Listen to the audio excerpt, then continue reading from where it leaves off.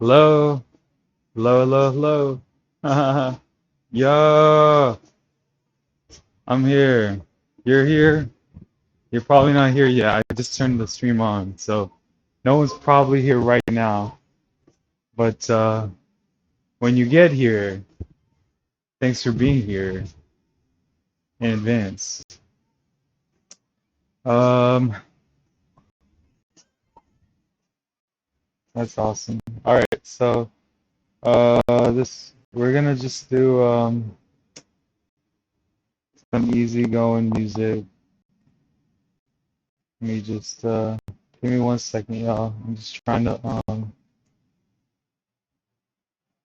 pass this ad real quick. Mm, alright, I think we're good. I'm just setting up some music, personal music, guys. I'm sorry, the copyright stuff. Can't do nothing about it now, but let's go ahead and get right back to it, okay? So game and overlays, and that should be it, right? Hello, hello. Right there, right there. So that's good. And then I'm just gonna double check, make sure I'm live. I am live on my channel. It looks like, yep, I'm right where I need to be there, so that's good. All right, so um, for anyone curious, oh, oops, for anyone curious, I did call my mama. She's doing good, so that's good. And yeah, I don't got any other concerns. Nothing else going on. I also called my dad. He's doing good. So yeah, everyone's doing good. Oh man, I got this sniped in the face. Alright, well, sniper's gone now.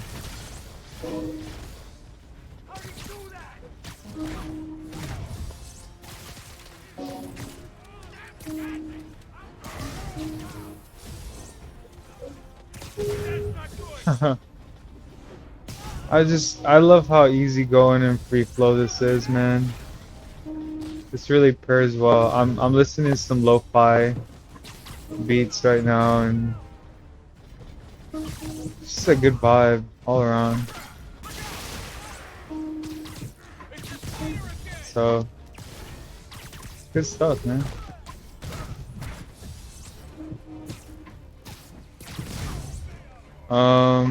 Oh, never would I have imagined like me playing Spider-Man would lead me to playing Spider-Man like the way I'm playing Spider-Man, having hundreds of hours in it, just really having fun with it.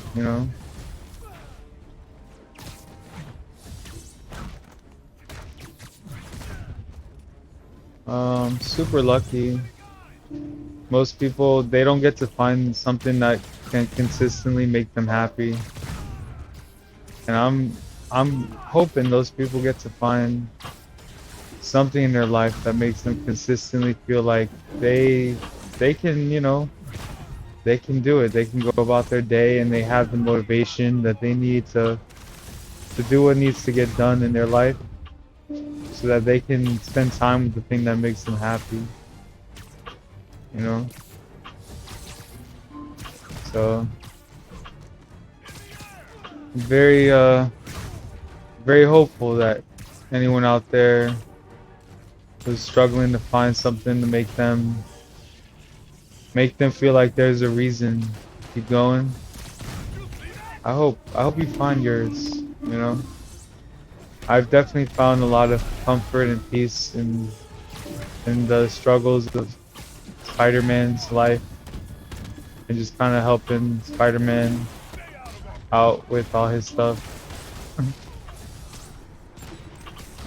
And You know, maybe you'll find your thing one day.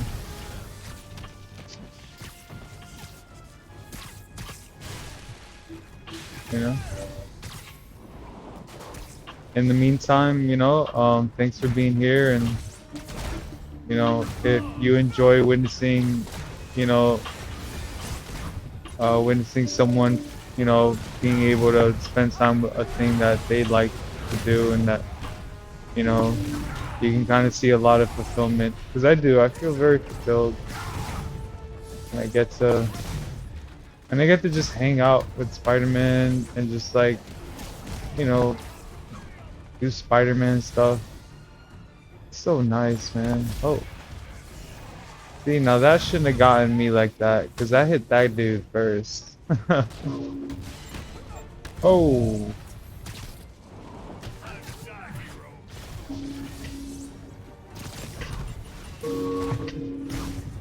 There's still a dude out here throwing missiles, so come on now. Got him. Oops, I mean, good one. Yeah.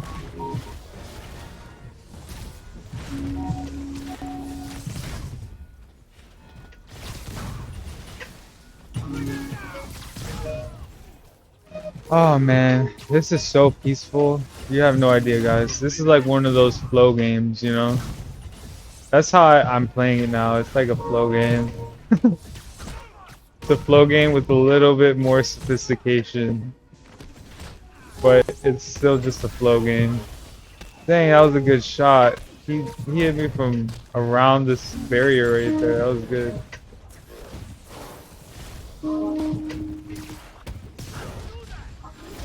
Oh, okay.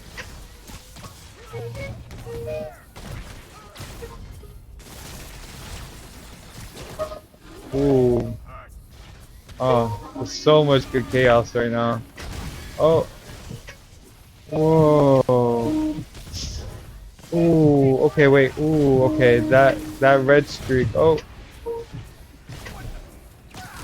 Ooh. Ooh, ooh, ooh, ooh, ooh. I gotta get out of there. Unfortunately, they oh, ooh. All right. See, I know it's pretty difficult, like the way I'm playing this game right now, because I cranked up everyone's speed. So basically, like if you see other people and they're not using this mod, basically I've made myself one of the slowest Spider-Mans. Ooh. I love how all the other people react, but they react terribly wrong. Oh man. Oh, he grabbed me from around the box. Nice. Oh.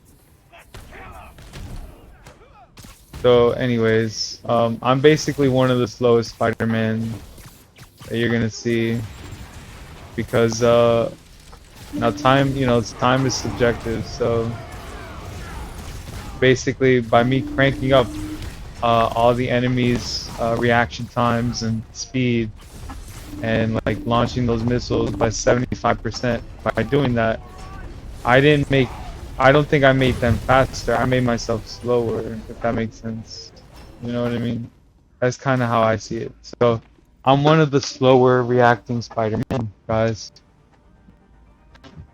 So, but that's okay, because it's fun. It's fun that way, you know? Very fun.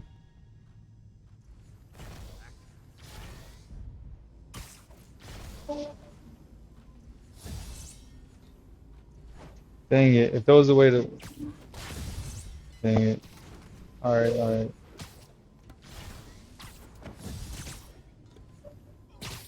Yeah. I don't know. Maybe I should change my suit. Let me see.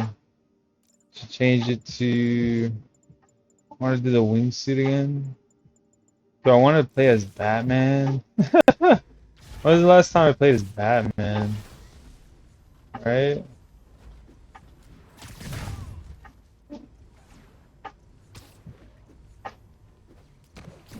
So the guy who made this mod, his name was Prince 23. Poor guy. I don't know what happened to him. He ended up like just kind of going dark in the community. I don't know. It kind of just. I hope he's doing okay though. He really made a lot of cool, good mods. Like he ended up doing a lot with like the crime mods, like more frequent crimes. So if it wasn't for him, I wouldn't have the opportunity to have more crime show up when I'm outside in the world and be able to like, you know, have more to do really. So hope he's doing okay. His name was Prince 23, Prince C 23 or something like that. Yeah.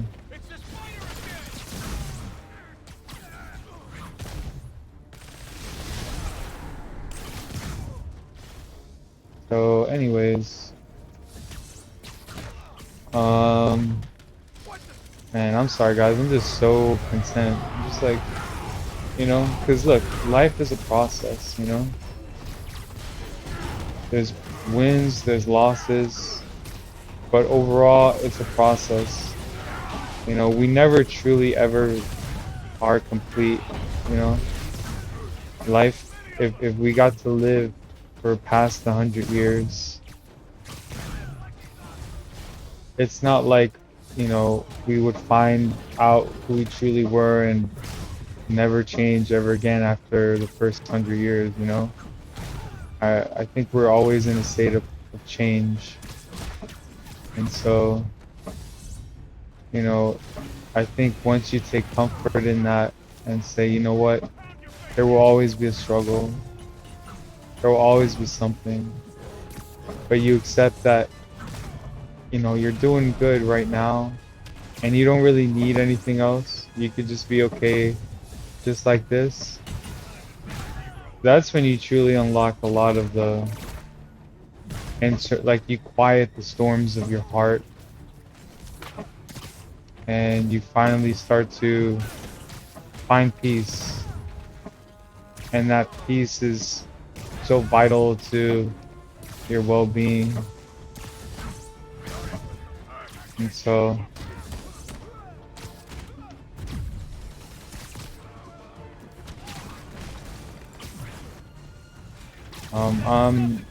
I'm just trying to kind of ad-lib here.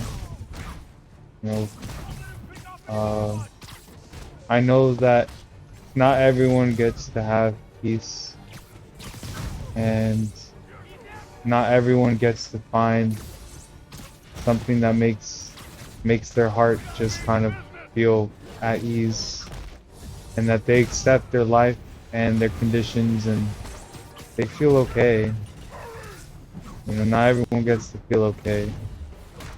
Some people probably never get to really feel okay. And I'm so hopeful that for anyone watching my stream or anyone I come in contact with, I hope that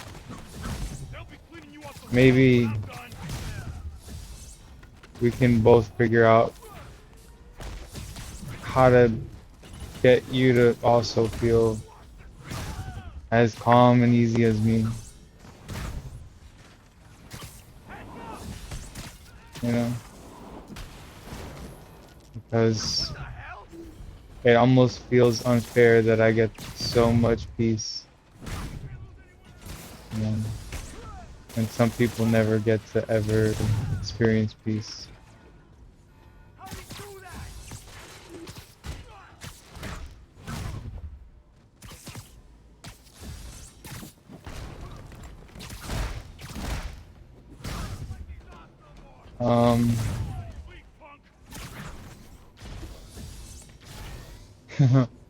Dang. Alright.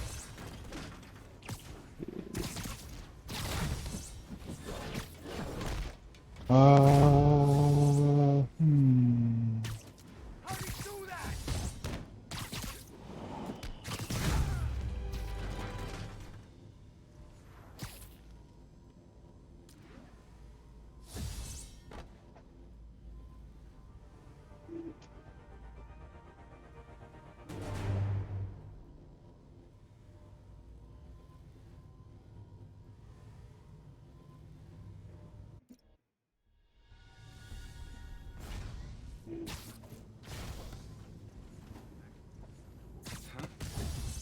Uh, it's feeling good, feeling good.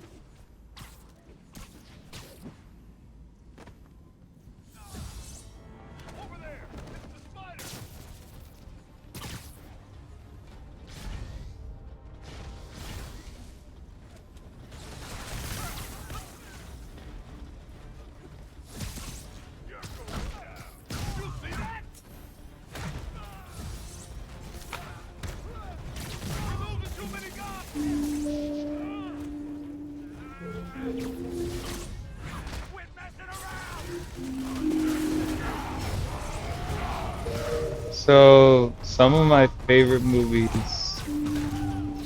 Well, I have a list. I have a list actually.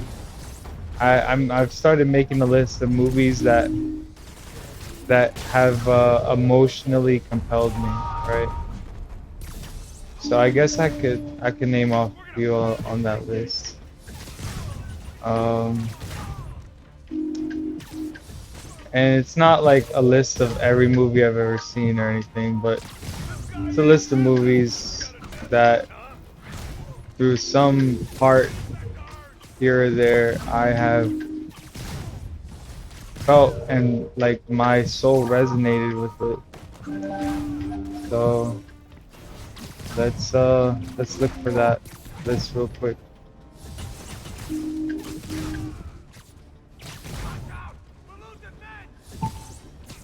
Movies that have resonated with me. Ready? Mercury Rising. So in Mercury Rising, the story is about an autistic child who he has his parents, both his mom and dad. His dad's like a plumber, and his mom, you know, she's like a, I guess, a teacher or something, or she's a stay-at-home mom. I'm not really sure. But this child who loves puzzles. So when he goes to therapy, and I guess the person at the therapy center gave him a book of puzzles, and you know, like he would do it at home. You know, when his parent, like when his dad was at work and his mom was like watching him and stuff, he would do these puzzles, and he ended up like solving a puzzle, right? And he called a hotline, and turns out the puzzle book and the call center were like government. There was like a government installation where that puzzle was based on some sort of like coding for a spy program from the US government, right? And this kid basically knows how to hack that spy program based on the puzzle that was in the puzzle book. So when he calls the hotline, the government tracks down this child, and the government ends up hiring a hit squad, like a hitman, and they end up trying to kill the child and the child's parents. So they successfully killed the child's parents, like the government did. And this is just a movie, and then the government failed to kill the child because the child hid, right? And then Bruce Willis is a cop who ended up finding the child, and then finding this conspiracy where basically this child is being hunted down. And one part that made me cry was this child, he's autistic, so he was at the train yard. He was like like the Bruce Willis escorted this child, and they were trying to escape on the train, like a, you know, like just a train, a regular train, like a passenger train. And at one point, they're at the train yard, and this child, there's an oncoming train, right? And this child was being hunted, that the government is working so hard to hire people to kill this child so that no one can crack the spy program, and to ensure that the spy program stays safe. This child was walking towards the light of the train that was oncoming, that would have certainly killed that child. And in my heart, I felt, I got very emotional, because it's like the government is trying so hard to kill this child, and this child would accidentally kill him. He would accidentally, you know, hurt himself to the point where he could even eventually like find himself dead. uh, and it broke my heart. It broke my heart. But the justification that these guys kept saying, like, you know, the government, the CIA head or whatever, who was played by Alec Baldwin, he just kept saying, well, the greater good. There are people embedded in, and he used Saddam Hussein. He's like, there was a guy who graduated from New Jersey as a valedictorian, and he's now in the Saddam's armed guard, his honor guards, and he's there to infiltrate and, you know, find out any secrets and just keep, you know, keep, so, you know, like keep the greater good or whatever. And then I think to myself, well, that program definitely failed in real life because didn't George H.W. Bush claim that there were weapons of mass destruction that Saddam Hussein had? And obviously George H.W. Bush was wrong. And so it's like, you know, that justification, that doesn't make sense to me. And so this child, you know, like Bruce Willis ends up, you know, figuring out a way that the child will no longer be hunted by the American government. And I just think, you know, like I was so emotionally, I resonate with that. I'm like, you know, it's like if you're too smart, sometimes you can be too smart for your own good. And some people just want to hurt you for that, even if you couldn't even understand what was going on. And so Mercury Rising, that's one of those movies that got me so sad. Well, not like sad, but like, you know, got me like to really emotionally like resonate. I'm like, dang, like, not that you know, I'm not gonna, I just told you guys that, you know, if you know how to crack government secrets, you're gonna be a target of the government. So obviously, I'm not gonna admit that I can do any of that. But all I'm gonna say is that, you know, I feel for that. I feel for that child because the child, he didn't know that he cracked the government spy program, you know, the spy program. That child had no idea. He just liked puzzles, you know. So that definitely resonated with me a lot. And the next movie is This Is the End. So it's a movie that features like people like from Freaks and Geeks, you know, like the James Franco, Seth Rogen kind of crowd, all those peeps. So this is the end. I remember when it first came out. I had a girlfriend at the time, and I remember seeing that movie like 7 or 8 times during that time.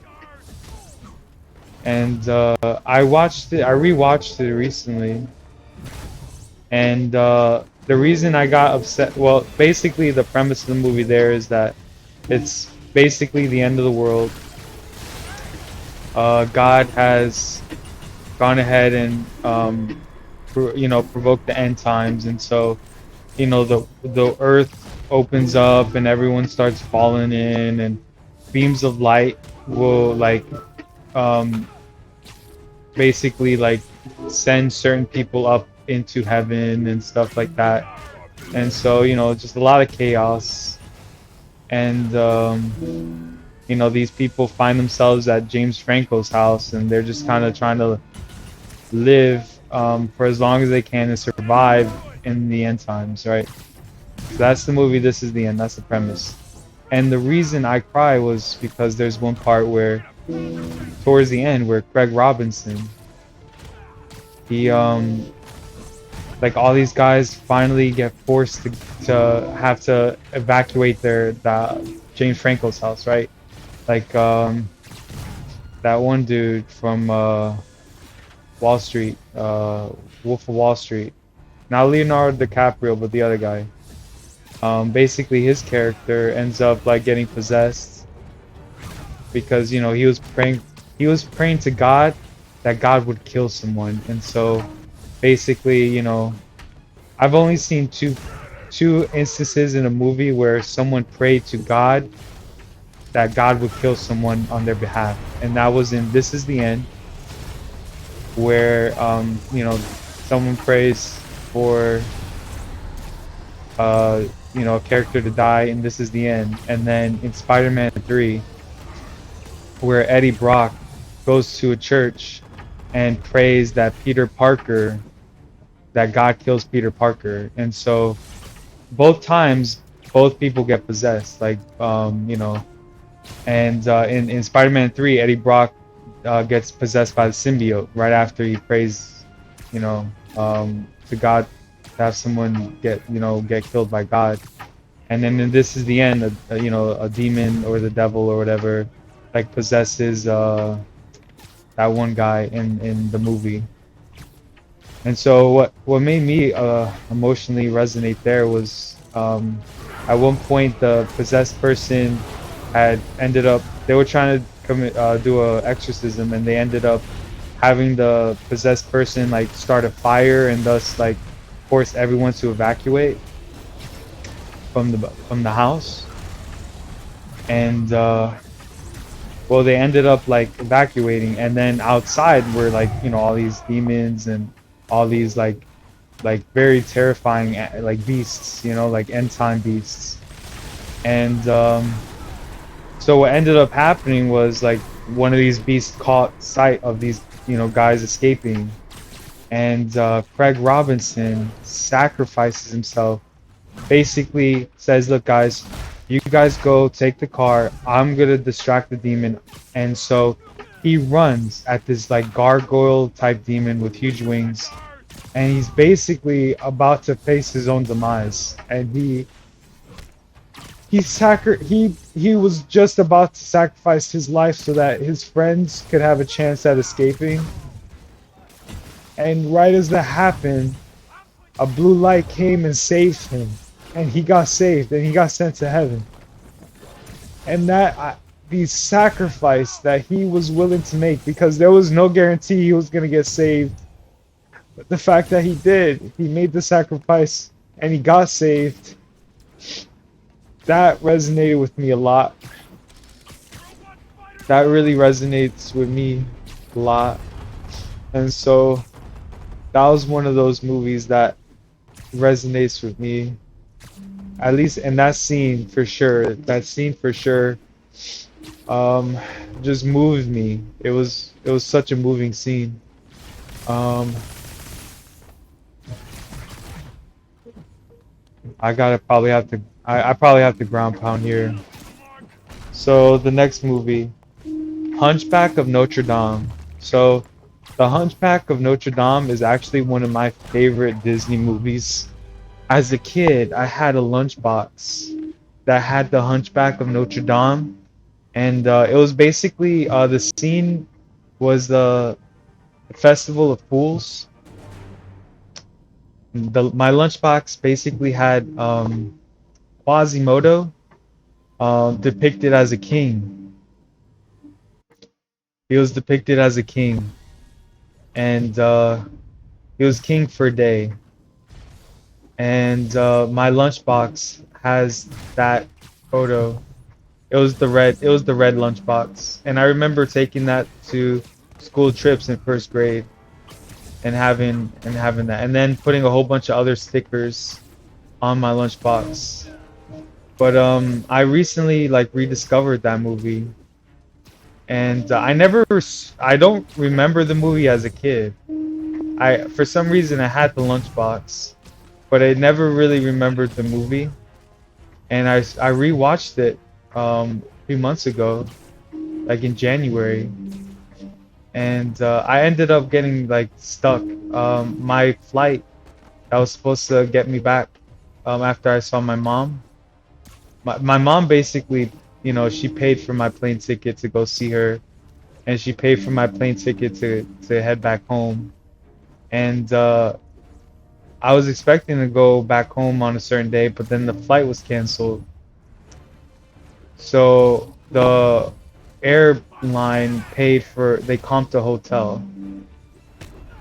They comped a hotel for me, so I went, and the shuttle was free, and so I went to the hotel.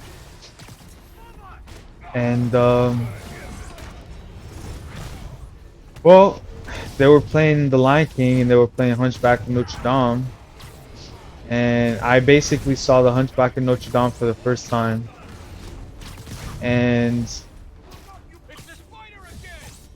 wow, it was such a moving movie. And what made me resonate there, because The Hunchback of Notre Dame is basically it basically centers around three characters, but the first character that's shown is this child. There's these I guess these traveling people. They don't have a home, and so they're traveling, and they end up going to the city, Notre Dame, I guess Paris or whatever, and they're under attack. This mom's under attack. This couple's under attack. They were trying to like sneak away by boat, and so this couple's under attack. And they have a baby, and then basically like they're being chased and by someone on horseback, and so the person on horseback eventually catches up with all these people, and he basically kills the mom, and then he catches them right in front of a church, right in front of a church. This child, the baby and the mom, they get caught right in front of the church, and this guy kills the mom right in front of the church. And then as this guy, he takes because it's very cold, so the baby was covered up, and this guy takes the cloth from the baby's face, and he sees the baby, and he has disgust for the baby, and he's about to kill this baby right in front of the church. And then a pastor comes out from the church, and this is like, very like hundreds of years ago. It's supposed to be like hundreds of years ago, where it was like low technology.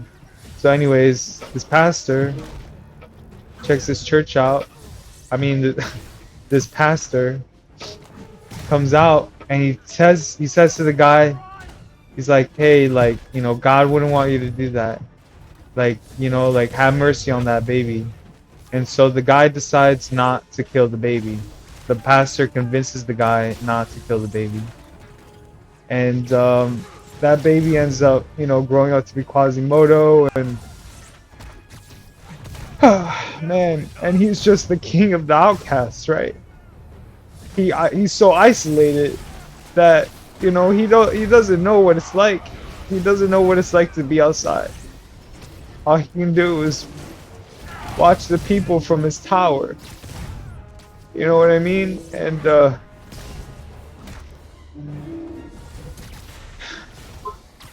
I totally get that. I totally get that. That feeling that you can't. There's something missing. There's something wrong, where it's like you can't feel connected to the outside. Like you almost have to be looking in on the out. Like you have to be looking in from the outside. And man, there were quite a few spots that really got me. Really, quite a few spots. So there was a lot to that movie that resonates with me. So I would say the Hunchback of Notre Dame is one of my favorite Disney movies. It's one of my favorites. So it looks like the AI quit again. So what I'm gonna do is restart it after this round, okay? But yeah. So another good movie of mine is Wall-E. I like Wall-E. Disney movie Wall-E. That's a good one too. I really like that one. That used to be my favorite up until I saw The Hunchback of Notre Dame. And then I truly felt like The Hunchback of Notre Dame was my favorite. Like that was a movie that really spoke to me. And another movie that got me was Thor: Love and Thunder. And basically it follows the Marvel universe, and it deals with Thor, the god of thunder, and you know, it explained that he had, he had a girlfriend one time, and then, you know, through like stuff coming up, they ended up breaking apart, like, splitting apart. And so he ended up like, dating around, but he never really found anyone that made him feel the same, right? And well, they actually end up reuniting, and they end up having to save the world from this guy called the God Killer, who ended up having lost faith in his God because his I'm sorry guys, his daughter, this man lost his daughter. He lost his daughter, and so he ended up losing faith because he saw that the gods he was praying to didn't care to save his daughter. So he vowed to fight and kill every god. Um and so Thor and his like ex-girlfriend ended up like um working together. And what ended up getting me emotional was at the end of the movie where you find out she got cancer.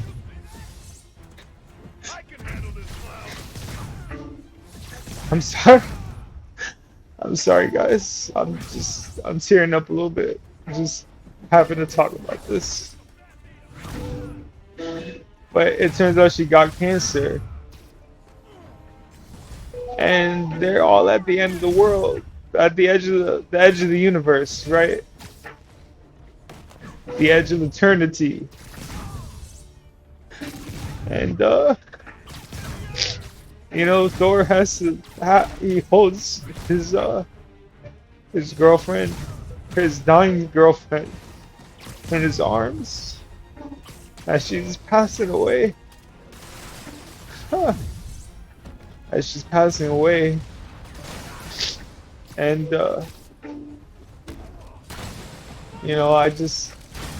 I can't tell you how emotional I got, because like, yeah, I don't have a girlfriend. I had one time, but I haven't had a girlfriend like really, and I don't know what it's like to be in a relationship like that, but like a good relationship where everything works well, but where you can feel that strongly about someone. But yeah, that scene where he just, and then she like becomes stardust, like she just disappears. She turns into like just pieces of like stars, and just vanishes in his arms. And then he ends up having, he adopts the God Killer's daughter. And so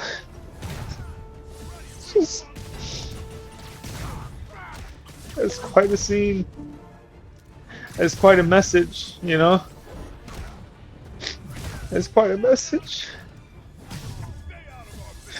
So there's that movie. That movie gets me. And oh man, there's this other movie. It's called, man, I'm sorry. It's called Step Up. It's called Step Up. And it features Channing Tatum. And it's like one of his first movies. And he basically, he's just like guy, he has like a best friend, and it's like really into dancing and stuff, like he freestyles and stuff, and one day he and his friend's little brother, they end up like breaking into this art academy, and they end up like vandalizing the school. And so the security guard that was on duty, he caught one of them, but Channing Tatum's character, he like fights the security guard so the other two can get away.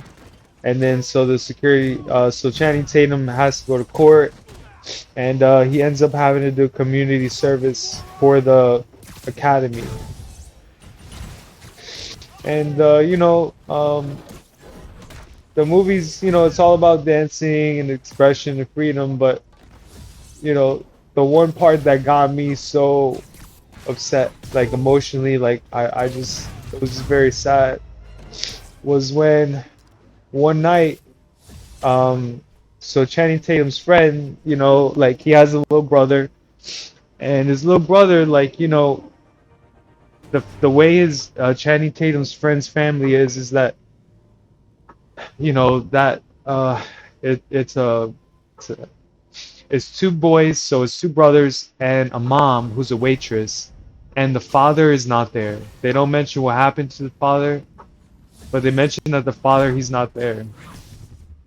So the little brother only has his brother, his big brother, as like someone who's around, right? Because his mom's always working, so she can't do much because she's not as available, right? She's always busy. And what happened one night in the movie was that Channing Tatum and his friend, they went to this club or whatever, and they were dancing. And the little brother, he was by himself at home because he's a little brother. He's a kid. He can't be at these places. So Channing Tatum and Channing Tatum's friend, they go to the club and they just tell the little brothers just stay at home, play video games. And the kid, he's by himself, and he's trying to play video games, but he ends up like feeling lonely, so he goes out, and this little kid, like he gets himself into trouble. He ends up jacking this car, like stealing this car from this guy who's like a known like thug in the community or whatever. He jacks the dude's car, and then he ends up driving the car over to like the place where his big brother was and Channing Tatum's character was. And when he parked, and he was there, and he went to go to see his brother and be like, there and stuff, and not be alone. The thug guy, found his car, and he ended up killing the little brother in the street, like as a drive-by. And that little kid, he died. In the movie, he died, right? He died. And it made me sad because it's like, if I just it reminded me how lucky I am growing up, because I got to have both my parents in my life. And it's like, this little kid, it could have been me, I could have been that kid who he just didn't want to be alone, you know what I mean? Like, and like, that poor kid, that poor kid. So that definitely got me, because like that little kid, like, it's not that kid's fault, like, he just didn't want to be alone. And that's why I don't even have a pet, because it's like, it's the same thing. It's like, I don't want to leave an animal alone. You know what I mean? Like, I have a neighbor, and my neighbor, I don't know my neighbor. I don't know any of my neighbors. But every once in a while, I'll see the neighbor. And I don't know my neighbor. I don't say nothing to my neighbor because I don't want any trouble. But like, I know that my neighbor has a dog, and sometimes when the neighbor's leaving, the dog will whine, and I'll hear the dog, and the dog is basically crying because the dog doesn't want to be alone, you know?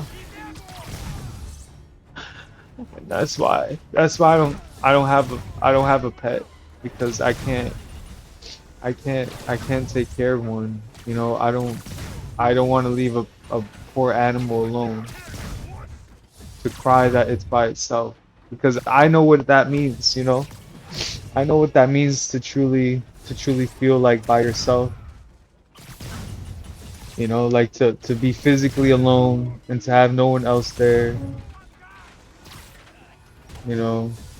And I mean, it's not like I'm alone. I do have my family. I call my parents and I talk to them every day, but you know, I mean, besides calling them and talking to them, you know, for the most part, I am alone, and so I can definitely understand why that kid didn't want to be alone because, you know, when you first start like being alone, it's a weird feeling. It's like a feeling of like, you know, like you feel like something's off when you're alone. You feel like maybe there's maybe there's something wrong with you and you start like having issues like understanding like how to be okay with yourself by yourself. And so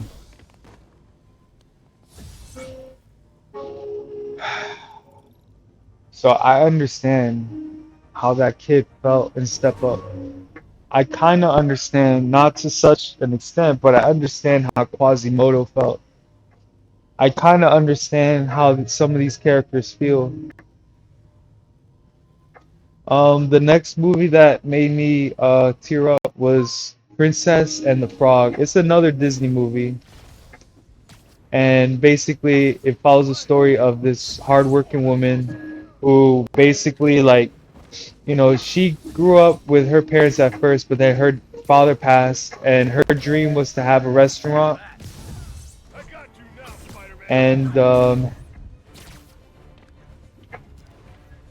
well, you know, she works so hard. She works all the hours she can to save up money to put a down payment on a building. And you know, one day she ends up doing like a job making beignets for her friend who's like the daughter of like the mayor or a lord in town or whatever in New Orleans.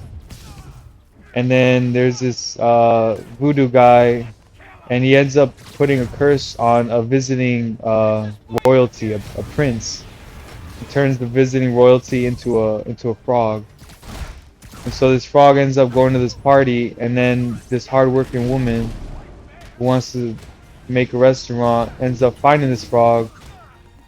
The frog ends up convincing her to give him a kiss so that he could break the spell, become human, and then he would like give her money so that she could put a down payment on her restaurant for her dream, right? Well, the she gave him a kiss, but she ended up becoming a frog herself. And so the story basically is about her and this prince trying to figure out how to break the spell. And the part that got me was this guy called Ray, and he was a lightning bug. You know, he was a firefly or whatever, lightning bug. And he says that like he's so he doesn't have he doesn't have like he's single, right? But not really. He says he does have a girlfriend, but his girlfriend is in the night sky, and she's one of the. He's a firefly. He's a lightning bug, and he says his girlfriend is the brightest light in the night sky, and and so he's not interested in anyone else, right? He doesn't want to date anyone else because even though he doesn't actually physically talk to this woman that is, and you can tell it like, you know, it's just a star, right? But no, like the characters don't have the heart to tell it, it's just a star. But that's what they see. But this guy Ray, he's a nice guy, and he explains that every night he looks up and he can't wait for the day. He can't wait for the day to reunite with his love, and and at one point, at one point, the lightning bug Ray, he gets squashed.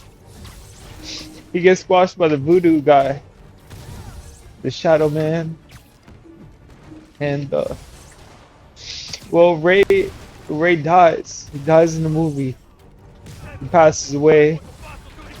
But what got me was that when he passed, in the movie, he passed away in the movie, and they look up to the sky, and you see the sky, and you see where the star was that he pointed at. He said that was his girlfriend. That was his love. And next to that star was another star, a new star. It was a new star. It was a new star that just showed up.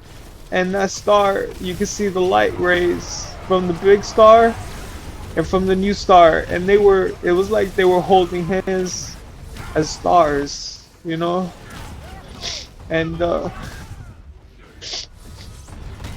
oh man, that got me real good, because like, I know personally I just I don't have my life in order to have room and space, to take care of a good relationship with someone, with like, with a good lady or whatever.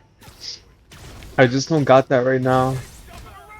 But when I get to see other people having really good relationships, it gives me hope, It gives me hope that there is such a thing as an exception to all of the pain and all of the hardship and all the conflict that real life brings into people's relationships, that there could be an answer, So that one got me. That one got me really good. That one made me. That one was really good. And all right, the next movie. Ready? The next movie is called Matilda, and it's the movie from 1996, Matilda.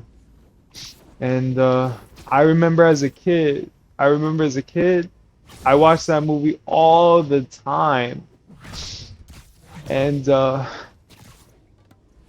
rewatched it recently as an adult, and basically the story is about a child, like a little girl who grows up in a family, and her family doesn't really put much attention to her, and basically makes her have to grow up real fast in her life. She has to grow up real fast, and she ends up having to like make her own breakfast, and she's only like 4 years old, but she gets to the point where she would be comfortable by herself, where the rest of her family wouldn't be present. Like, she would be left by herself, but she made the best of it, right? She would make pancakes and eggs, and she's only 4. And well, the movie develops, and it turns out, like, at one point her parents didn't even care to enroll her in school, but her father was like a real like he was a real like charlatan, right? And so he sold cars that were like altered so that the mileage and the condition would appear better than actually it was. And so he sold a car to this headmaster, this woman who ran a school. So Matilda, she ends up getting enrolled into the school, and then she ends up finding out she's got like psychic powers, where like, she would like be able to like shut doors, slam doors without holding doors. she could like make televisions explode, and just with her mind. And she even explained, you know, like when it happens, her eyes will get really hot for like a moment, and then you know, something will happen, right? But the idea in the movie that made me tear up or get emotional or whatever was the idea that when she was growing up, she would leave the house, and she was only like 4 or 5, very young, and she would leave the house and travel to the public library by herself. She would take the public bus and she would go to the library by herself. And what made me emotionally like get invested was because like this she learned to do for herself. She never even got to have like a family that was present and that was considerate of her, and that, you know, they accepted her and they loved her for who she was. And so it made me tear up to think that this child only wanted to be able to, you know, live and not feel alone, and the only way she could do that was by having to become so self-sufficient and grow up so fast. And no child should ever have to grow up fast, you know? They should be able to just be kids for as long as they can before they end up, you know, having to kind of lose a little bit of their innocence, you know? And so that movie definitely, and I used to watch that movie a lot as a kid, and it just kind of, you know, got me, you know, it resonated with my soul a little bit. So the next movie, it's Ghost, the one with Patrick Swayze and Demi Moore, and basically it's about a couple living in New York, and Demi Moore and Patrick Swayze, they're a couple, and they're together, and Patrick Swayze, he works at like this this financial firm, and Demi Moore is an artist. Like, she's just an artist. She makes art, and Patrick Swayze has a coworker who's also like his best friend. And then Patrick Swayze, he's an honest guy, and you know, he does his work and he does it by the books. And one day he ends up finding a discrepancy in the money, in like the accounts. So he lets his friend know, and his friend's like, "Oh, you know, I'll take care of that and I'll look into it." And then Patrick Swayze said, "No, no, I'm gonna keep checking into it." And so, you know, they leave it as that. And then one day, you know, Patrick Swayze and Demi Moore are walking down the street in New York, and it's dark.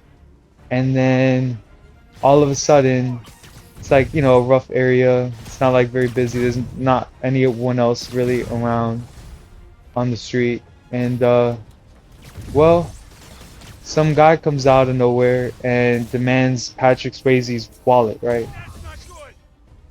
And Patrick Swayze and Demi Moore are there, and so Patrick Swayze, you know, he ends up like, instead of giving his wallet because the guy has a gun, he like starts like struggling with the guy and fighting back, and then the guy shoots him. He only shoots Patrick Swayze. He doesn't shoot Demi Moore, and then he takes the guy's wallet and runs away. And you know, turns out like his supposed best friend at the firm was the guy basically embezzling money, and when he knew that Patrick Swayze was onto him and was gonna find out, he hired a guy to supposedly just steal Patrick Swayze's wallet with the account codes and everything. And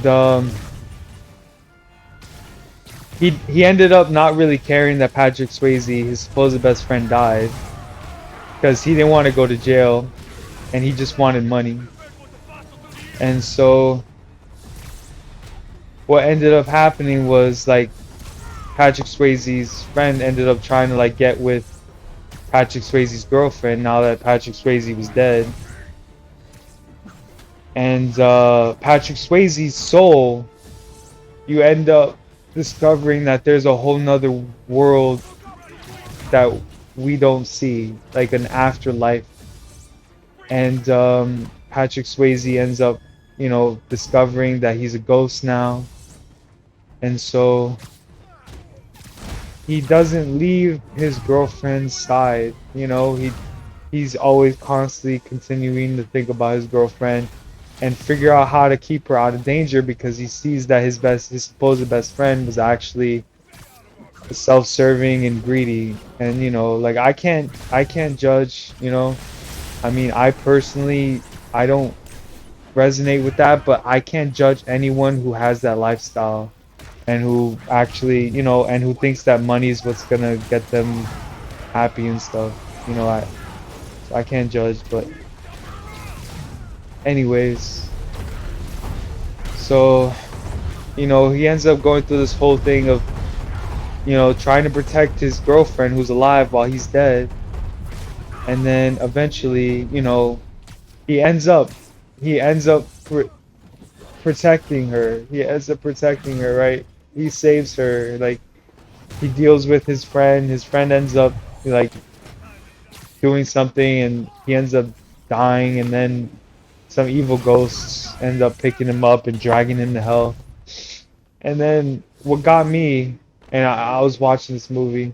I was watching this movie with my mom, and what got me was the moment where Patrick Swayze he accomplished what he needed to. His character, he saved his girlfriend, but he knew he had to go because he couldn't stay in limbo forever on Earth. And so a light, and this is so hard for me to talk. I'm sorry, guys.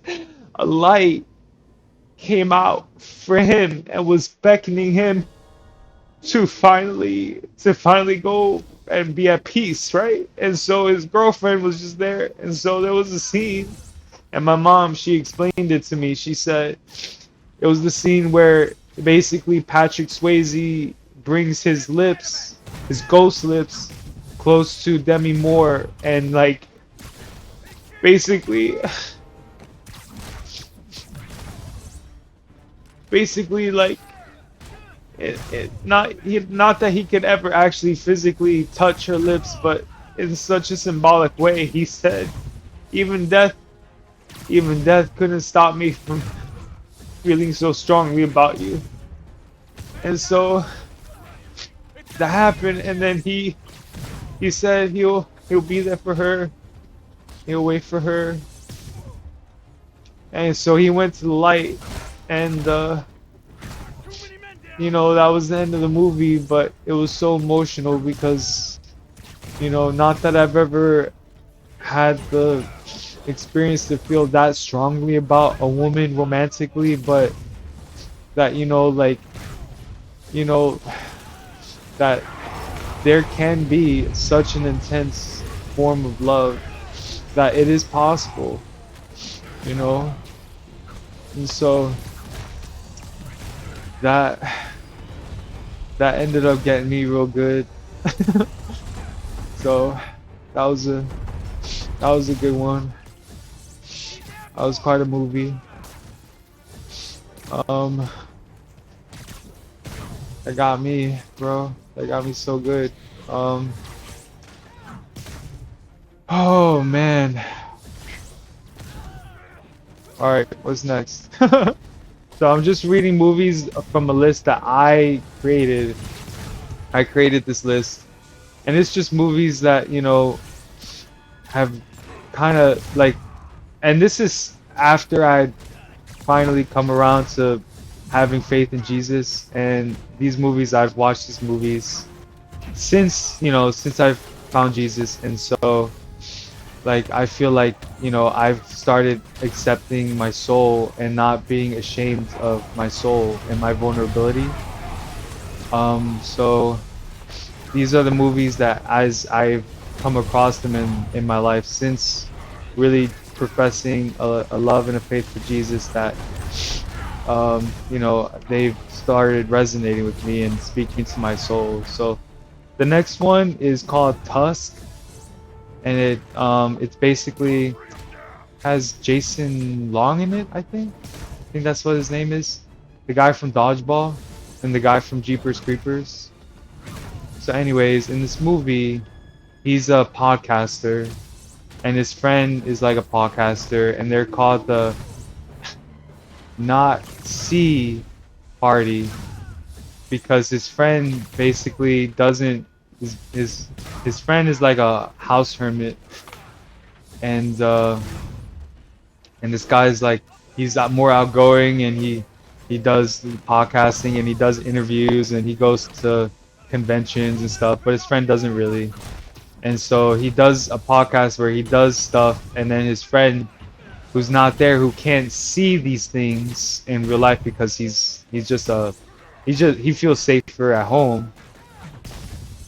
Well, you know, he does a podcast, and then the podcast got popular, and then what ended up happening was like, you know, this guy, Jason Long's character, was looking for a story, and then he found this kid called the lightsaber kid, but like a sword kid, like another kid like that did a video about like swinging a sword around and not really doing it very well and chopping his own leg off.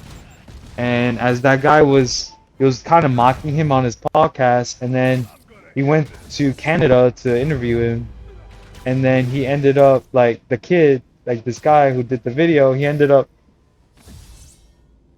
you know, passing away. And the guy, instead of like understanding the predicament of the family and stuff, he was just mad that he didn't get to have an interview and get content. So the guy goes to a bar, says he's gonna return back, and you know that he's got to find another interview, some content. He finds a note in the bathroom about adventure, blah blah blah. He goes. Turns out this dude is an older gentleman who you know, is kind of like a psycho, and basically he like abducts men and surgically tries to convert them into a walrus, like an actual animal walrus. So he like creates like bodysuits, and he basically like he breaks the femur bones, the leg bones of the human, and he uses those bones and files them down and glues those femur bones to the person's mouth, their mandible, to try to emulate what a walrus's tusks are. And this dude, Jason Long, he didn't just have a friend, he had a girlfriend, and a girlfriend who really, really cared for him. But the thing is that the Jason Long character, he was very successful, and he ended up like not respecting his girlfriend, so he would cheat on his girlfriend. So I guess his girlfriend found out, and so his girlfriend ended up cheating on Jason Long with his best friend. So everyone was basically getting some, I guess, but like no one was really happy because no one was really in a relationship they wanted to be in, except for Jason Long, who was basically just having his cake and eating it too. Because he justified cheating on his girlfriend with women that he met at these conventions, because he said, yeah, the women at the conventions, they're pasty, they're out of shape, but you know, he said they were very sexual, and that's all he cared about, and he didn't care about like the actual like connection that you have with someone in an exclusive monogamous relationship. So that's what he did. That's what he said to justify all that. So anyways, you know, he ends up Jason Long's character ends up getting drugged and abducted, and then unfortunately, like his best friend and his girlfriend were both looking for him, but they found him when it was too late and the surgeries had already taken place, and Jason Long was pretty much permanently disfigured and converted into a walrus. And what got me though, it doesn't really have a happy ending. But what got me was where the psychotic guy who basically had this thing about the walruses, he explained that basically like exactly what, almost like the beginning of what Batman's story was about,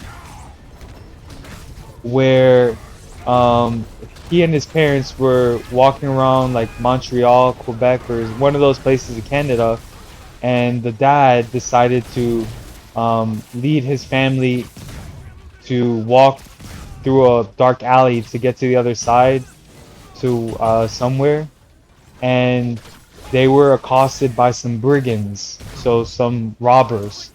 And what ended up happening was the robbers killed the father and slit the mother's throat and left this kid, the psycho guy, alone. And so the kid ended up growing up alone and growing up in an orphanage.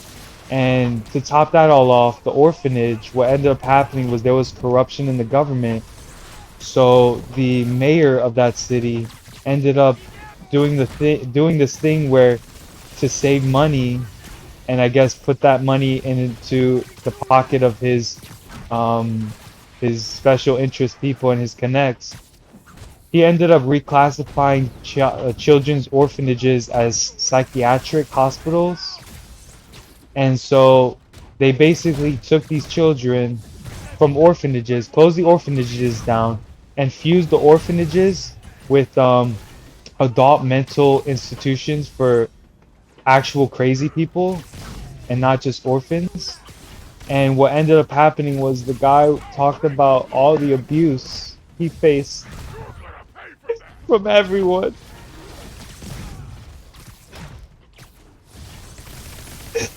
Basically, this guy, he didn't become Batman by losing his parents and inheriting money.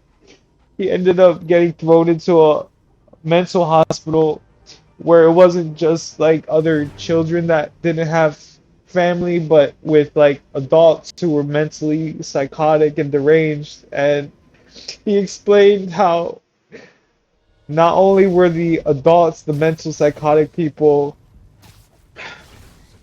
abusing him, but the staff were abusing him, and they were also allowing politicians and other people to pay the staff off so they could abuse these children privately. And he basically admitted to all of these terrible things happening to him as a child. And that's why he basically became psychotic. Because when he grew up, he ended up joining the military. He ended up joining the military. And one day he got his boat capsized with all his crew, and he was the only survivor, and he ended up going on an island. And on that island, it was like he was the only one there, and this walrus, and he befriended this walrus, but then eventually he got so hungry, he killed the walrus and ate the walrus's body, and then at that time, he ended up getting rescued. So he always had this issue where he felt like he did the walrus an injustice, so he would he killed like 23 people and tried converting them all into walruses in order to do battle and give the walrus, spiritually, the walrus that he killed, give that walrus a chance to defend itself. But what got me was when that guy talked about his story about being abused as a child. I am so profoundly, like, I got so upset hearing that, because it's like abusing children especially children who don't have anybody and need guidance and need protection because they're only kids, man. You know, they're only children, and so they're one of the most vulnerable types of people. You know, they can't defend themselves. They don't know any better, and they need a good example. And for the system in that movie, for the system to fail on that scale, that epic scale, and then for this child have to have gone through all of that, it's just, I just got very upset because of, I mean, honestly, man, like, I know unless I could offer myself to be like a stay-at-home dad and house and basically like homeschool my kids, I don't think I'd ever feel comfortable taking the taking the um taking the chance, you know? It's like I just feel like, you know, nowadays with schooling and you know, with like all of the shootings and stuff that take place at schools, I just would not feel comfortable letting my kids go to school. Like the way I grew up, my dad, he drove me to school every day. He drove me to school every day. Every day, he drove me and my brother and my sister to school. So I never took the school bus. Not ever. Not one time did I ever take the school bus. So the only way I could do better than my dad did for me is to just become my child's or my children's teacher. And to be honest, I've been told that I could probably be a really good teacher. I've been told by a lot of people I could be a really good teacher, you know, because, you know, I used to, I mean, I was valedictorian of my high school class. I had a lot of good teachers to learn from. And so I know that what it takes is, you know, motivation. And for me, the motivation would be to simply enrich the lives of my children by encouraging them to understand things about, you know, life and knowledge, and that, you know, they are also smart enough to learn about science, biology, chemistry, history. And so I would want to do my best to teach them everything so that they would never have any doubt in their ability to profoundly know and to profoundly pursue what they know is good, because I would have taught them everything I possibly could. And so I don't know, I just, me personally, and unless I know I could do that for my kids and be a stay-at-home dad, just like my dad. But my dad, he didn't finish school. He ended up dropping out. He grew up from a poor town, so he ended up dropping out of school, and you know, he would just work like factory jobs until, you know, he ended up getting hurt. And so yeah, I take that lesson though, that life lesson from my dad, where it's like, unless I can do real good for my kids, and I could be their homeschool teacher, and I could do all that good stuff for them, I just wouldn't risk it, you know.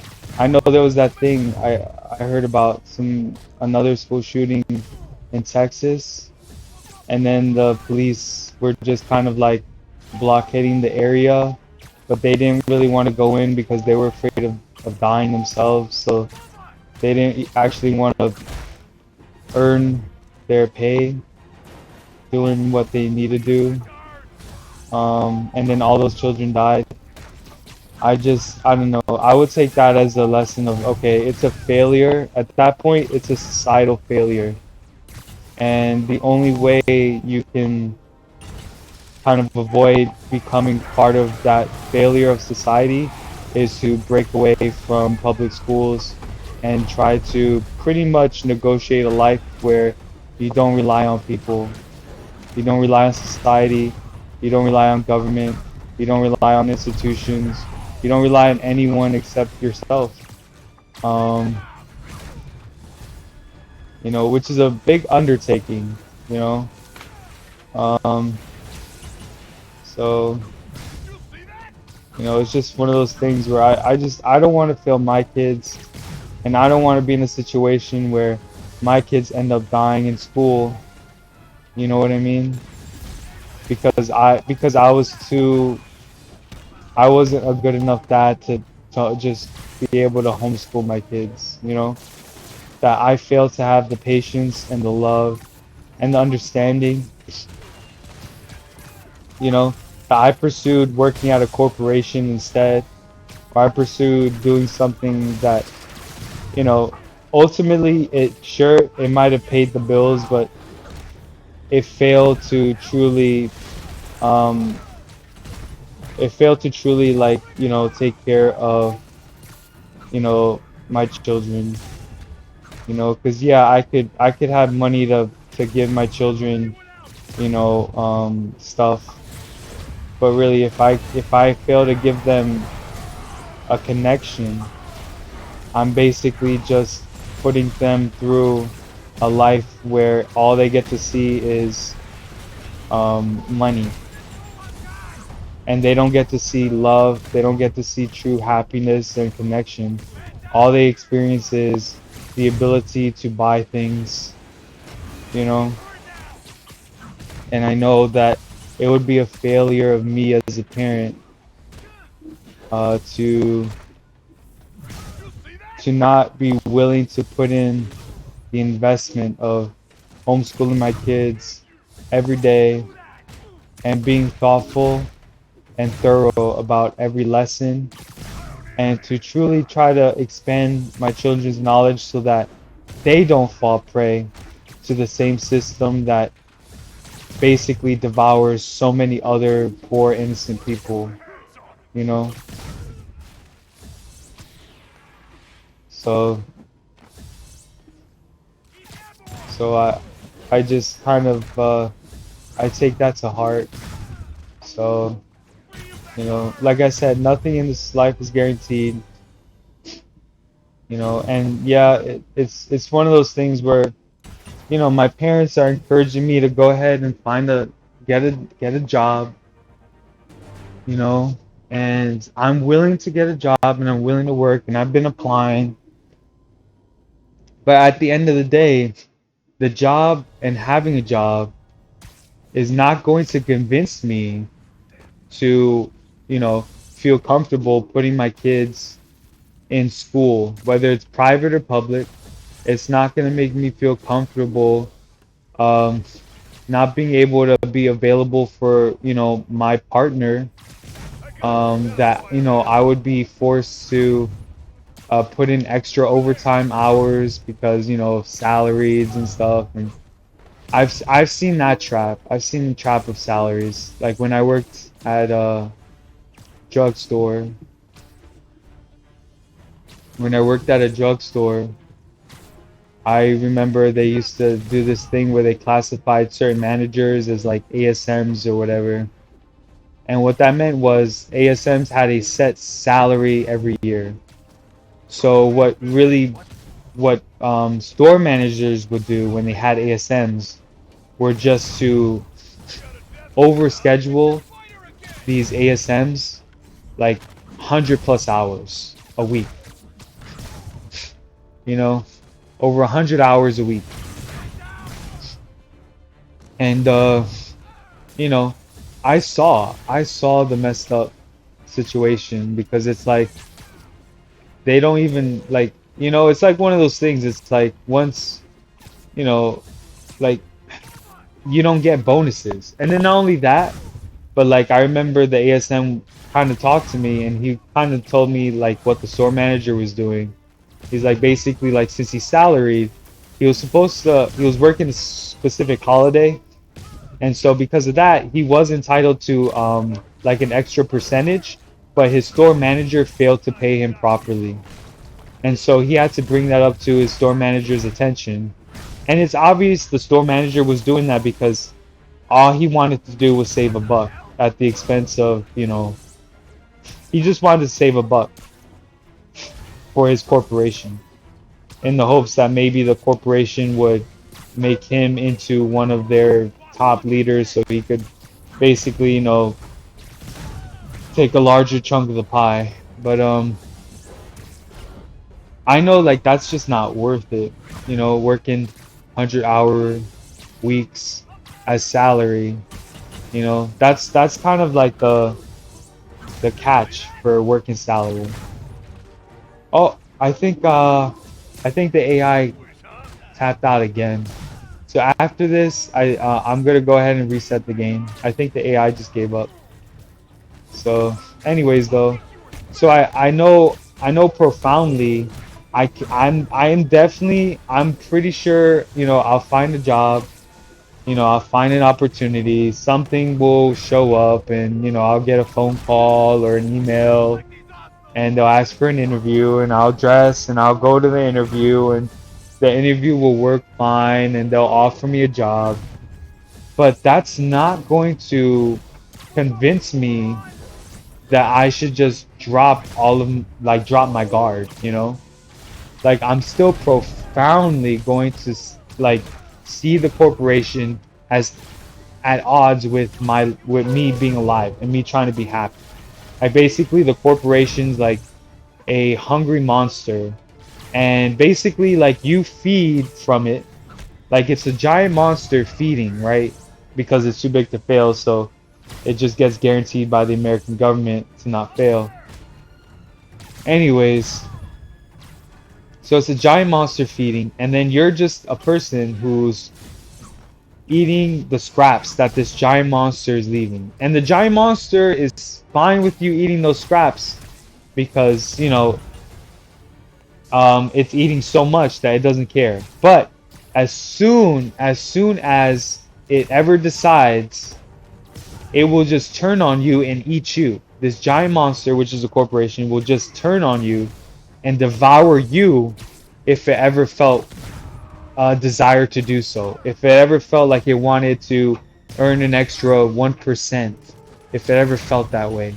And so, you know, I could definitely see myself, I'll probably have a job at some point again. But I just don't see myself as ever really being able to let my guard up. I will pretty much see every corporation as basically just, a giant monster that just hasn't eaten me yet, hasn't devoured me yet. I just haven't gotten devoured by a giant monster, a giant corporate monster yet. Which is sad to think. I wish I didn't think of it that way, you know? I wish I didn't, but unfortunately I've heard too many stories about people just getting laid off through no fault of their own. And then these people, I mean, like my conception is this. They get fired by the corporation who doesn't care because, they're not well connected. And so they end up having to pick the pieces up. They end up having invested and hoping that this corporation wouldn't devour them. So they end up marrying, they end up having a family and taking out loans to have a home and investing in trying to create a life. But because corporations no longer respect, because American corporations no longer respect Americans, that that safety, that social safety is no longer guaranteed. And so, I just can't help but to think of the situations where, people getting fired randomly with no notice, so they had no time to look for something else, having bills, and a corporation basically screwing them over, and then money becomes an issue, and then the relationship, the guy and his wife end up having all these fights because money's tight, and then the kids see all of this fighting, this financial fighting, and the hardship, and they see their parents not working together as a fundamentally good unit together, as a as a good team, and so it ends up making it so that it's a spiral of hopelessness where the parents split up in divorce, and then the kids end up having to either have one parent in their lives, or um, you know, they don't get to actually happily connect with both their parents. And so,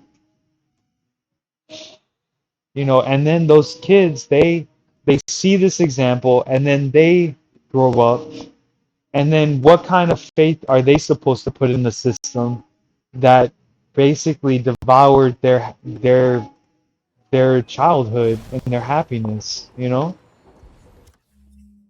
So that's just kind of where like, unfortunately, like, my mindset makes me very weary of really trying to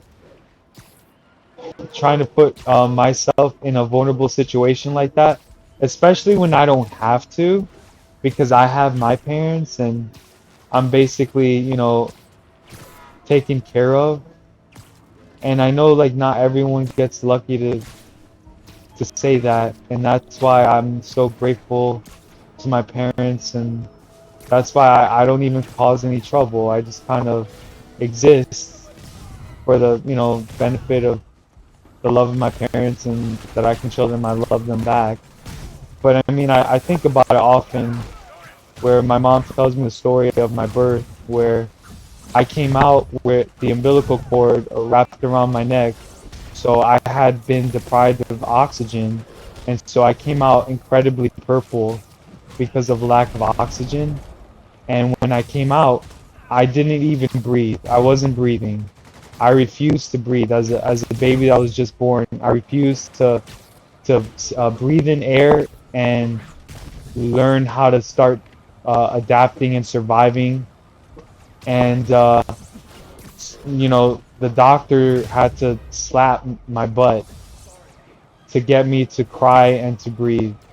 And so, you know, um, it kind of, maybe it's always been like that. Maybe maybe I just inherently already knew that, this really wasn't the ideal place. Because the way I kind of conceive of it, it's like I've read an inspiration, that, from Jesus Christ, from my inspiration book, and it explains that even before we existed, God loved us completely and totally. And basically, like, what I thought from that is, okay, so before I even existed, I was already loved. And so then I had to be born and exist. And, there's hardships here and there's tests. And even though God still loves me, it's like one of those things where it's almost like the absence of bad things in my life is actually a positive, a net positive. You know what I mean? Like, that's how I see it. So the existence of anything, any pain, is already a worse standard of living than having the um, pre-existent state and being loved by God then, without any of the hardships or pain or tribulations or challenges. So that's kind of how I've contemplated that whole thing. Um, but like I said, at least for me, I'm very grateful that I haven't actually experienced any of the things that put fear into me about taking a chance or taking a risk. So I can't really say for sure how other people cope, but I know for me, it's very easy for me to cope because I don't have to I don't have to relive those experiences. You know, the closest thing I ever experienced to hardship was when I had a relationship and it didn't work. And, you know, she ended up flunking out of university. Not because of me, okay? I just want to let everyone know because I was still doing my homework and I was still going to class, you know? Um, so I mean, I was still doing what I needed to do. Oh wait, I think all these. Oh, I forgot. The AI quit, guys. I forgot about that. I'm gonna have to close the game real quick, so that way the AI can start working again. Give me one sec. I'm opening up the game right now. But yeah, not to be super down on life, guys, because I mean there are exceptions. I know in my heart, there are people out there that are the exception to the rule, that are the exception, that they live exceptionally good lives, and despite the world trying to ruin everything and try to ruin every simple pleasure and love, that there are people who fundamentally are just way too good to let the world swallow them up, you know? But like I said, faith in Jesus is really how I cope, you know? And that's kind of how I've been doing it.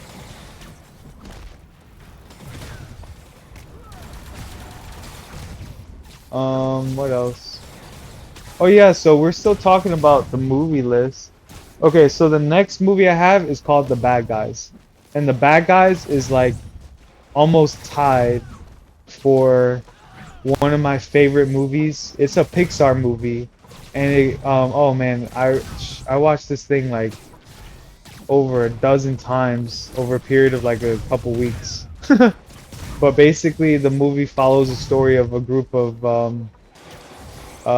robbers. It's led by a wolf, and there's a snake, and there's a piranha, and there's a tarantula, and there's a shark. And the idea is that these animals, but they're like humanoid, right? It's a Pixar movie. It's called The Bad Guys. This group of people, they fundamentally were judged from the day they were born. They were judged as being dangerous, harmful animals, right? And never really given a chance. And so, the justification is, well, the world's gonna treat us like we're bad anyway. So why not just do what we want to do and live freely if we're still gonna have to pay a penalty anyway, even if we were living good. So that's the idea at the beginning, and then over time, they these guys, they end up getting caught because they were very good at not getting caught, but then they finally got caught, and then they ended up figuring out that they were a plot. They were part of another evil, devious person's plot for like becoming like incredibly rich. Becoming a billionaire or whatever. And so these guys end up turning into the good guys and saving their town from this person's devious plot. And what got me very emotional there was when was when was when oh,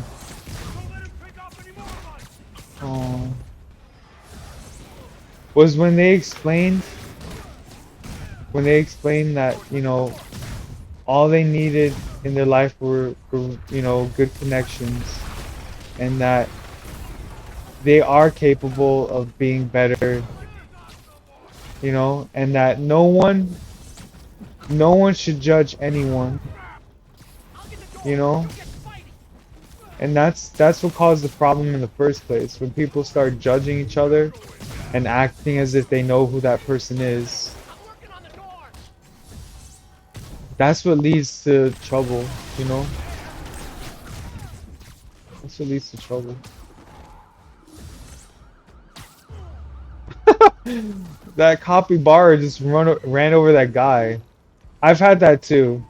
Like in this game, in Spider-Man, the police have hit and run me too as well. So I totally get that. I've been hit and run. Right? Was it this way or was it down here? Over here, I guess. But yeah, I've been hit and run by the cops in this game. Yeah. So um yeah, so the bad guys, that's another good movie. With a good message, you know? And what else? What else? Next movie, Prisoners. Oh, that was a good one, dude. Prisoners. I think it's still on Netflix. But basically, it's a 2013 movie, and it features Hugh Jackman and Jake Gyllenhaal. And basically, like Hugh Jackman was, a family man, and he was very close to a friend, like another family man, and they both had their own families, and they were both like really good friends. Like basically all like the husbands and the wives and the children all got along very well.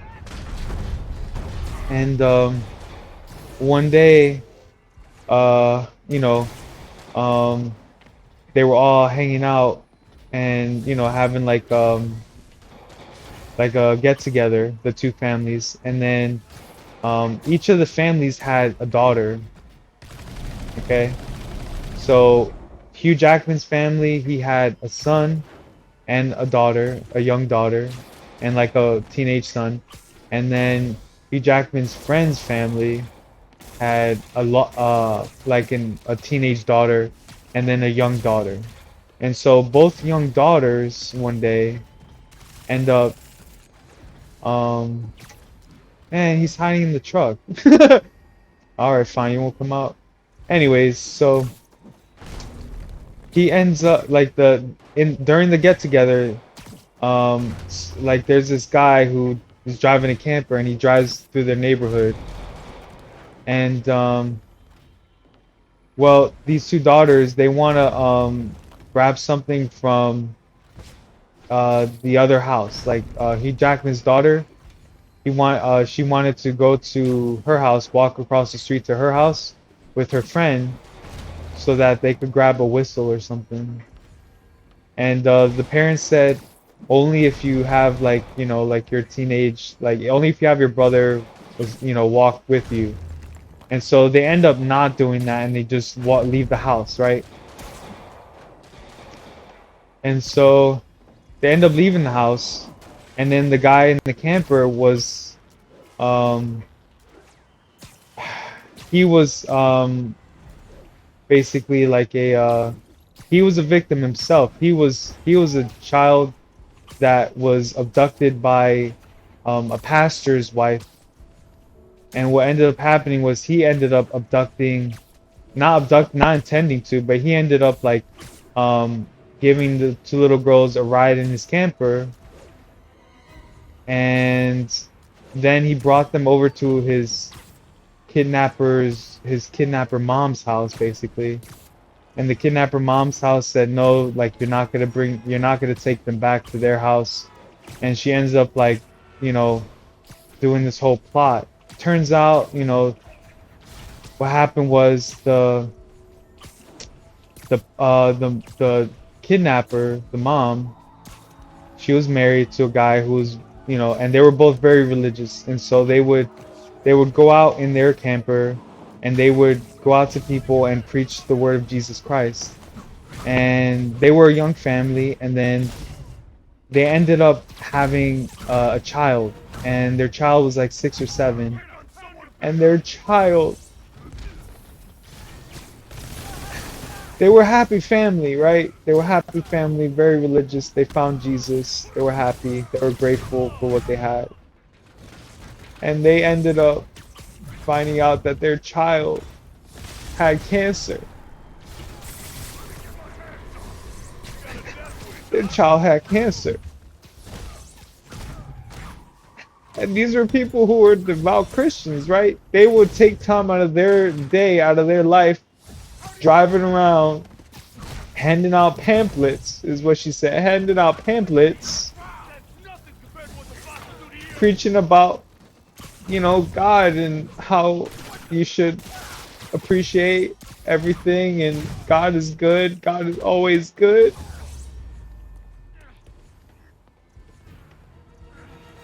I'm sorry, guys. I'm just a little upset. Just, you know, that it's a very compelling narrative. And so this family, they lose their child to cancer, right? They can't save the child. They can't do nothing to save their kid. They assume that just because they were Christian and just because they have faith in God,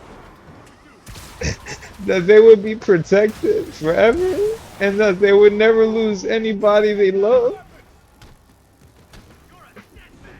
But that's not how it works. That's not how it works.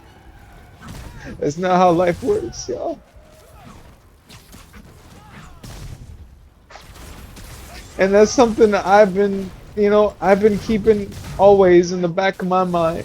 It's like, just because I have faith in Jesus doesn't mean I shouldn't be ready for Jesus to kill my entire family through just anything, any means, through cancer, through them disappearing. Who knows, man? I pray every day and I love my family and I give thanks to God. But I know that, you know, that doesn't mean that my family are gonna be there forever and that bad shit doesn't happen in this life, you know? So anyways, when this young couple lost their kid to cancer, they stopped believing in God. Or no, they can't believe it, right? But they ended up, what she said was they ended up going on a war against God. That they felt so betrayed by God for losing their child that they ended up abducting and killing like 16 to like 16 kids, that they would just go and they would kidnap kids and they would kill these kids.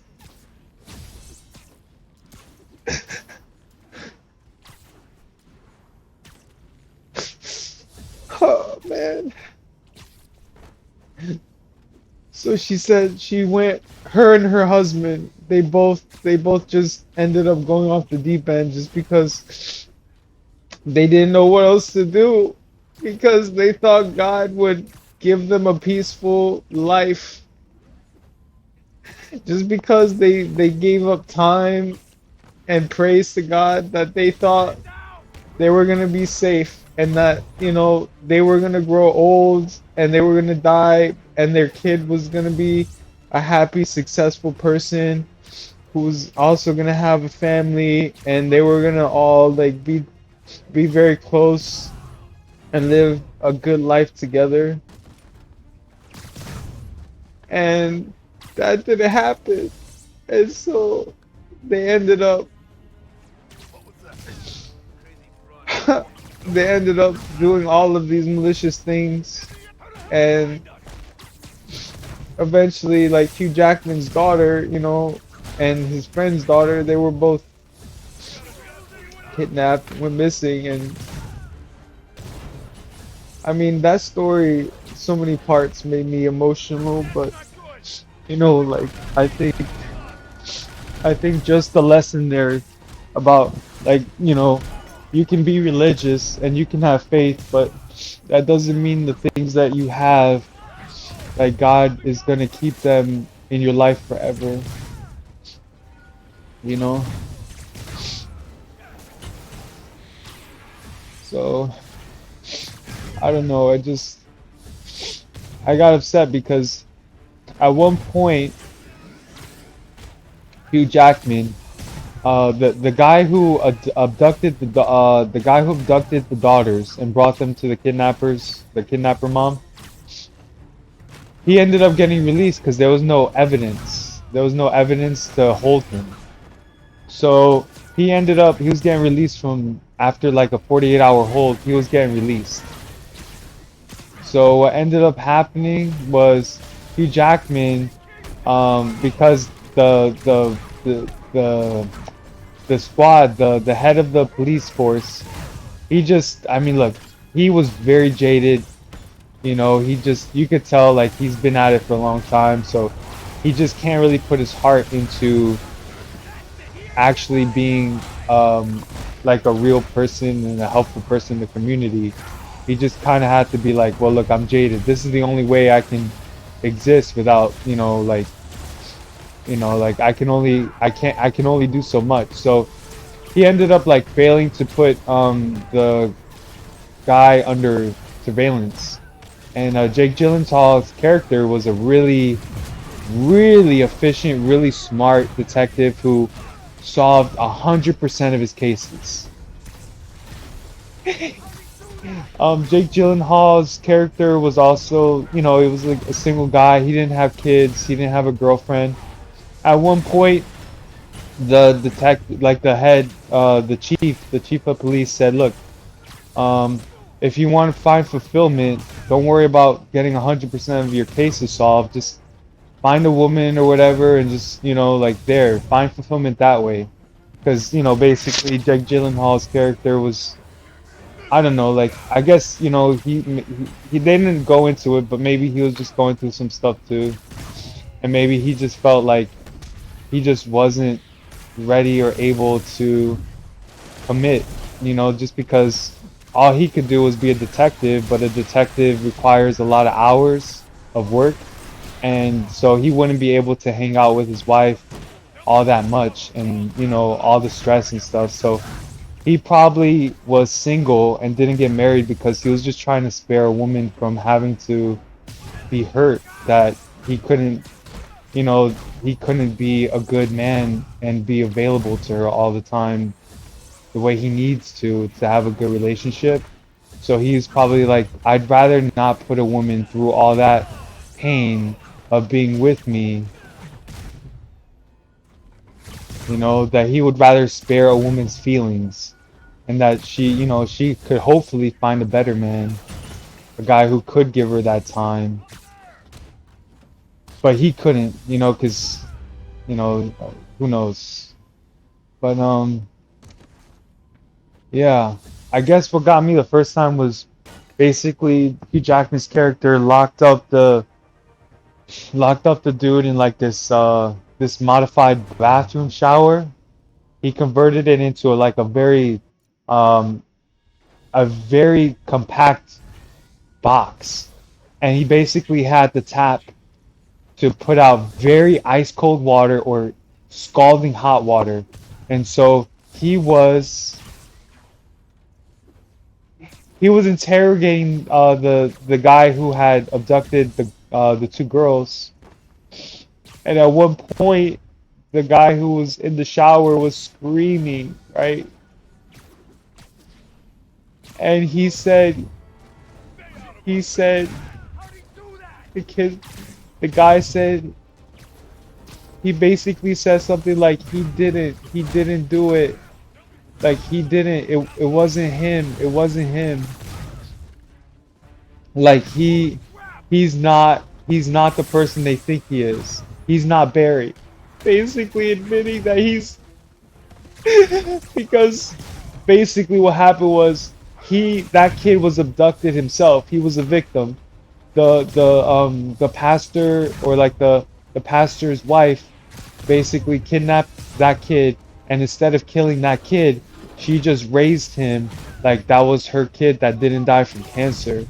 So she gave him the name Barry, but that kid knew he wasn't Barry. And so in the shower, he screamed that he wasn't Barry. He screamed that he wasn't Barry. And Hugh Jackman's character got very emotional. And that was the first scene in the movie that got me, because when you rewatch it, you understand that that kid, or that the guy who was driving the camper, he was kidnapped, and he grew up not having his mom and his family around, and so and so he was basically a victim himself, and he was being tortured, you know.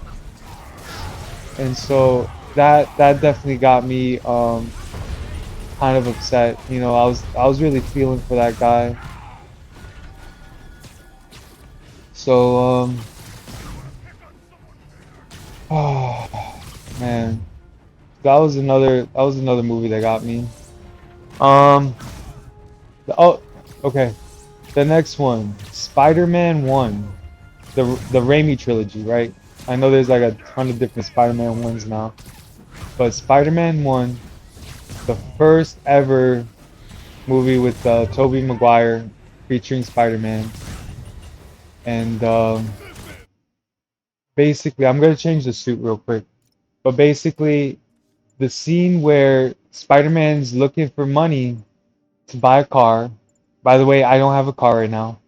I'm also looking for a car, but I don't have I don't have a job or money, so good luck to me, right? Anyways, so Spider-Man's looking for a car. He's looking through the paper. He's looking through all these ads, seeing all these really cool cars, and well, he sees an ad for like this challenge. Stay in the ring for 3 minutes and you get like $3,000, right? So he ends up doing it. He ends up doing it, and he ends up winning, and he actually defeats Bonesaw, Macho Man Randy Savage, in under like 3 minutes. But the promoter, when Peter's going to collect his money, the promoter stiffs him and gives him like $100. And then Peter says, "Well, the ad said 3,000," and the guy's like, "You're lucky I'm giving you that. The ad said 3 minutes. You pinned him in two. Basically like stiffing him." And then what ended up happening was, oh,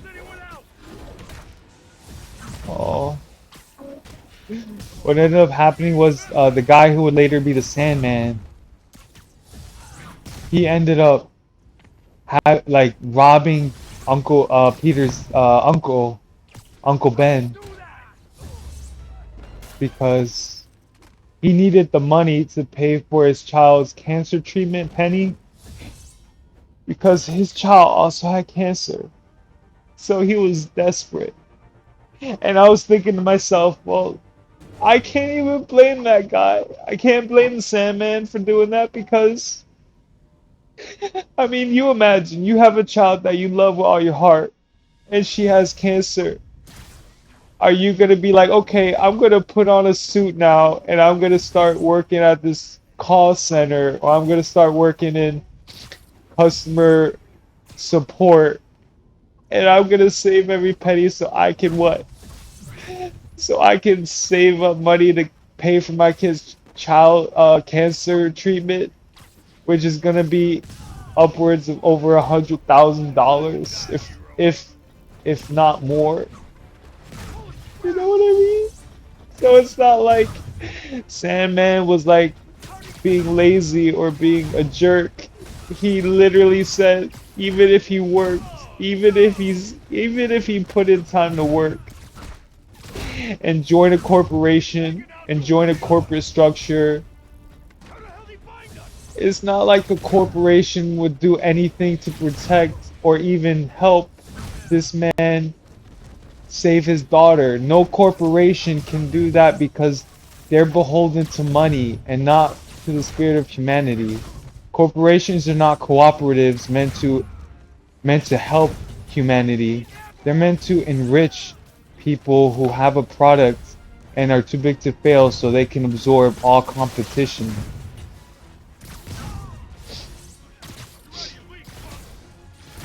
So anyways, the Sandman ended up shooting Uncle Ben, and you know, what ended up getting me was when they had that talk right before Peter, pretended to go to the library. He basically he basically told, like, Uncle Ben told Peter, like, just be careful that these are the formative years, that the choices you make now will affect the rest of your life, and that with great power comes great responsibility. And that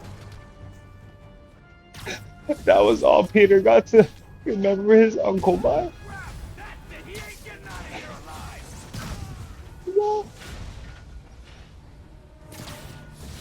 And you have to think, if Peter just if Peter didn't even care to get a car, if he didn't care to impress Mary Jane, he wouldn't have pretended to go to the library.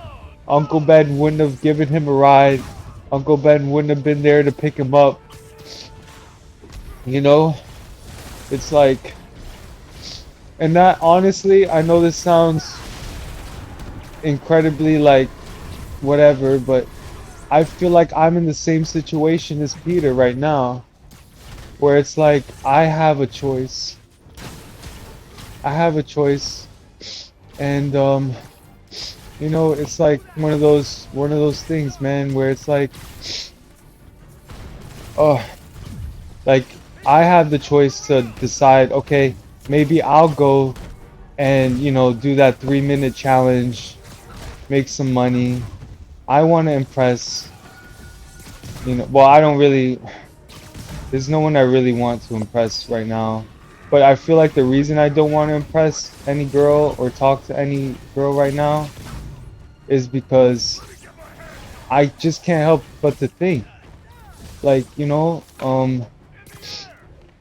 like, what would the cost be? You know, what would the cost be? Like, there's so many stories of guys like Jose Baez. He's the guy who he was the lawyer for that one chick. He was that lawyer for the one chick, Casey Anthony. He was the lawyer for her, and he ended up saying that he only went into law because there was this girl he liked, and he went into law because the girl he liked was also trying to be a lawyer, but then it ended up not working out. So then he continued being a lawyer because he had already committed to that, and he never even got to be in a relationship with the girl that he went into law for, you know? And so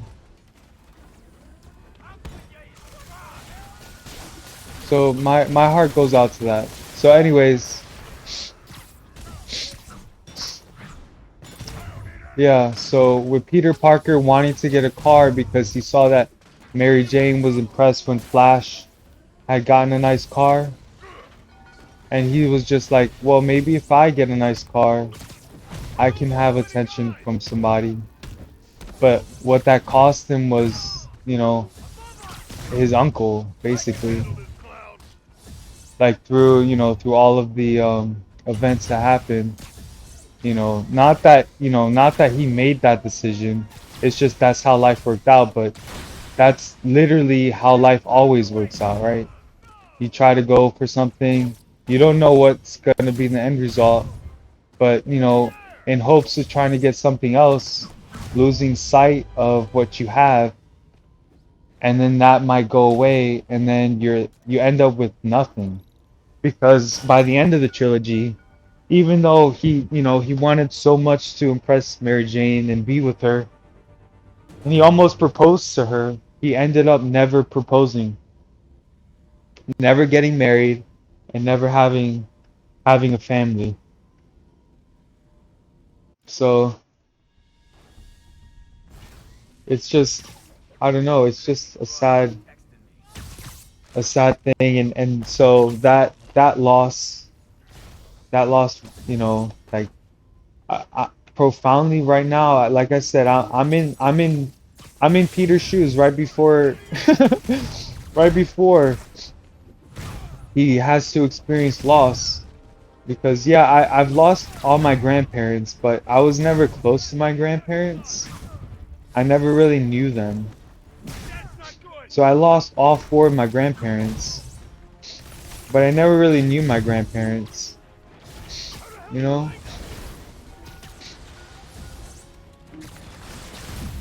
So I don't know. I just feel like I'm in such a good place right now in my life that I know that, you know, it's just because of my privilege, you know?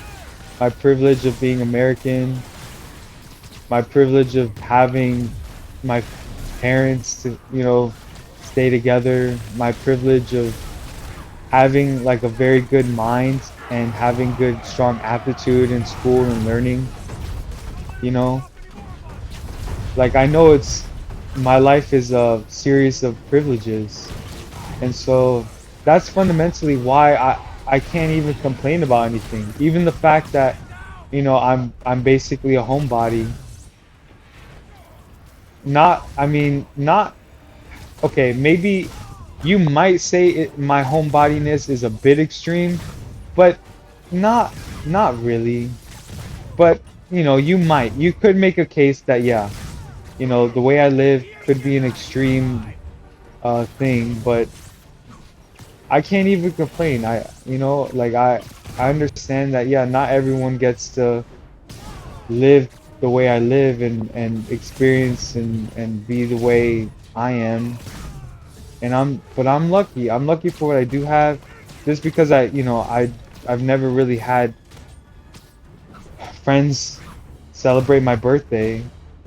Doesn't mean that, you know, I would fundamentally trade my parents for friends, you know, because my parents were there for all my birthdays in my childhood, you know.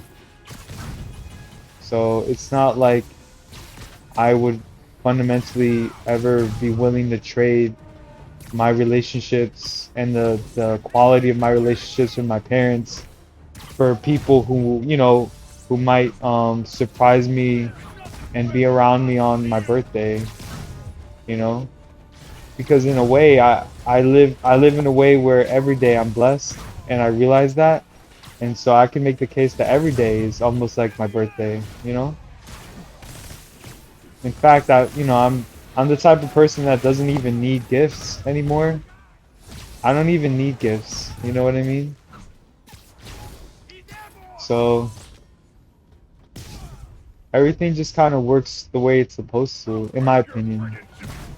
But I'm so greatly, profoundly grateful that I can say that I'm 30 and 30 years old and that I truly haven't really experienced, you know, a lot of the pains of life, you know, that I haven't experienced that.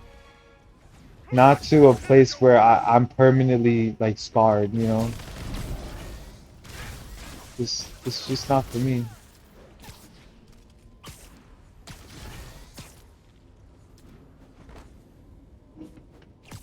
So okay, so Amazing Spider-Man 2. So in Amazing Spider-Man 2,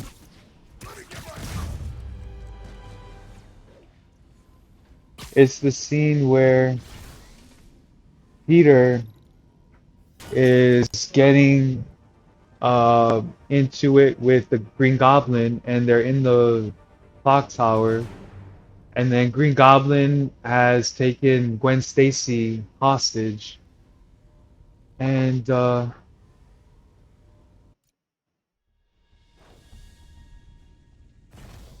so Gwen Stacy she ends up getting held in this place and so she ends up falling at one point from the clock tower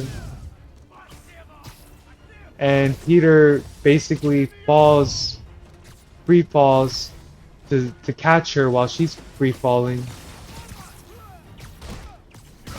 and she's going down too fast, too quick for him to catch up. So he throws out a web line,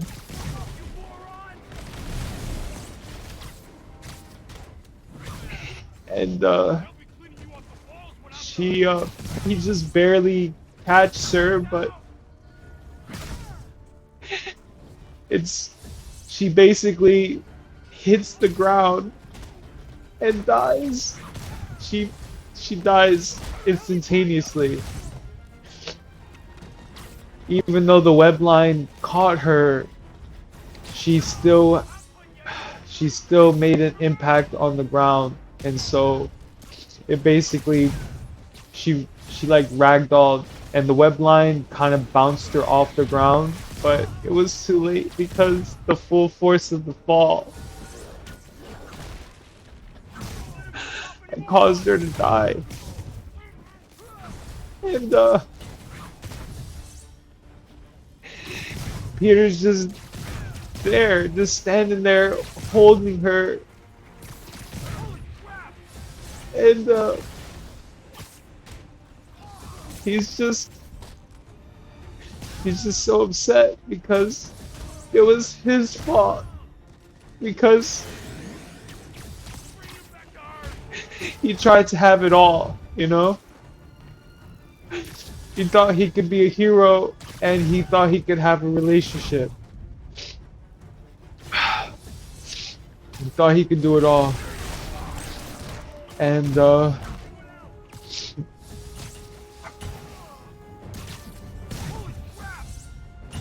it turns out he couldn't have it all. His lifestyle was at odds with being able to protect his girlfriend from everything all the time. So it just didn't work for him, and so oh man.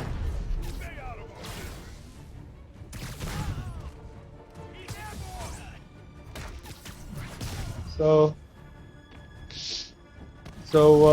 that happened. That's a thing. You know, that's a movie. And alright. So the last movie I have on my list so far. The last movie I'll talk about is called Slumdog Millionaire. Slumdog Millionaire. And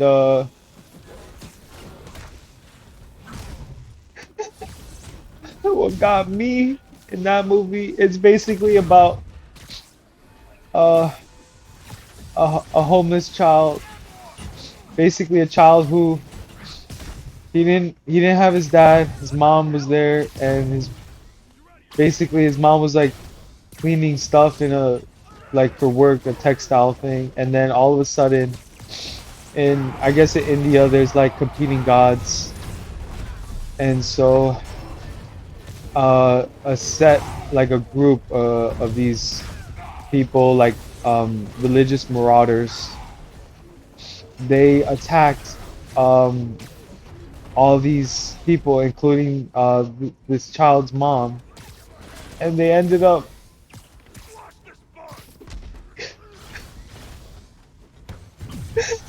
I'm sorry guys. They ended up killing this.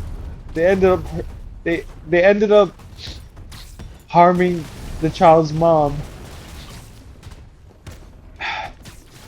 and the child's mom got knocked out, and she fell face down in the water that she was using to clean these textiles, and she told her son to run so that he wouldn't get captured by these religious marauders. And it ended up happening where, you know, this child was now abandoned, and so he was at the mercy of his country,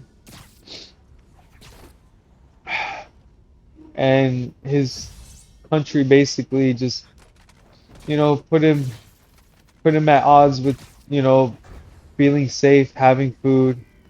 He ended up banding with his brother and his young brother. They were both kids, and then over time they just, survived. They scrounged and survived, and then one day, uh, um, as they when they were children and they were sleeping in the train car, and they had no pillows, they had no visas, they had nothing. They were just two children, hungry and trying to stay out of the rain and just hiding in the train car. And one evening there was this little girl who was also homeless. And so the the the brother who was like the Slumdog Millionaire kid, he convinced his brother to let the little girl like stay with them.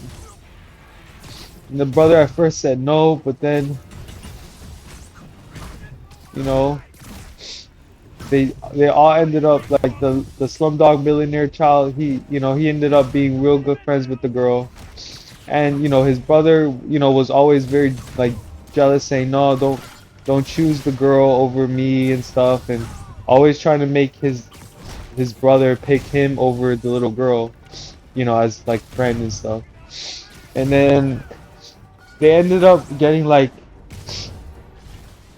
they ended up getting this charlatan guy ends up like finding homeless kids in India, and then like he feeds them and stuff, but then he teaches them how to become panhandlers. So then he just gets all these kids to become panhandlers for him and like work as an operation like that. And to the point where this guy would like pull out the tongues of these children so that they were mute, and like poke out their eyes so that when they would like beg on the streets, the Indian citizens would like have take pity and mercy on these children, and give money. And one day they were gonna do that to the Slumdog Millionaire kid. So what ended up happening was the older brother um, got his brother out of there, and they both ran away. But the younger brother, or he also wanted his friend, who was a girl, to run away with them. But the older brother basically didn't help to save her, so they ended up escaping on a train car. But then the charlatan guy ended up like keeping the little girl in his possession, in his like organization, even though she was running to catch up and be with them. The older brother said no, and he purposefully denied um, having her like join them. So they ended up growing up and stuff, and then years later, this guy, the Slumdog Millionaire guy, he remembers this girl, and they end up like he and his brother end up going into it and looking for her again. And so they end up like finding her, and then the older brother, he had a gun, and so he confronted the boss, like the charlatan guy, and they ended up helping her escape. But then the older brother, he like went out because he had a gun, and he basically shot the guy, the charlatan guy, and then the Slumdog Millionaire child, and then the girl that was his friend. They ended up just sneaking into like a building, and then just like they were kids, so they ended up just hanging out. And there, there's no TVs and stuff, so they were basically just like talk to each other, and they were kids and stuff, so they would talk to each other, and just that was it. Just like it was very innocent, right? And then the Slumdog Millionaire's older brother, he ends up going to like some of the people and like he talks to the um head guy who like employed the charlatan, and then he says, look, he killed that guy, and then the head guy gives him like job and stuff, and then the older brother goes back to the building where his Slumdog Millionaire little brother is, and the Slumdog Millionaire little brother's friend who's a girl, where they were both staying, those two people. So then the older brother ends up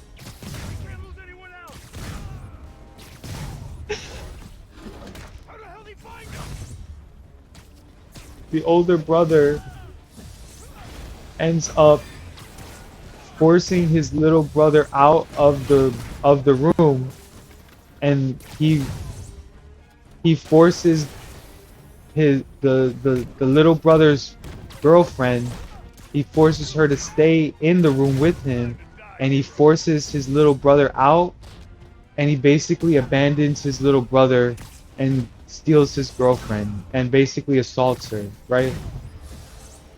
And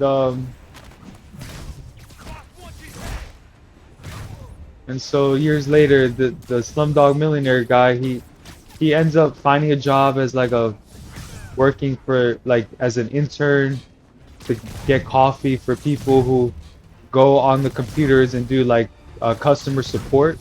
And basically it's a whole thing where they have to pretend like they're English, and they speak English, and basically everything that a large too big to fail cost cutting corporation would want to do. They'd want to outsource their jobs. And so anyways, so he ends up like he ends up finding his brother again through like the service of like looking up for phone service. Finds his brother, calls him. They end up meeting up, and the first thing the little brother does is punch his big brother right in the face, and he tells his brother, I'll never forgive you for what you did, when referring to like how he basically abandoned him and stole his girlfriend. And the big brother says, yeah, I know. So anyways, it's a whole thing where this there's like a game show, you know, like an Indian version of Do You Want to Be a Millionaire? And you gotta answer questions, and all these questions ended up being and then the Slumdog Millionaire guy, he ended up answering all these questions, and those questions were things based on his life. Like, like all these questions ended up being things he would remember. Like when he lost his mom, he said he saw the god responsible for all the conflict holding a bow and arrow the day his mom died, and stuff like that. And they asked him on the show. But it was supposed to be like completely like random, but it wasn't. And so anyways, I mean that ends up having a happy ending. Basically, the big brother, ends up getting the girlfriend, the Slumdog Millionaire's girlfriend, to like escape.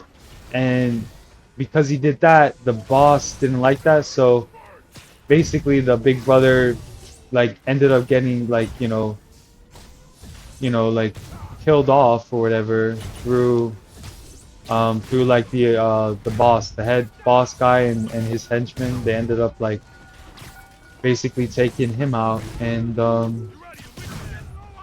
but then the Slumdog Millionaire guy actually became a millionaire. He answered every question, and the game show host even tried to like give him the wrong answer during a bathroom break, because the game show host had pride and he wanted to be the only person who ever won and became a millionaire. But the Slumdog Millionaire guy was too smart, and he didn't trust the game show host. So he was really smart for doing that. And anyways, he ended up winning, and then he ended up um uh like basically like finding his girl, and they both left on a train together, and basically they're gonna live. They're gonna live, and hopefully, it doesn't follow anything like anything more, but hopefully they get to live a good life together. So that was that was the movie, but yeah, just so much stuff that just make you, really at least for me, those movies make me feel super grateful for what I got. And they make me acutely aware of how good I have it. Like for real. Acutely aware. I'm so grateful, because I'm so acutely aware of how bad life could be. Like, I mean, people are capable of screwing people over anytime and all the time. And I'm so lucky that I haven't had that issue, you know? Like, I really feel lucky, you know? And like I said, I didn't really start to think about this stuff until, like, just as I was wrapping up college. Like, my senior year was really like I was putting so much time into studying and doing everything past the classes, but inside me I was having so much turmoil. So yeah.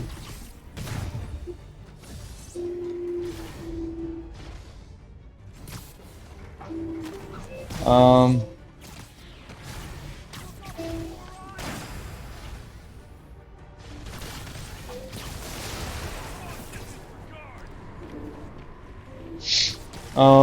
I don't know what else. So that's the movie. That's the list of movies that that really, have like given me a lot to think about, and emotionally just that's why I feel just so calm and at ease, to be honest.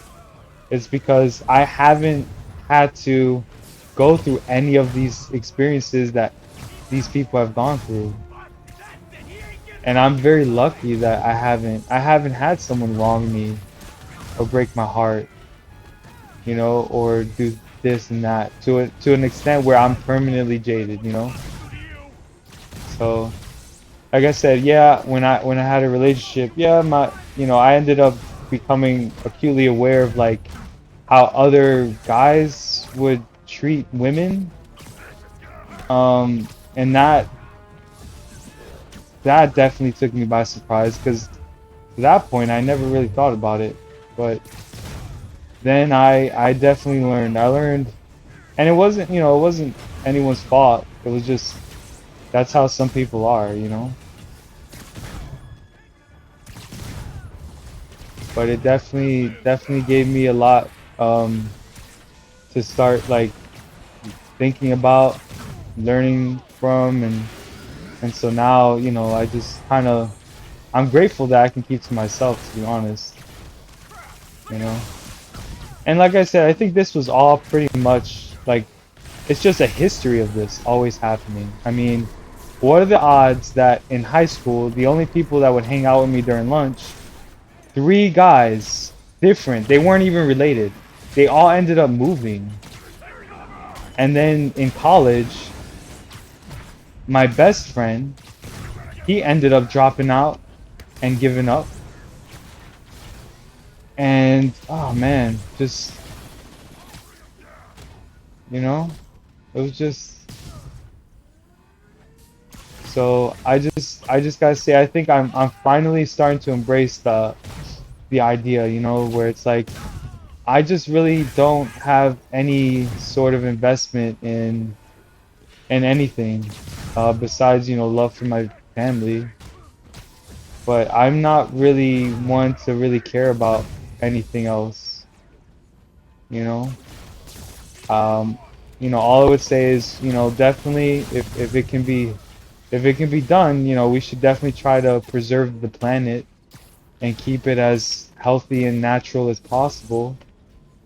We should try to curb corruption where it's possible, you know. But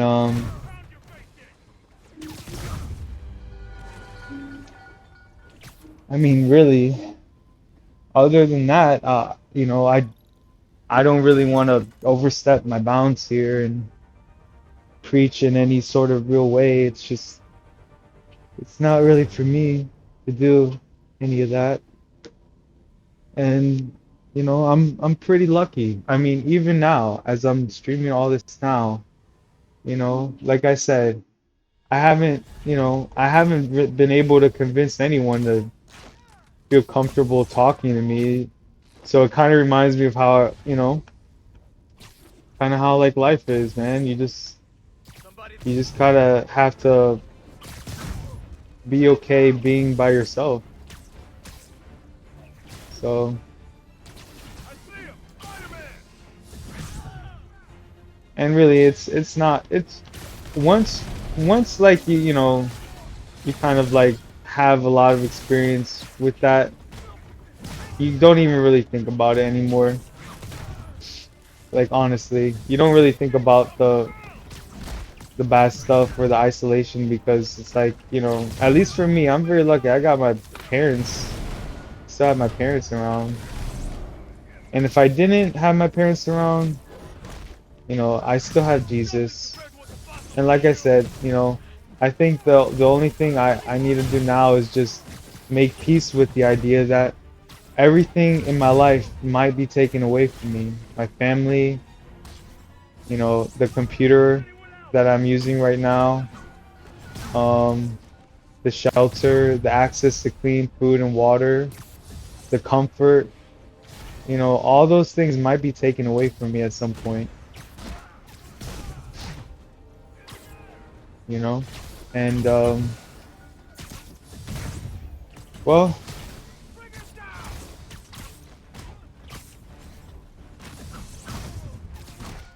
I just have to, I'm just working on really trying to ask God to help me understand what I need to do in order to ensure that I live the best way possible in honor of the people who I love and may lose in the future. You know, it's it's not easy. It's not easy to start accepting. It's not easy to start accepting the finiteness of the relationships on Earth. You know, it's not easy to accept that I won't be able to have my parents around forever. It's not easy.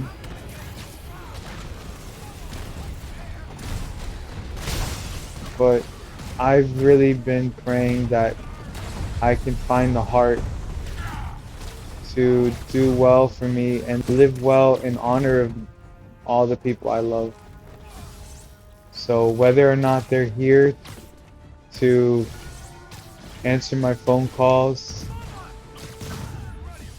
I want to, ideally what I'd like to do is be able to be as self-sufficient as possible, so I don't have to rely on my parents, so I could just like, I don't know, I guess ultimately, if I could figure out how to build my own log cabin and live out in the woods and be self-sufficient, I guess that's what I'd have to do. That's what I'd have to be ready to do, you know? Like I'd have to be able to just kind of drop the rest of the world, drop internet, drop electricity, drop, all the modern amenities and just be ready to run off into like, just to become like a hermit, I guess, to be self-sufficient. Even though I wouldn't really want to hurt animals, I try to pick berries first. Like honestly, like I feel like it would be just so terrible to have to like hurt animals. So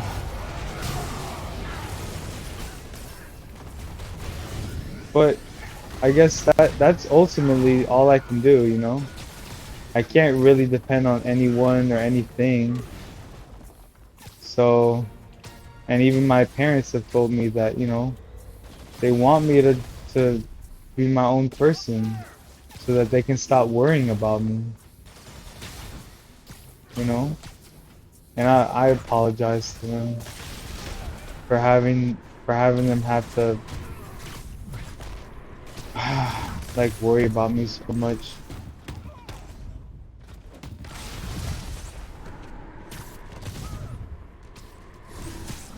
So I don't really know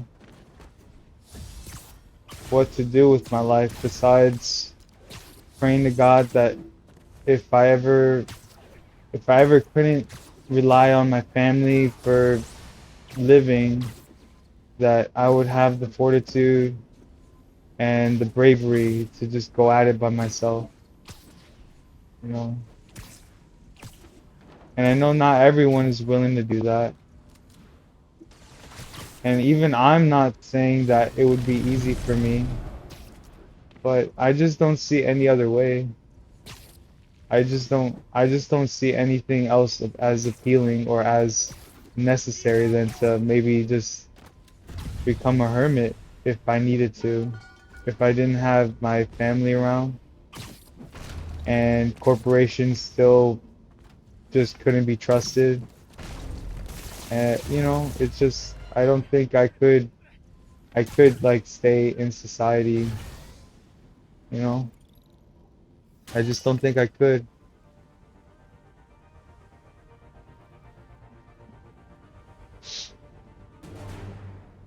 But I know there's a lot of positive things, you know? There's definitely a lot of people out there who are really living a good life, having access to everything they could ever want and hope for. And I know that they're doing really well. And they're incredibly happy and they're living a good life. And, you know, like I said, my mentality isn't for everyone. It's just that in my life, that's what it's come down to, you know? That's all. It's just that's what it's come down to. But for the most part, there's plenty of people out there, you know, that are doing just fine. And I would encourage them to just keep doing what they're doing, to be grateful for what they got. And, you know, and if they're happy, then I'm really happy for them too, you know? All I can say is just my personal experience. I haven't found anything that would make me want to, you know, hang around in a society if my parents weren't available, you know? I'd be like, well, I don't know.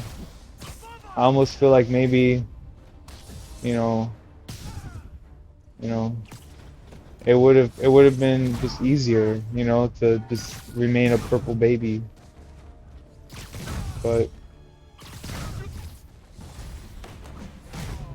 But here I am. So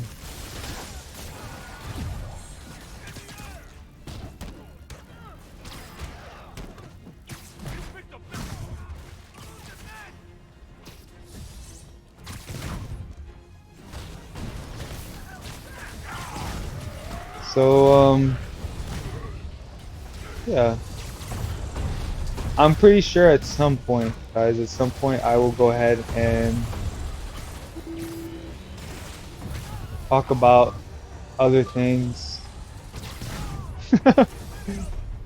But at least for the onset, this is like what the third, third Spider-Man stream with mic on. So once I get all of these opinions out, I'll just be like, whoa, whoa, ooh, ooh, ooh, wait, right here, right here. Whoa, wait, Wow! Whoa. Oh, look at that! Oh, wait. Okay, ready? Boom, boom, boom. Oh, snap! Boom! Wait. Yeah. I'm just gonna do that for a while now. Ooh, wait. Okay, this. Oh, snap! What? Ooh. Ah. All right. Ooh. Oh, this pot is cracking open right now. Let's just wait for him. Oh, got him. Oh, jetpacker. Those jetpackers. Not a problem. Boom. Bam. Oh. Wait. Over here. Wait. Look at them. God, yeah. Okay, wait. And up we go. And down. Boom. All right. Oh, yeah. Right here, right. Boom. Woo. Whoa. Right there. No, got him. Boom. That was a double. Oh, he's right there. Little does he know. Spider-Man's coming. Woo. Boom. Knockback again. And wait. The coup de grace. Wait. Boom! Look at that finish. I gotta tell you, the challenge of just flowing through the air like you just don't care. Oh man, it's like the closest thing to having a jetpack, right? Jetpacks are the future, right, guys? Didn't you know? They must be, right? I'm sure at some point we'll all have jetpacks. Just keep hope for the jetpacks, guys. Okay, I'm not trying to make fun of the future or anything. I'm really saying, hey, with a jetpack, maybe an automated jetpack that just kind of jetpacked you around. Wouldn't that be awesome? You don't even have to do anything. It just takes you wherever you want to go, and then you would have the freedom to pick wherever you want to go. Oh man, nice. Boom, bam. Oh, no more stealth. All right, fine.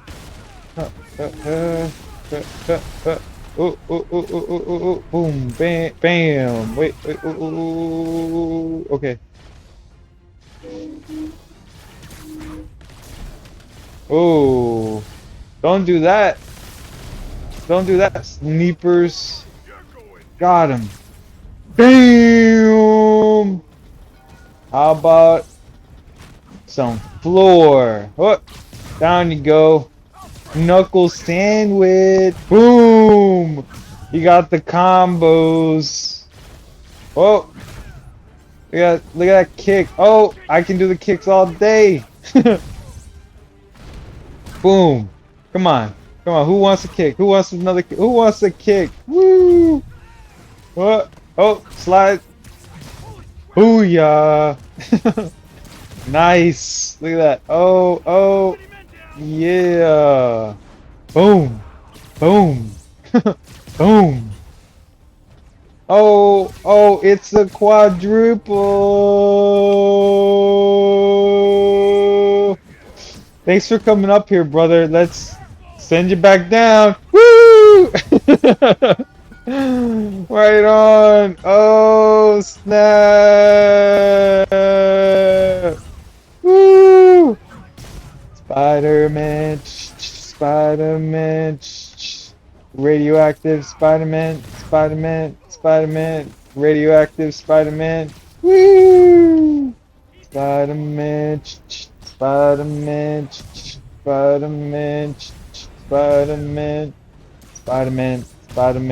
Radioactive spider blood, radioactive spider blood, Spider-Man.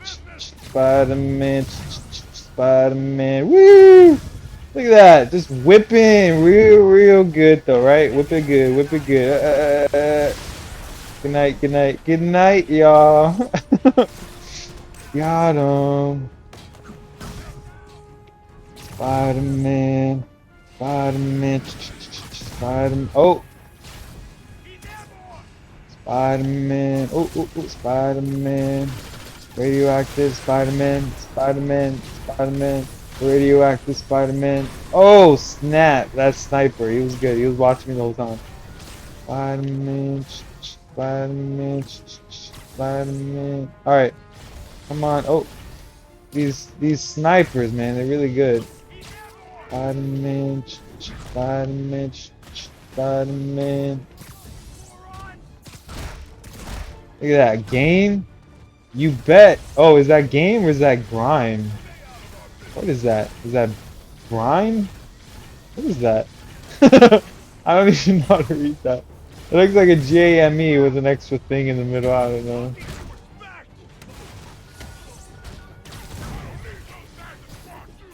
Spider-Man. Spider-Man.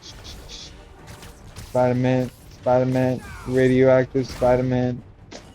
Yeah, I used to sing that song. I think at one point I was humming that song before I had the mic on. I was like Spider-Man. I was listening to the theme song while I was playing. But you know, for copyright reasons, guys, I can't.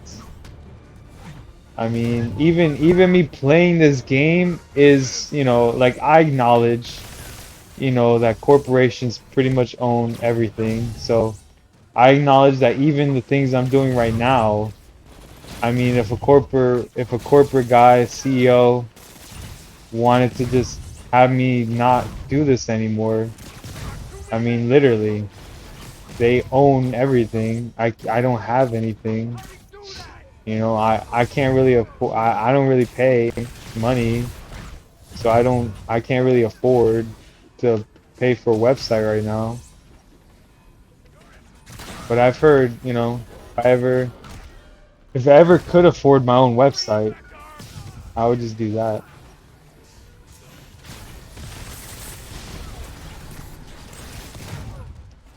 Spider-Man.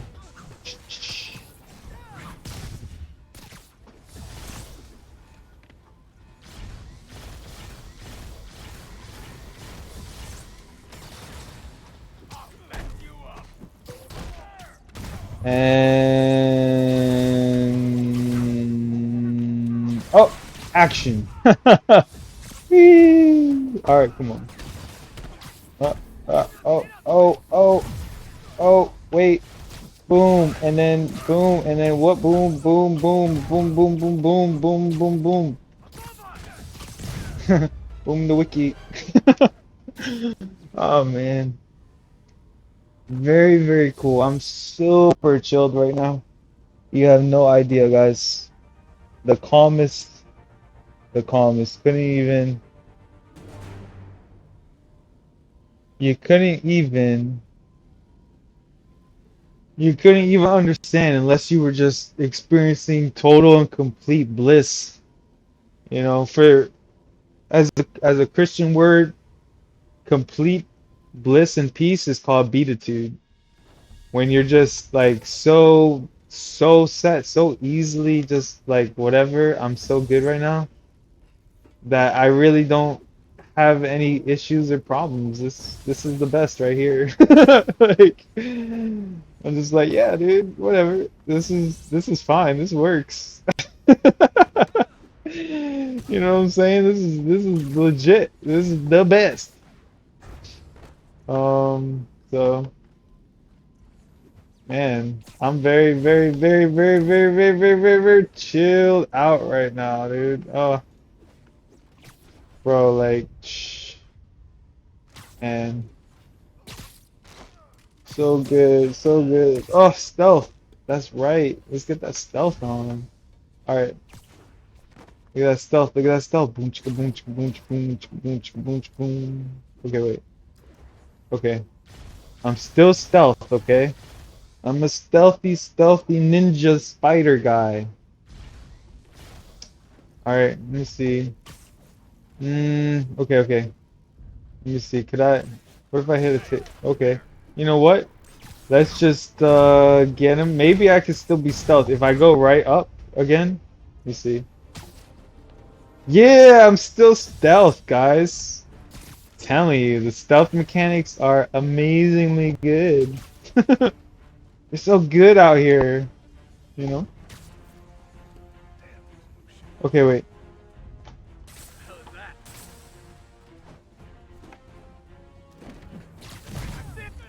Got him. Oh, wait. Did he see me yet? Wait, no. Bam! I got him. I'm stealth. Okay, wait. Now they'll probably be very, very, very, very, very, very, very, very curious as to why everyone's disappeared.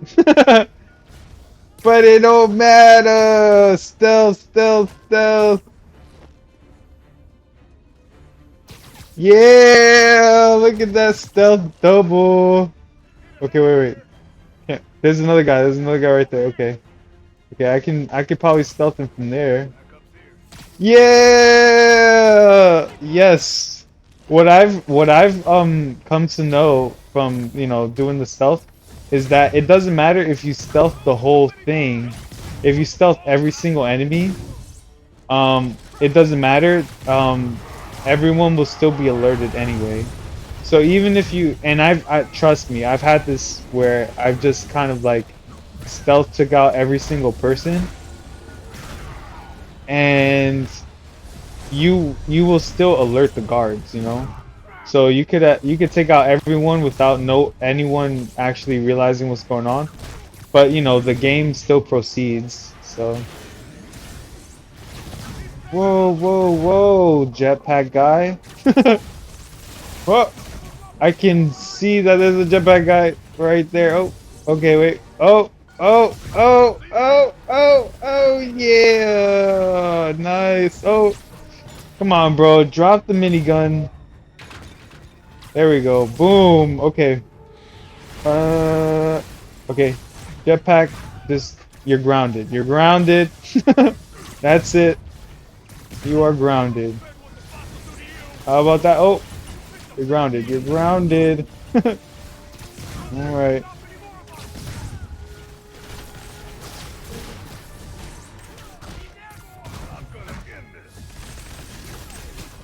Just catching them in the air. That's a pretty good feeling. And it was a triple. All right. Man, I can't help but to keep just trying to get out of the way of those snipers. They just, I can die pretty quick, so I gotta always be ready to take the snipers out. Anyone who's trying to beam me, I gotta get rid of them first. Alright. Oh, the disco ball. Come on, come on, come on. Disco, disco. Whee! What? Oh, snap.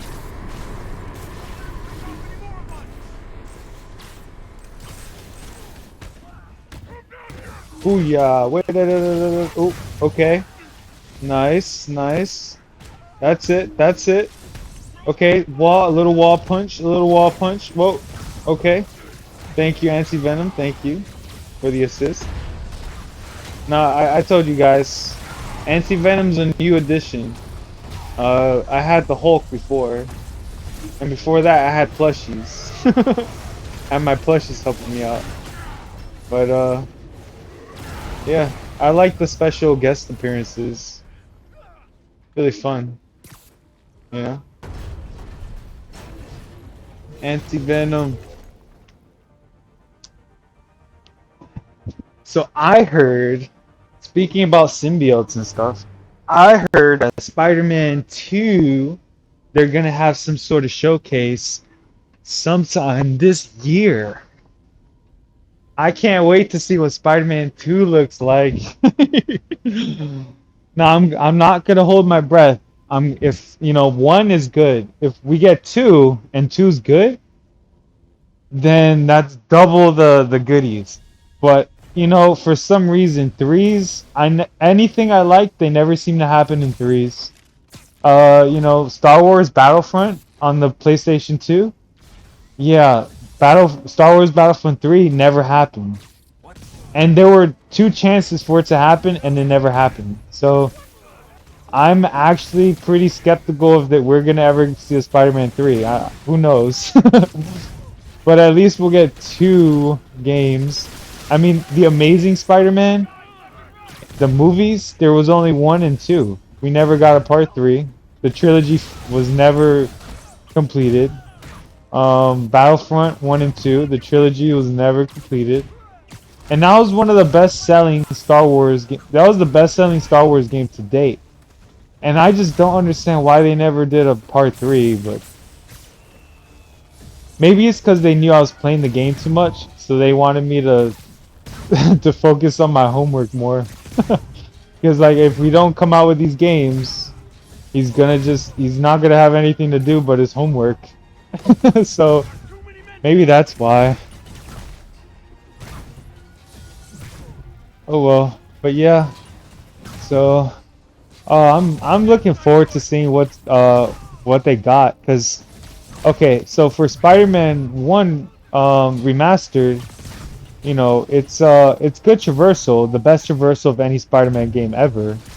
But in Miles Morales, they adjusted it and they streamlined it and it was a little bit more polished, right? So for Spider-Man 2, I am hoping that they just get it so that it's like you have like even more of a polished system of traversal. I mean, bro, this Spider-Man game is literally just the best I've ever played. Played them all. I literally have tried playing every other Spider-Man game that came out for PlayStation for PC. Okay, and nope, this game is just single-handedly just the best Spider-Man game ever.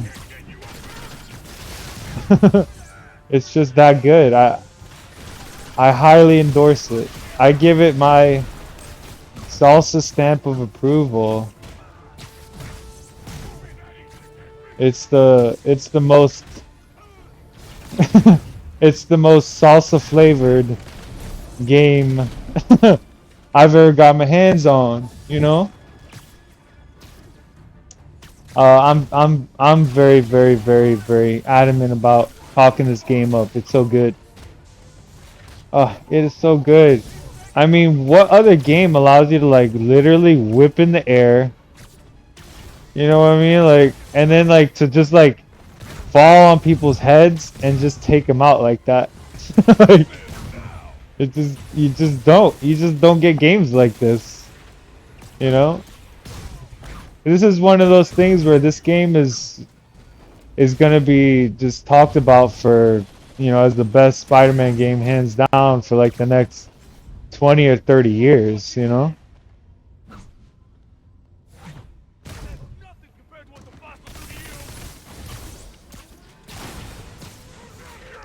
It really is like that game. 20, 30 years. I'm pretty sure.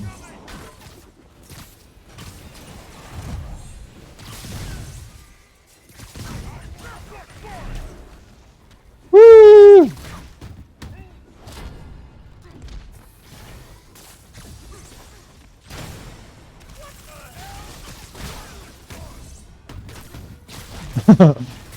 Whoa, can you just believe the flow though? Oh, the flow is good. It's good.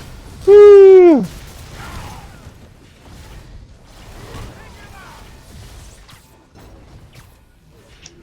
Yeah, I love it. Whipping around, zipping, doing this, doing that.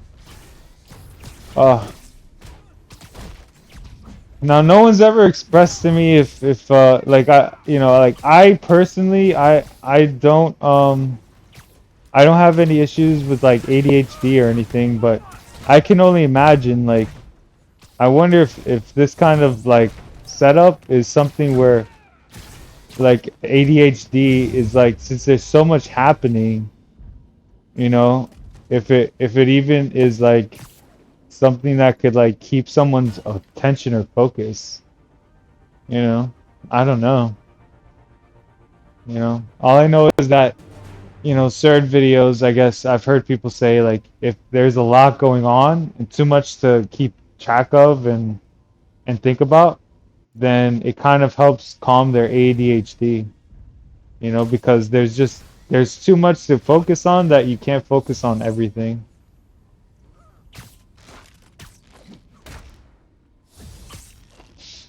But yeah.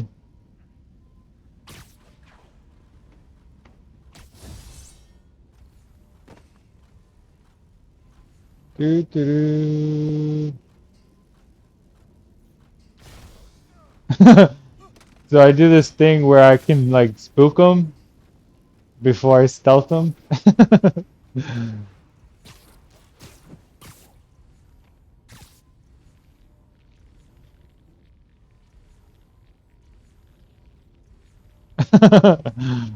So cool.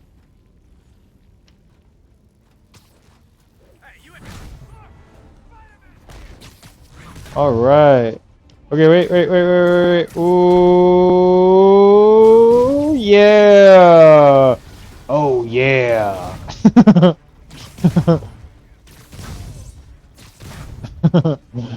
Oh, yeah. So fun, though. See that? Just kick, kick, kicks all day.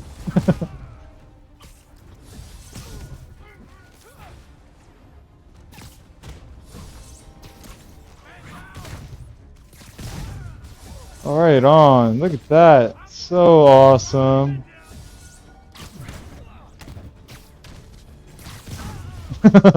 Whee! This is fun, guys. This is fun.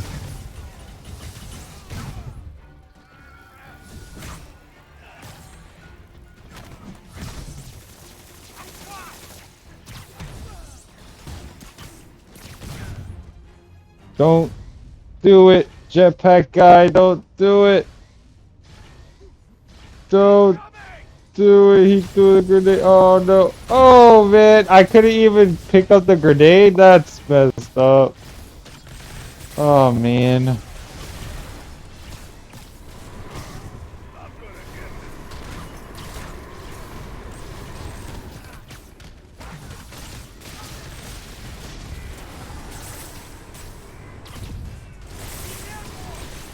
Yeah, you saw how I went ahead in air, attacked with the gadget, then whipped, evaded. Okay, I prevaricated is the word. And then we were able to just take him out in the air. Like basically like I'm fighting people on jetpacks. So fun.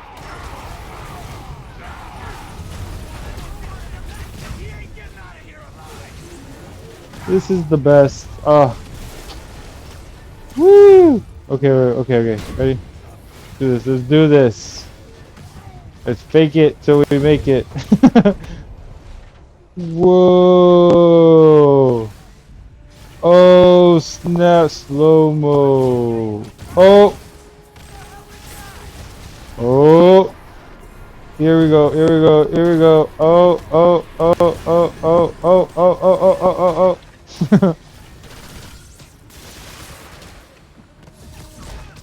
Bam, guy. Oh, yeah. Oh, yeah. Wait. I got one. Oh, yeah. Oh, yeah. Wait, I have another. Oh, yeah. Oh, yeah.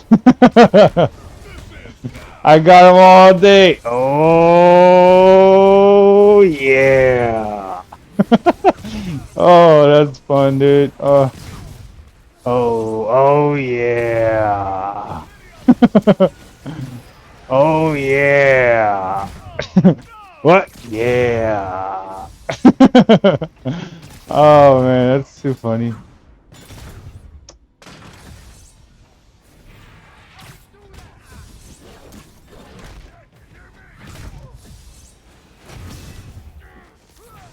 Okay, this sniper is really freaking me out, so I gotta just get in here, take him out. Okay.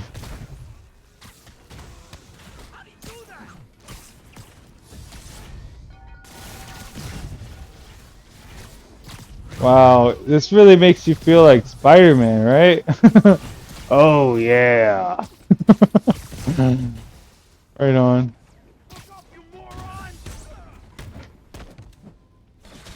Oh, oh, oh. But oh, okay, wait, okay. Those snipers gotta really. Oh, what? I can't believe he got a shot off me right in front of him. He basically no scoped it. All right.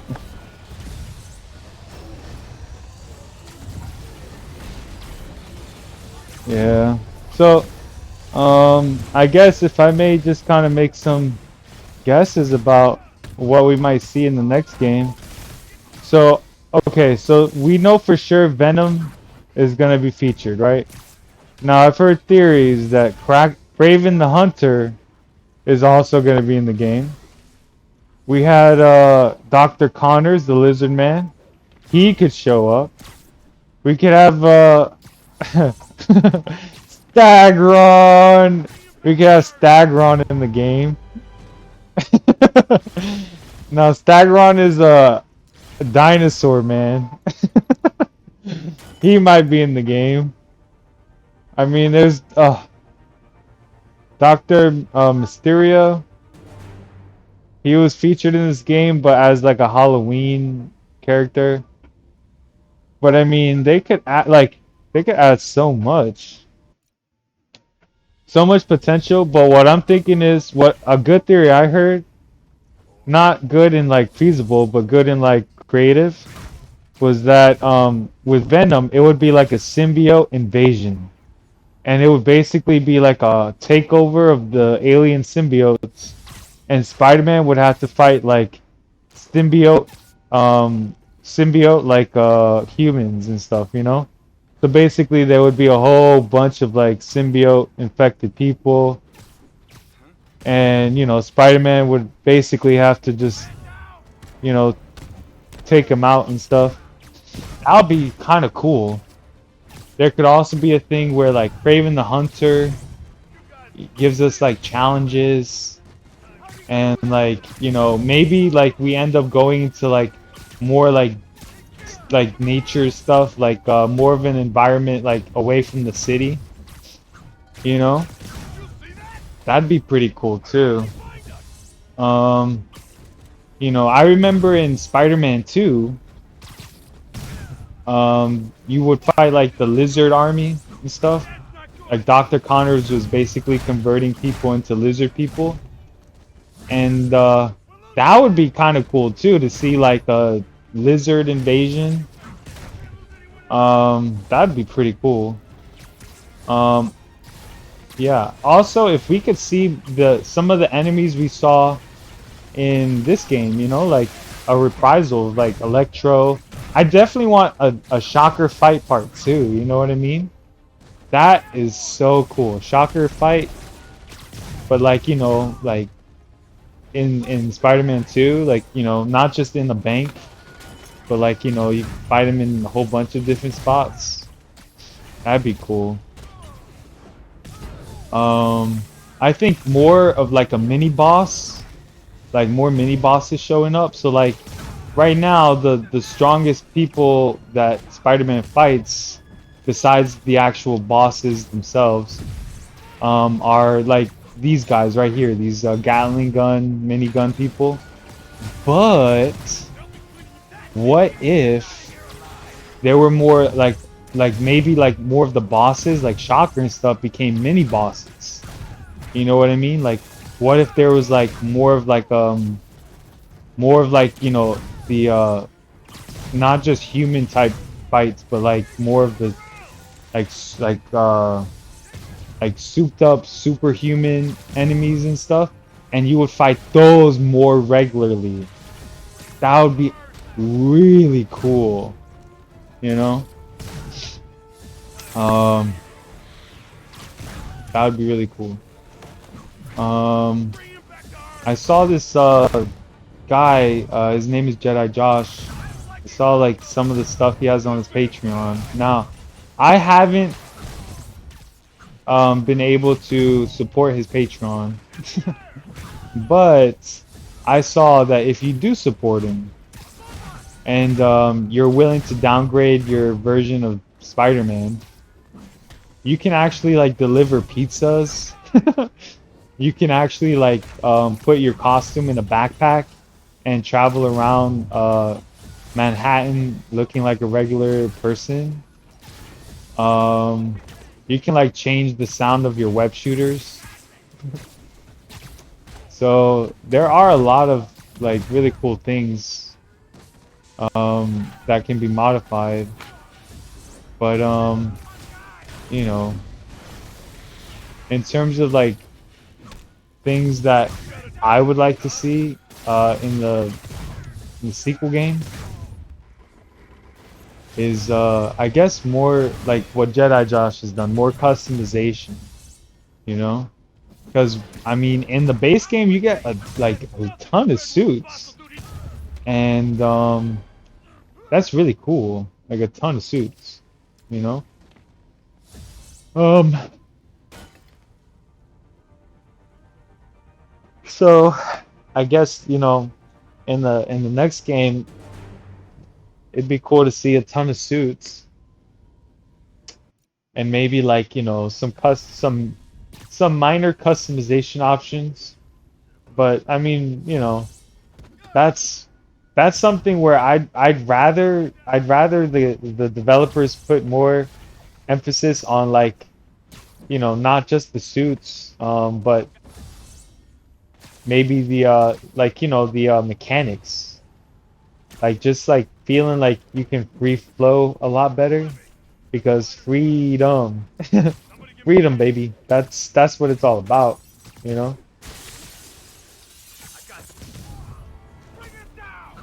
That freedom to be able to be like, you know what? I kind of want to go this way.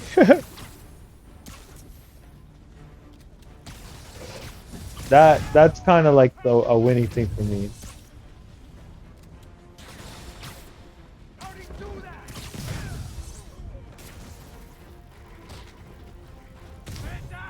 So yeah.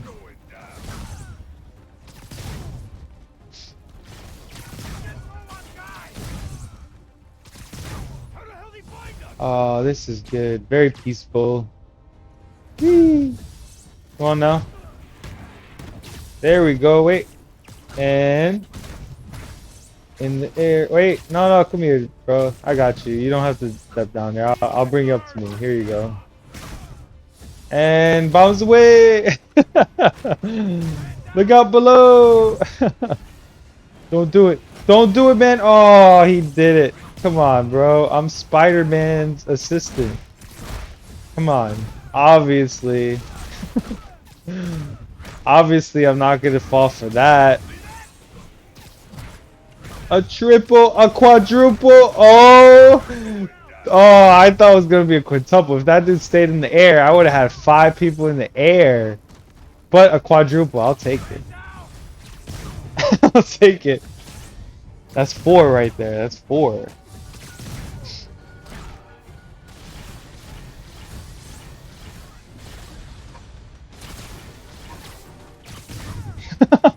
Yes. Yes, we can do it. We can Spider-Man this out. Alright. Got this.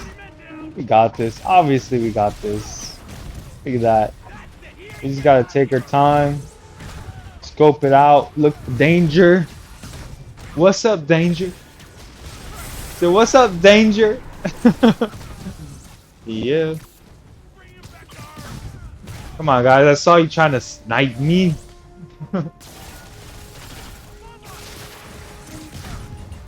Oh no, don't come over here. Please. Please don't come over here.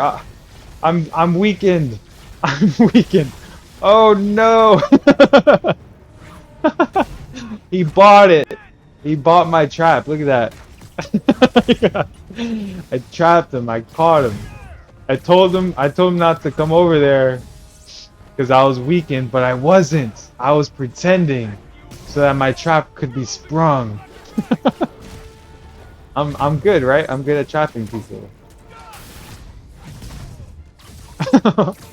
Right on, dude. Alright. I'ma take you all out. Come on. There you go. You're next. What? Jetpacker. Jetpacker. What are you doing? Oh.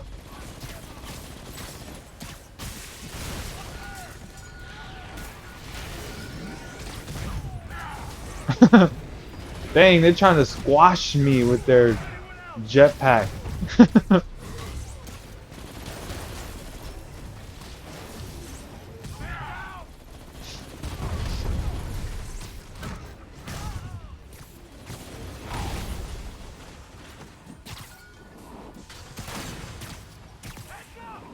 Yay! Here we go! Wait. Come on. Come on now. Oh, wait. I'm sorry, guys.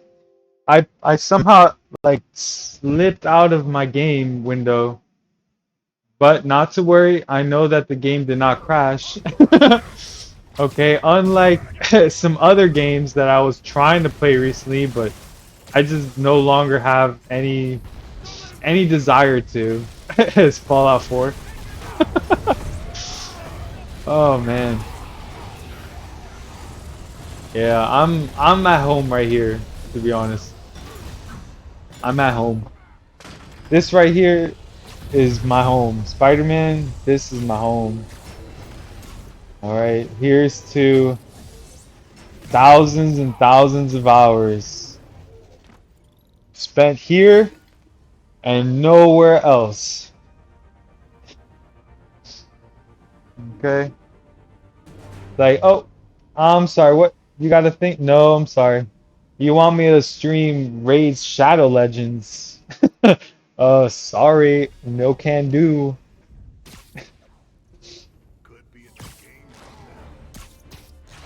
Uh-oh. Oh, I'm got. Ow! I always mess up. When I mess up there, I'm like, okay, I'm about to get walloped by a couple of shots there. Okay, there we go.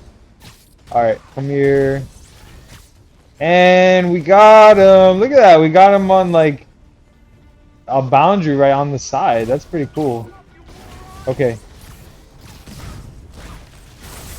Good.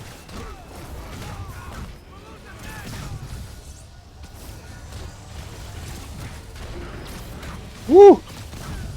Got a lot of stuff going on right here. Oh, and kick. Ooh, that knuckle sandwich. How's that taste? Yay! Uh-huh. Look at us. We are just getting our Spider-Man on, right? Guys, look at that. Venom can't even take out as many as I can. I'll take them all out before Venom even get a chance. I'm like, Venom, you think you got a chance over here? Look at that. Come on, anti-Venom.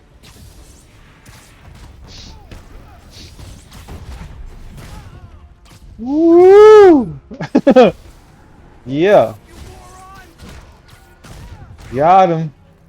Wait, good one. Wait. Oh yeah.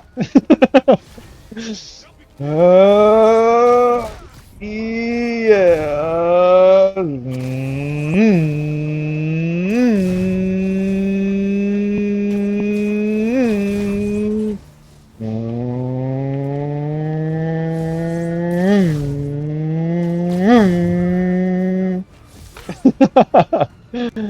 Oh man.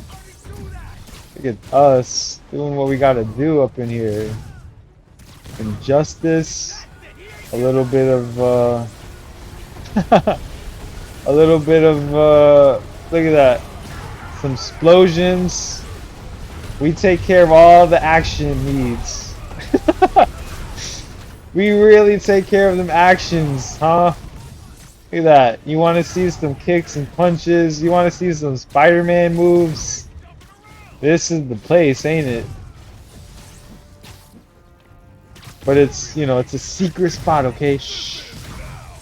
I only want to invite like 5 people. Only 5 people are allowed at a time. Otherwise, you know, people are gonna get all trolly. They're gonna be like, "Oh, you must be a Spider-Man aficionado." I'm like, "Yeah." Like, but I noticed Spider-Man wears red. Yeah, and red is communist. I'm like, "What? I'm not a communist, man. I just play Spider-Man." Come on, dude. Just because I work for the better good doesn't mean that I'm communist. Just because I don't work for money don't mean that I'm communist. You know? It just means that I'm a very lucky capitalist person, right? Totally. Totally. I totally am a capitalist. I mean, look at me. Look at how I capitalize on these smackdowns. Bam. Oh, oh, oh. I'm sorry, man. I'm not trying to bully this guy. Here, let's just take him out real easy. Alright, brother. Thanks for the laughs. I remember when I first started streaming, right? Oh man. It's so embarrassing. I was definitely not in a good spot. I thought, oh yeah, I'm so badass. I'm gonna start streaming Batman, right? Batman, Arkham, you know, Arkham Asylum.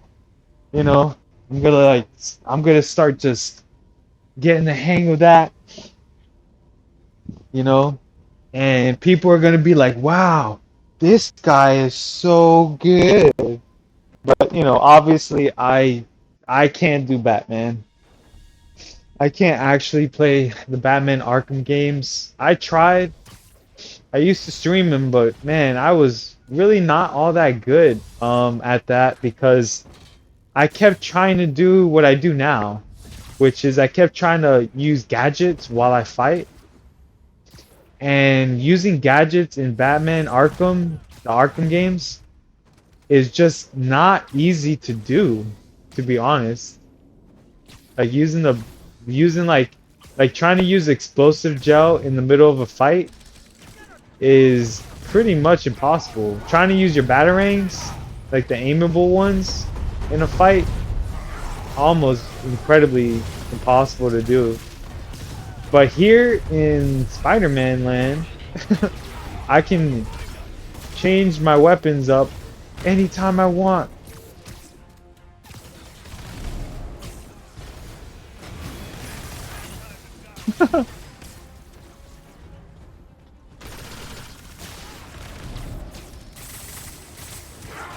I can do whatever. And so the fights are just way more dynamic. Trust me, I was cringy bad at Batman. This guy, I remember one guy came into my stream, he's like, hey, I was looking for a stream to fall asleep to. And then, you know, he was basically making fun of me. He's like, because if you play really good, then anyone who goes into your stream, they're gonna fall asleep, you know? And you know, I've been trolled a lot, so much. Like over my years, I've had people ask me to like input my phone number or like open up a link and like submit my phone number and all that, and I'm just like, what? Why? Why? Why? What have I done to you? Why do you need to troll me? What have I done to deserve that attention? Right? Like, and now it's just like, to be honest, I haven't had a single troll since I started playing Spider-Man. Not a single troll, and I am very, very, very appreciative because I know like trolls can really, you know, do some damage. You know what I mean? But you know, I keep it real chill. I keep it easy here. You know, we keep all the hot takes to a minimum, and I don't lie about anything. I just chill and play Spider-Man. I do truly hope for everyone to, you know, be having a good day. In fact, I desire it so much, like that, you know, everyone who watches my stream have a positive takeaway from it. That I've even written a secret message in my stream that you probably can't see it, but I have a secret message, and that secret message always displays. And so, regardless of anyone who joins the stream, I always have a prayer visible, but just not very easily visible. And it's always there, and it's always praying for the best for the people. So it's fun stuff. It's good stuff, man. Good stuff. Have a ton of fun up in here in Spider-Man land. You know, this is really the best. You know. So ideally, what I would just to, you know, just to have like the most stable life situation. Ideally, here it is. Okay, here's my best life. Okay, example. I would find a job that gave me flexible hours. So I know it's a far cry from what's really possible, but you know, something where I could do like 4 days a week, right? And have 3 days off consistently. I could continue streaming. I would have money from the job to finance continuing to live alone. So I don't have to mooch off at any of my family. I could like make sure I could like finance you know, myself food wise, so I could like eat. And so the job, you know, would ideally give me 4 days of work, and the fourth day I agree to do the fourth day because, you know, it's for the betterment of society, you know what I mean? So it's like that's a sacrifice, you know. So it's like 4 days, it's like, okay, so more than half the week you would commit to a job. And I feel like that's better. It's a better commitment. You know? And that would show my interest in, you know, I'd be available for work more than I wouldn't. Does that make sense? So this job, ideally, whatever it would do, it would allow me to not feel like I'm poisoning the world, that I'm not doing something against my morals, that I could have money to afford this apartment and keep my 1-year contract on. That it would allow me to have the flexible hours to play Spider-Man. And ideally in life, I would still, even with the job and, you know, being able to do, you know, what I need to do for the job, that I would still be able to like have my, you know, family, like that I could still call them and I could still talk to them. That would ideally be all I'd want. You know what I mean? So really the only thing I'm missing is just the money part. Because as soon as I found a thing that would let me work 4 days a week, wouldn't like, you know, stress me out in a way where I just fundamentally couldn't, you know, have a good balance, work-life balance. Yeah, man. That would pretty much net me everything, because I'm pretty much good. If everything that I'm having right now in my life could just stay the same, but I could just somehow finance um, my life, so I could like afford my own cell phones, afford my own like subscriber things for movies, that I could actually like not worry about my bank taking $12 from my account every month for for their own like jollies. Like if I could just live a life where I didn't have to worry about the money too, I would be so grateful. That would be it. I'd be like, hey, I pretty much got everything I needed. I don't need anything else. I don't need a single thing else. I have Spider-Man, I have my parents, I have uh money to afford stuff. That is all I need. You know what I mean? That's all. Because anything else would be a bonus. Like obviously, if I could have a relationship, that would be cool, but I at this point I'm already asking for so much. I wouldn't even dare ask for something like that in addition to everything else I'm asking for. You know what I mean? Oh, I couldn't do it. It'd be way too much. I'd be asking for everything at that point. I'd be asking for access to keep being close to my parents, a good job that would let me have time to stream, and give me time to have a relationship, and I'd have, a connection with someone that was really, really nice. I just want to check. I'm still mic'd, right? Yeah, I'm still mic'd. All right. Just making sure, guys. I'm still, making sure I'm a professional here and that you can see the stream and that I'm lending my voice to it for anyone who's interested in listening to anything I have to say while I'm playing the game. But yeah, that's it. All I'm missing in my life, bro. Just keep me right here, keep me afloat. Because I've already made peace with everything else, right? I made peace with all the other things. All I really need is just a way of being able to just stay afloat. Not have any problems with any issues owing people money and stuff. You know? That's all. That's all I'm missing. Like if I could just be in a situation where I don't owe anyone money. I don't have to worry about bills because I could take care of them. Like I don't mind bills, it's just I mean like, I don't mind bills. I just can't seem to figure out how to get the money to even have the privilege of having bills. If that makes sense.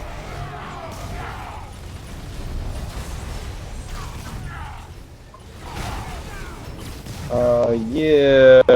Woo. This story came to mind. A little morbid, but about 10 years ago when I had my girlfriend, and I had a girlfriend or whatever. I promise I had a girlfriend one time. And so we ended up we were together or whatever. And then I remember there was a story that happened where she, like in her town, her city. And basically it was like this story where this guy got, I guess he was using drugs, and he was using a product, a bath salt, some sort of bath salts or something.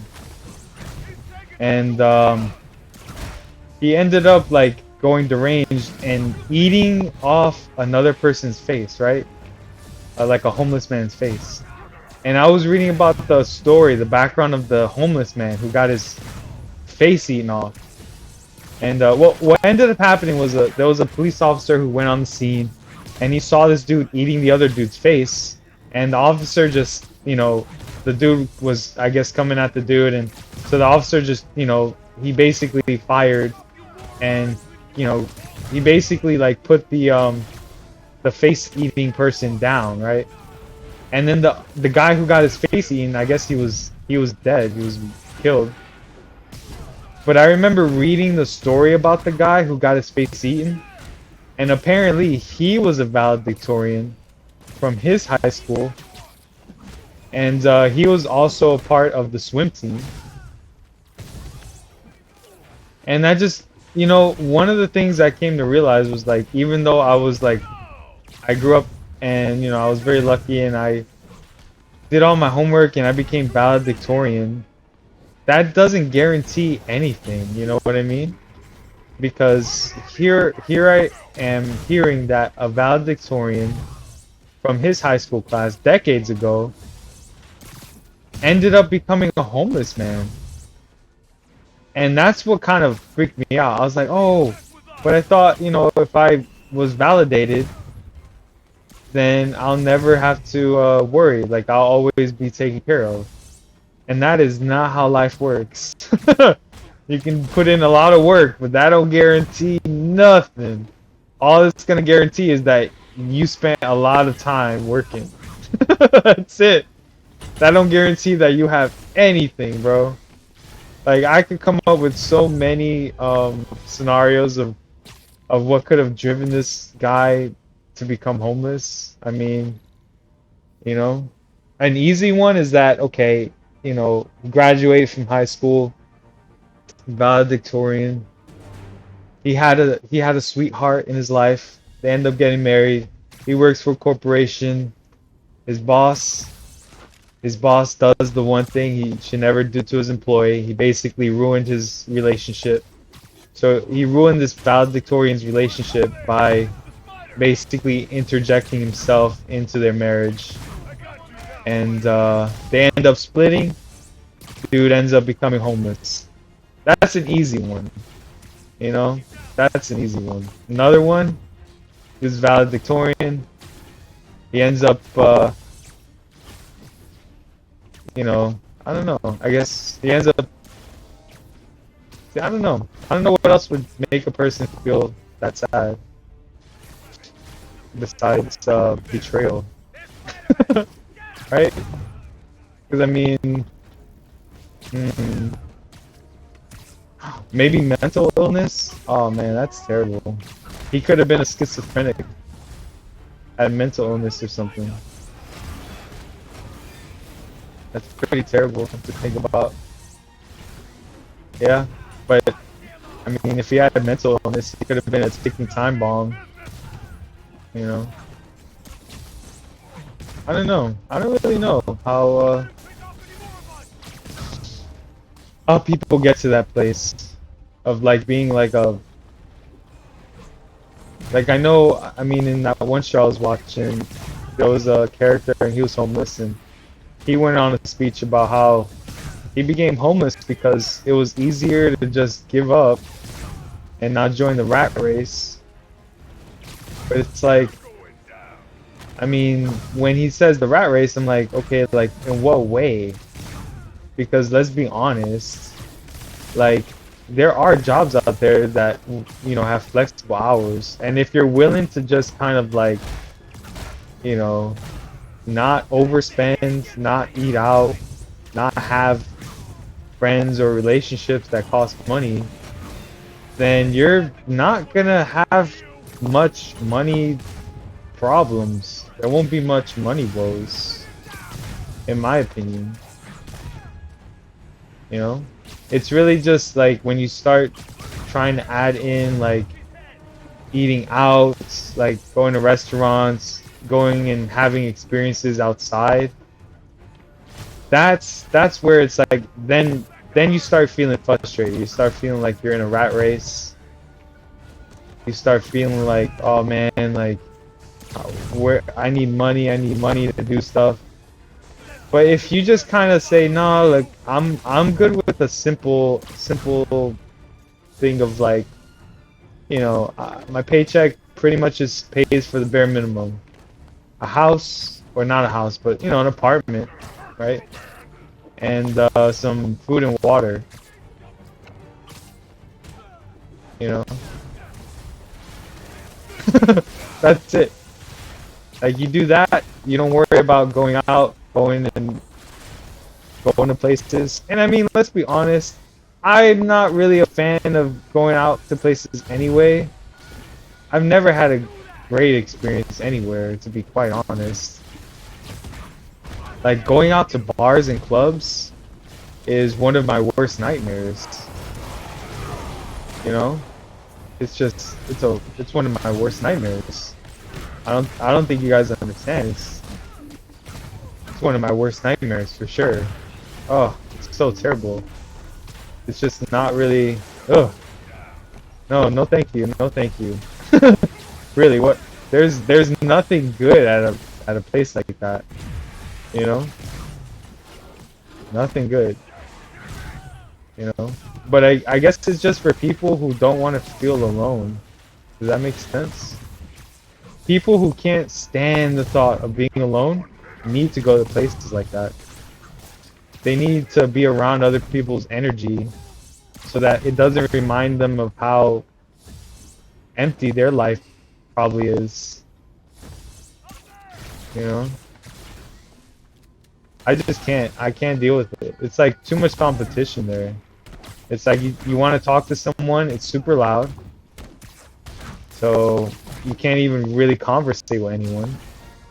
And then if you try to conversate with people,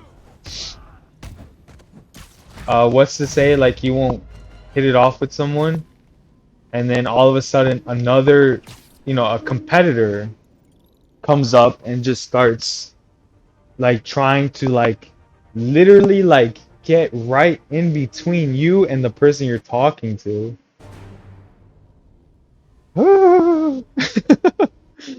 Like no, I can't deal with it. I had that one experience where I was looking at I was shopping produce with my partner at the time, and I had literally like three guys were literally like facing her direction, not talking to each other and just staring at her. And I'm like, oh, dude, that's so weird. It was so weird. It caught me off guard. I was like, nah, ugh. Oh, thank you. So imagine that in a club. Ugh. You know? Oh, that's so. Oh no, no, thank you. I can't. No, no, thanks, dude. I'd rather just chill at home, dude. I'd rather just chill at home where I know it's safe. No one's gonna get, offended by my existence. No one's gonna try to like challenge me for anything in my life. No one's gonna. Oh, ew, dude. Oh, I'm just not a person for parties. I'm just not. I just, you know, I just can't see myself going to a party. You know, no offense. I'm sure there's good people out there. You know, I'm sure there's plenty of good people. It's just I haven't been able to find people that have been able to be good around me that would convince me to be like, oh yeah, look, that person's good. Now, of course, I see plenty of good people in movies and stuff. And look, Spider-Man inspires me to be good. But, like a real average person, like willing to, like be my friend and stuff. Like I remember like going through this thing where in high school I was always the person to like speak to someone first. Always. I was always the first person to say hi. That was the kind of guy I was, I would always introduce myself first.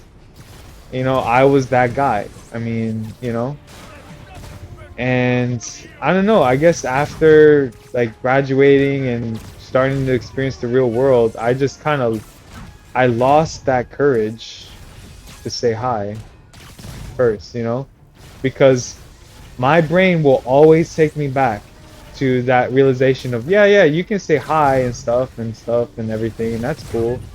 But if you ever like had a relationship with someone, my first thought is just like, oh man, like it's not cool. My first thought is just thinking, okay, well this person now, I'm allowing myself to allow my relationship to be vulnerable because I'm introducing myself to someone who could potentially ruin my life or my relationships. So now you know, I lost the bravery. So for everyone out there who's, you know, brave enough to say hi, keep going that way, you know? Keep doing what you're doing. And I'm I'm honestly really jealous. I'm jealous if you have like nothing to lose and you're just ready to say hi to people. I can't. When I think about smiling to a stranger, I'm like, well look, I can't smile because if I had a partner, if I had a relationship and I was out and about, I can't smile at you because I can't help to think about those three random people that just stared at, you know, my partner while we were picking fruits.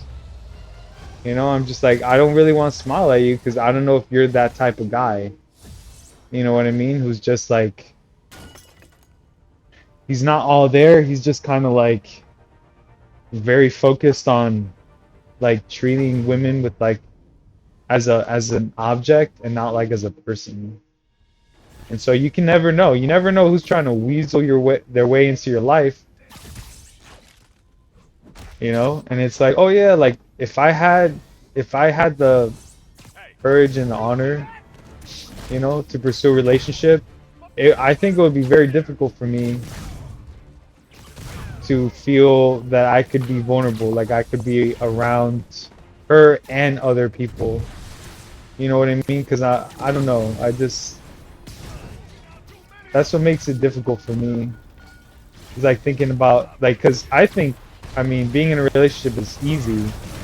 I think because all it takes is just consideration, time, passion, and energy, right? But what gets me is when you involve other people who don't have, who may not have your best interest at heart for your relationship and your connections. So, you know, so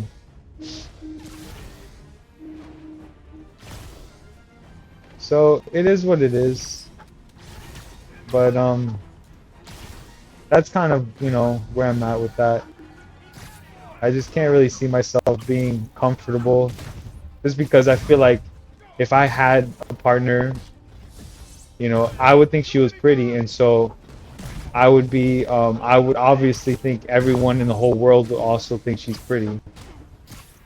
And so I'd have to be careful, be like, well, yeah, if I like her, I have to assume everyone else likes her too. And that's just difficult for me to be like, you know, comfortable. Like, you know, and that came through experience. That wasn't something where I'm just making it up. Like I literally came to that conclusion because of my personal experiences. So I don't know. So in a way, I'm very glad that I can relate more to Jesus. To be quite honest, like me being single has really allowed me to feel like I can relate more to the idea of, you know, Jesus Christ, and he had a mission, he had to live his life a certain way, and so he couldn't make the commitment of time and love and energy and everything needed to have a good relationship with someone, you know, like romantically, you know. So I'm actually grateful because I was thinking about that. I was like, well, what if, you know, God had come to Earth and he ended up getting married and having a happy relationship before, you know, the world turned on him and crucified him. And you know, it kind of goes back to the idea in that movie Prisoners. Remember that detective who had a 100% solve rate? for all of his cases. But the exchange, the sacrifice for that 100% rate was that he just does not get out a lot. He doesn't date. He doesn't put himself out. He just immerses himself in his work. And so I feel like, you know, it's one of those things, like everything comes at a cost. So, you know, the cost of like my peace of mind and me being able to just hang out, it comes at a cost of me not really having the heart to put myself out there to like learn how to talk and, you know, make the first move or flirt or anything like that. So, you know, it just comes at a cost. Everything comes at a price. So,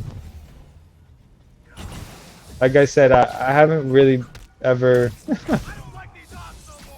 I haven't ever really like been able to like have a relationship that someone didn't help me with, you know, basically. So I'm like, I'm just not even gonna try. I guess I'm the kind of guy that's like, I guess I have to have a friend who knows who knows a friend. But it's whatever. Like I said, I pretty much got everything down pat. The only thing that is a looming issue is just whether or not I'm gonna be able to keep this apartment past past June. Because like I said, I on my at my last place, I went ahead and paid all the rent in advance, even though I left 4 months earlier. And that was because I didn't want to leave my sister in the lurch, even though she basically made my living situation very uncomfortable because she was bringing guys into the apartment, you know? So it was just not a comfortable situation for me. So I had to just kind of leave that spot. And I ended up losing out on a lot of money that I could have been making because I was working so consistently, yo. I had my hours all set, my schedule was good, the environment was so awesome. Honestly, like my coworkers, they were the best people I've ever worked with. I don't think I've ever worked at a better place. But unfortunately, my sister kind of just, I love her though. I love my sister a lot. It's just that, you know, she ended up making a choice, and so now it's like, now I can't really do anything about it. I just have to live with that. So,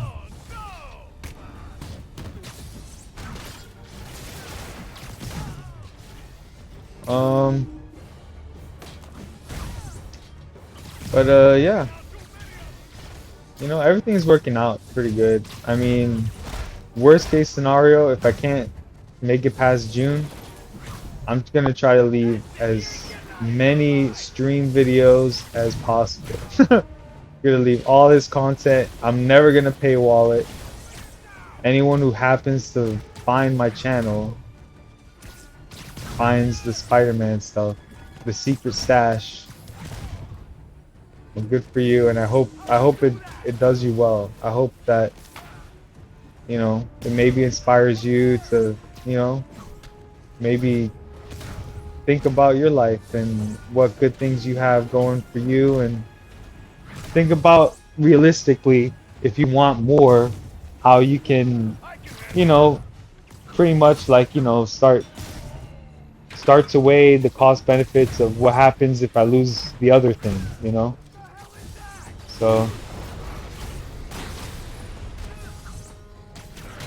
you know, kind of have to weigh the cost of that.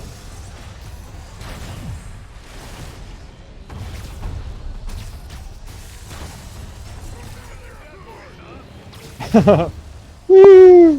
What? What? What, mate? Here we go.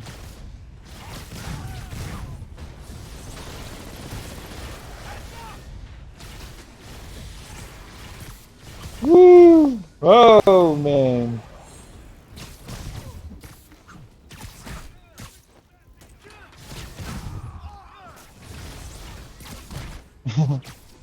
Nice.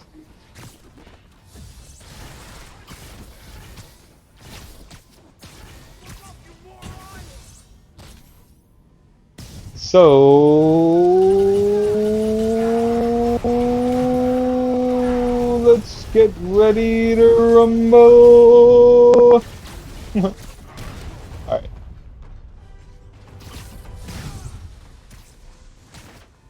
Okay. Looks like Anti-Venom is just kind of walking around randomly, not really doing any work. But it's okay, because we're not really friends.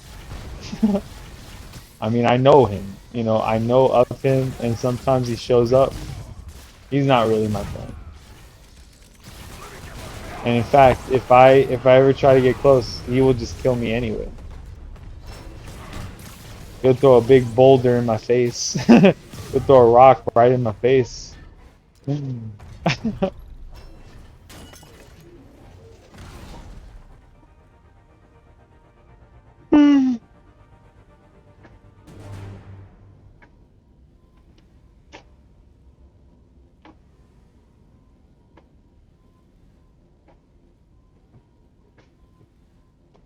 Oh, that's cool.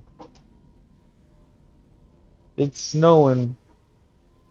Cool. Yeah. My mom sent me a picture of it snowing.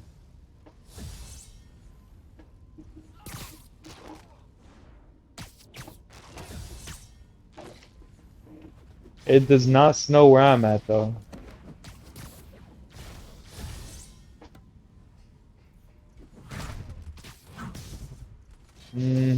Not snowing at all here. Never snows. Never, never. Alright, ready? It never snows here. Oops, wait. There we go. Get him, get him, get him, get him, get him, get him. I guess this counts as stealth. This counts as stealth. Watch. See that? This is stealth. I'm the sneakiest guy ever. Look at that. Look how sneaky I am. Sneaky. Sneaky.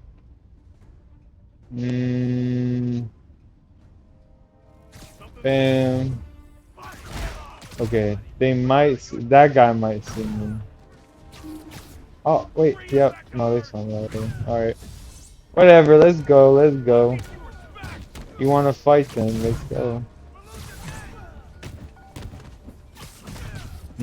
Okay, this. Uh-huh. That. Alright.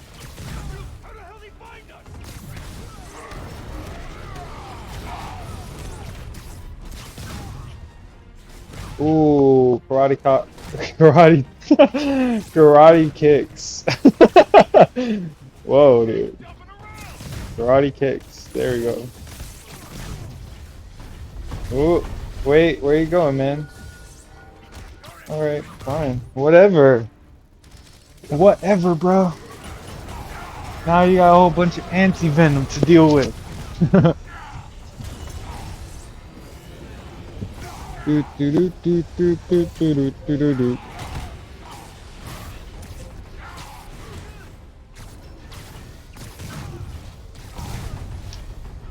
Woo! Alright, alright. We got this guy. Okay. Okay, I'm scanning. I see the jetpack guy. Let's get the jetpack guy real quick. Okay. There's this guy right here. Okay. Okay, get this guy. Wait. Okay. This one. Okay, wait. There's like 3 there. Okay.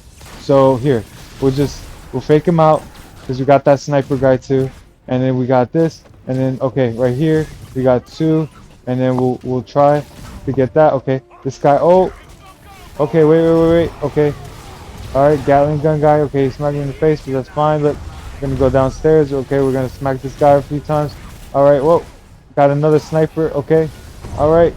Anti-venom threw a block in my face again. Okay, I'm still getting sniped, so we gotta just go ahead and Oh, okay, and then we got the jetpack guy. We're taking him out. Okay, let's go ahead and fall on this.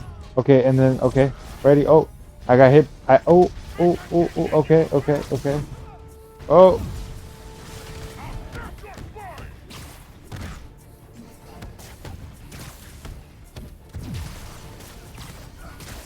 okay. So okay, we got this guy, and he's got punches for days, but we're gonna just try to not get punched to death by that guy. Okay, and then we're gonna just go ahead and take care of these guys at the bottom, and then let's go ahead and take this guy out right here.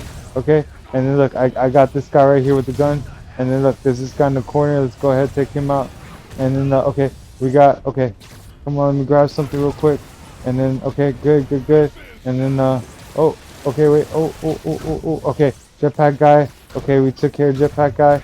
Okay, there's another guy with the shield on. We took that guy out too. Okay, and look, there's another jetpack guy, so we're gonna take this guy out too. All right, and then we're gonna fall.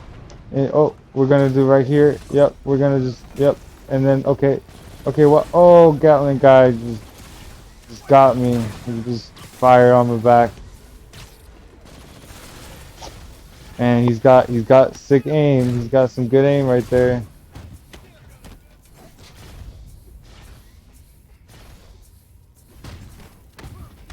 Oh, so I did mention a list of like some of my favorite movies. Oh, not my favorite movies. Movies that make me that resonate with my soul a little bit. But one of my favorite series of movies is the oh man, Hayao Miyazaki movies. All those movies from the Studio Ghibli studio.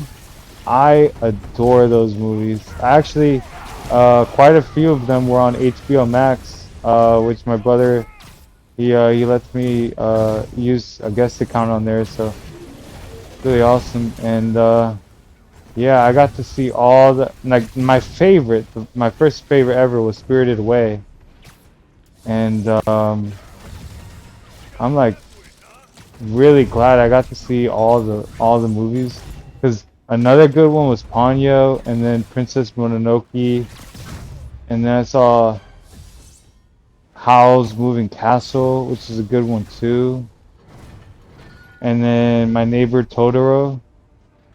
I pretty much saw all of them, and I saw all of them, and they were so heartfelt and awesome, you know, so awesome. I could never imagine like a video game based on those kinds of like works. You know what I mean? Like imagine like a Studio Ghibli video game with all of the trimmings of everything that makes it so awesome. Like large landscapes, beautiful landscapes, um, really fascinating machinations, magic, you know, spirits, like so wonderfully crafted, like you know, so cool.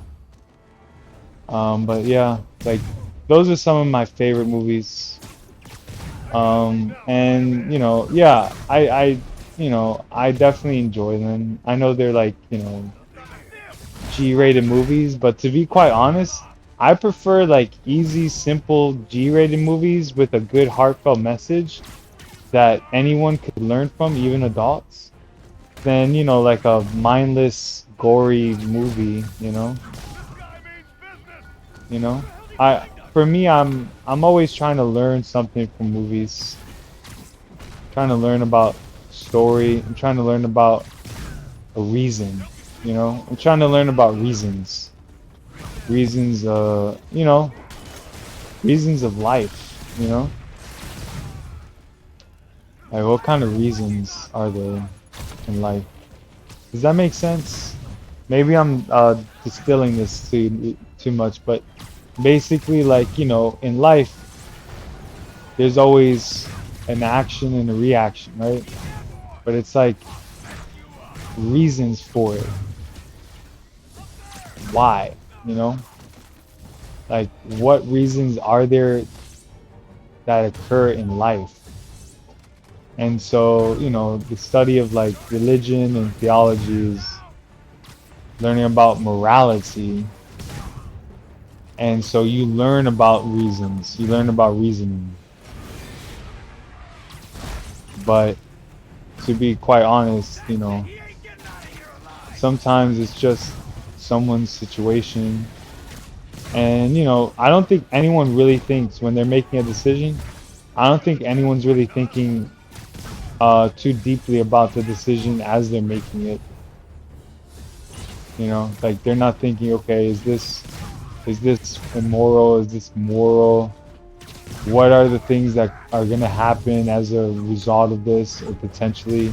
No one really gets the luxury of putting that much time into thought on the decision. You know, I think it's one of those benefits of not having too much of a social life or going out, is because you don't have to face those reasons. You don't have to face making decisions. You know, it's just kind of like easy. Like the day's kind of laid out in a way that you kind of expect it to go a certain way, more or less. You know what I mean? So it's a really good thing.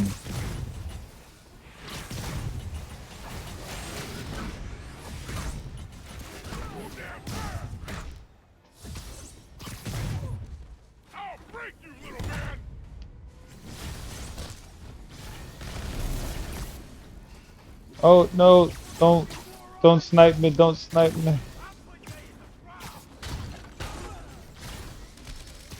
Alright, anti-venom, get him. I'm gonna go ahead and get this guy.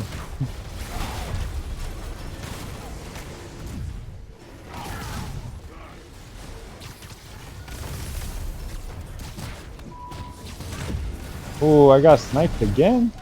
Oh man, anti-venom, do your job. I know we're not friends, but come on, man. Alright, ready?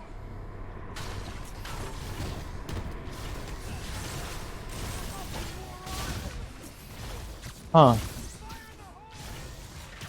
Yeah. So, let's see. Do I have any goals for the next 5 years? Where do I see myself in 5 years? Yikes. Where do I see myself?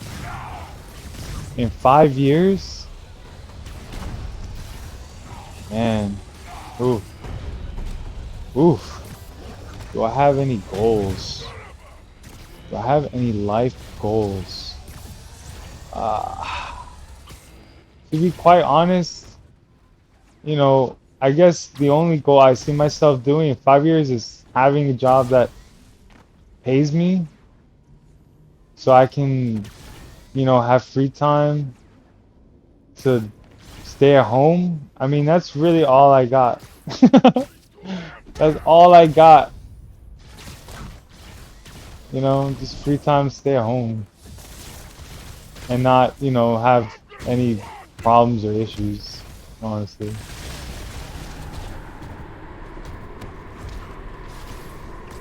But I don't know, maybe I'm cursed, guys, because in high school, I was voted by my class, by my senior class of 300 plus students.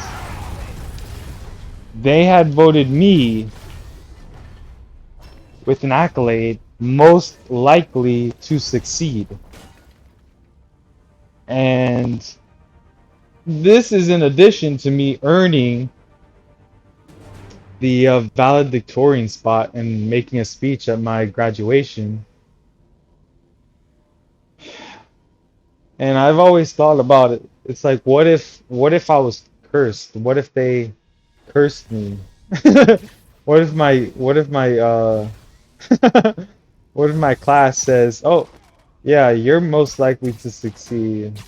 Not. You know?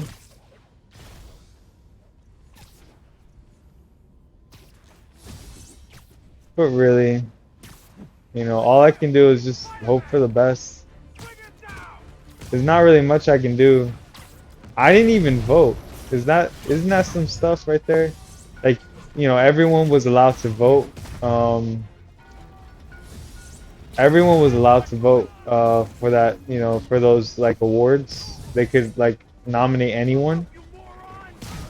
And I didn't even bother looking through it and voting for anybody, for anything. You know what I mean? Like, you know, there was like best dressed and all that, and I never actually, I never actually voted. I wasn't much involved in like the politics of people at my school, you know. I kind of just, like I said, I did my homework. I knew everyone in class, so group projects were fine. I just basically had to do all the work. But I never really knew anyone like outside of school, you know. So I never really had to deal with drama. When it came to prom, and I did go to my prom, but the way in which I had a got a date, I didn't. It wasn't like I had somehow like through some classmates gotten introduced to someone, and I asked her to prom, and she said yeah. But then I noticed that everyone started talking about her, and that apparently, and I had no idea, but apparently she had a reputation, and she was like a brand new person that just like got to like to the high school or whatever. So she was like a new student, like I had never really seen her before. But apparently, as soon as I asked her to go out and stuff, and then, you know, I guess, you know, people started talking to me more about non-school related stuff. They started talking bad mouthing about her to me, right? They were just talking bad about her to me, telling me she had a reputation. I was like, what are you talking about? And so I talked to her, I asked her, like, what's going on? And she admitted to everything. And I was like, oh man. And so there was a lot of drama there. And so I kind of said, look, I don't think I'd want to take you to prom. You know, like she admitted that all that stuff was true, like all the gossip and stuff. Because I asked her straight up. I didn't believe anybody. I actually had like a heartfelt chat with her, and we talked about it. And yeah, she said yeah, and all that stuff. And I was like, huh. And so, you know, I wasn't really much of a person to like know about all these things. So when she told me all that stuff, I was like, huh. And then I just said, well, maybe we're not very compatible, you know. And so, you know, I just kind of apologized and I said, I don't think I'd like to take you to the prom. I don't think we're compatible.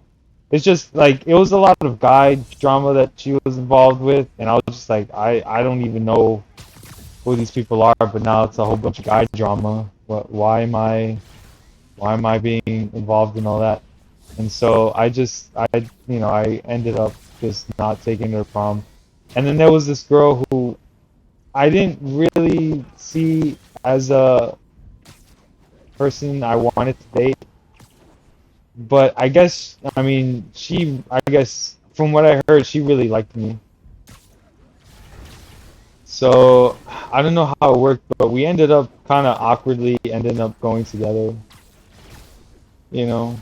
But and we had a dance or whatever, but I wasn't really interested in pursuing a relationship with her. It was kind of like she liked me, but I didn't really know her or like her like that.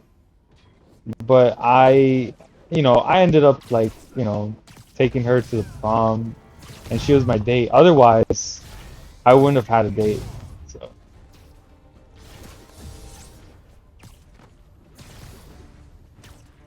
But prom was really fun.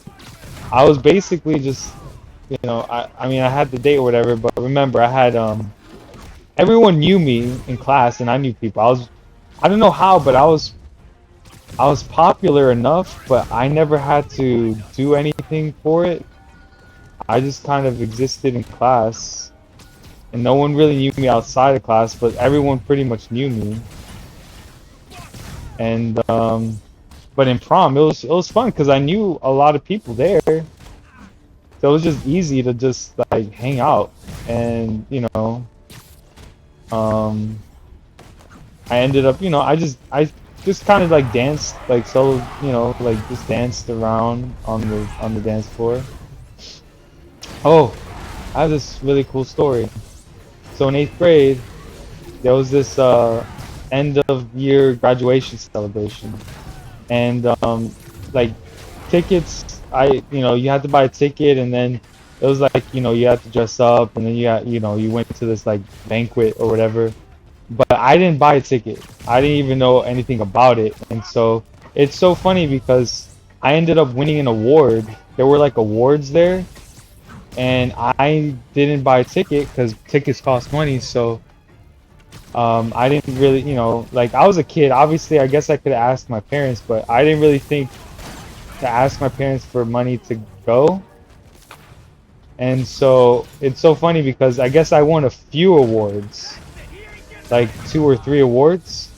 And so when they called me, I wasn't there, so they just had to move on. And I won like 3 awards. Anyways, though, afterwards, like everyone came back from the banquet, but it was still like class time because this was during the day. And then there was like everyone went to the cafeteria, and it was just like, there was like a DJ, and it was just like, the tables were set up, but everyone was just hanging out. And I remember no one was dancing, but there was music, and I wasn't even dressed or anything, but in like regular clothes. But I ended up just going out there by myself and dancing by myself and just kind of encouraging other people to come out and dance with me. And so I did that. And basically like the whole eighth grade like dance got started and kicked off because of me.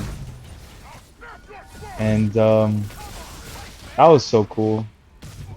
I ended up everyone ended up like encouraging me to do this to enter this dance competition at that party. And this was during the school day, but it was like the last day of like eighth grade.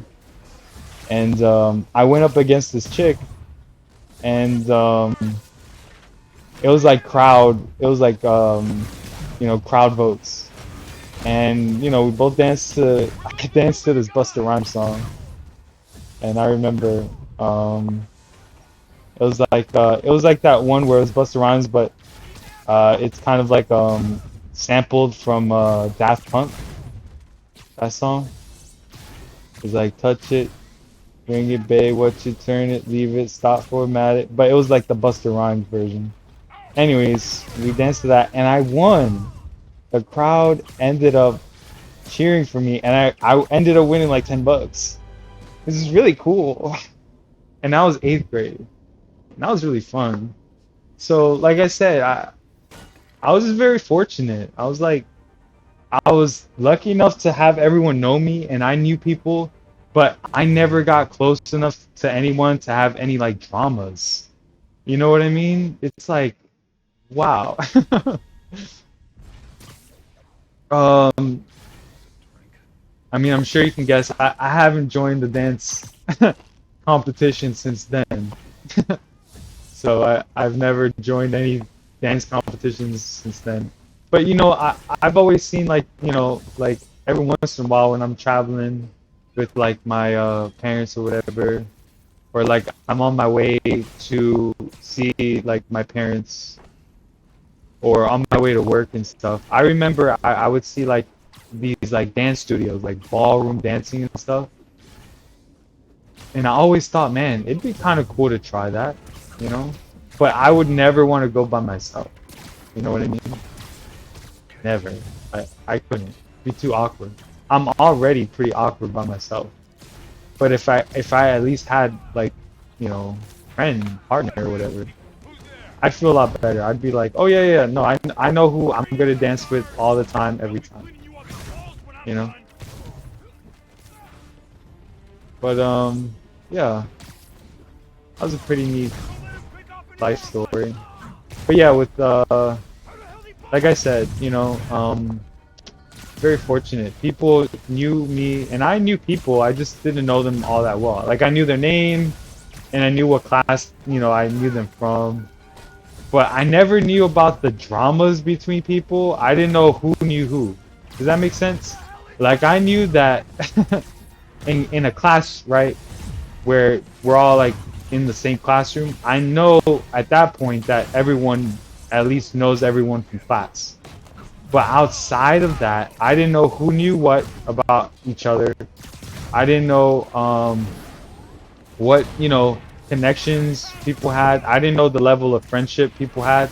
I just knew like, you know, their existence in relation to me in class with them. That was it. I didn't know anybody's life, you know. So, and I guess it's always been like that, to be honest. Always been like that. Not that it's a bad thing, man, because, you know, it's not, it's really not, you know? It kind of works out pretty well. Like, you know, I don't have any concern or worry about anything, anyone, except, you know, my own business and you know, I didn't have to worry about anyone doing anything. Not that I worried about it. Isn't that funny? Like in high school, this stuff just happened. It just happened where I didn't know anybody that well, but I didn't have a reason for why. I didn't have a reason for why. You know, I didn't know why anyone I didn't know, you know, um you know, I didn't particularly think about the lack of social connections at that time. I didn't think about the lack of like socialization. I didn't think about any of that at the time. Now I think about it. It's like, huh.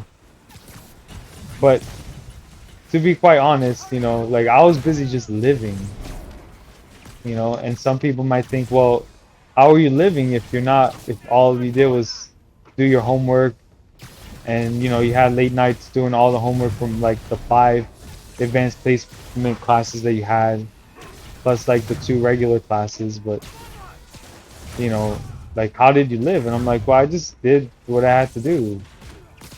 And, you know, I had my family there, you know, but I was always doing my homework. So it just kind of, life just kind of happened to me. But through work, you know, through school and stuff, just happens. So now I don't really know what to make of my life.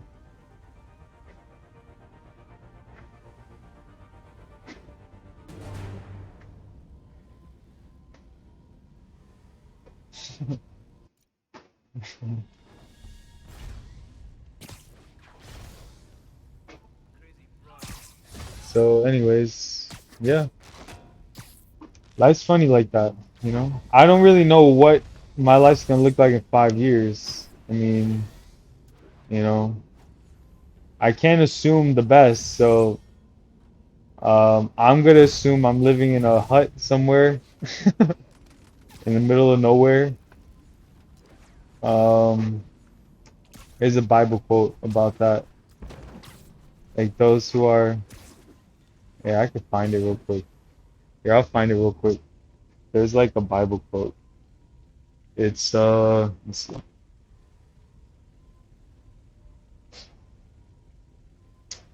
The hearted. ones that were hearted. Mm,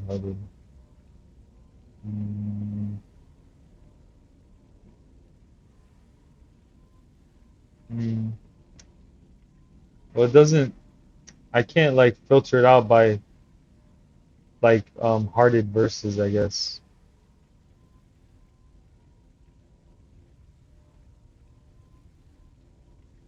No, I can't. I'd have to click through all these parts. But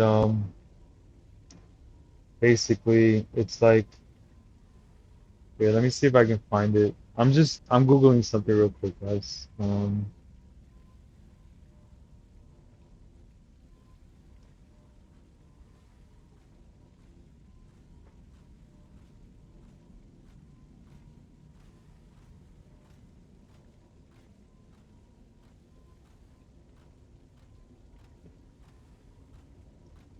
Hebrews 11:38.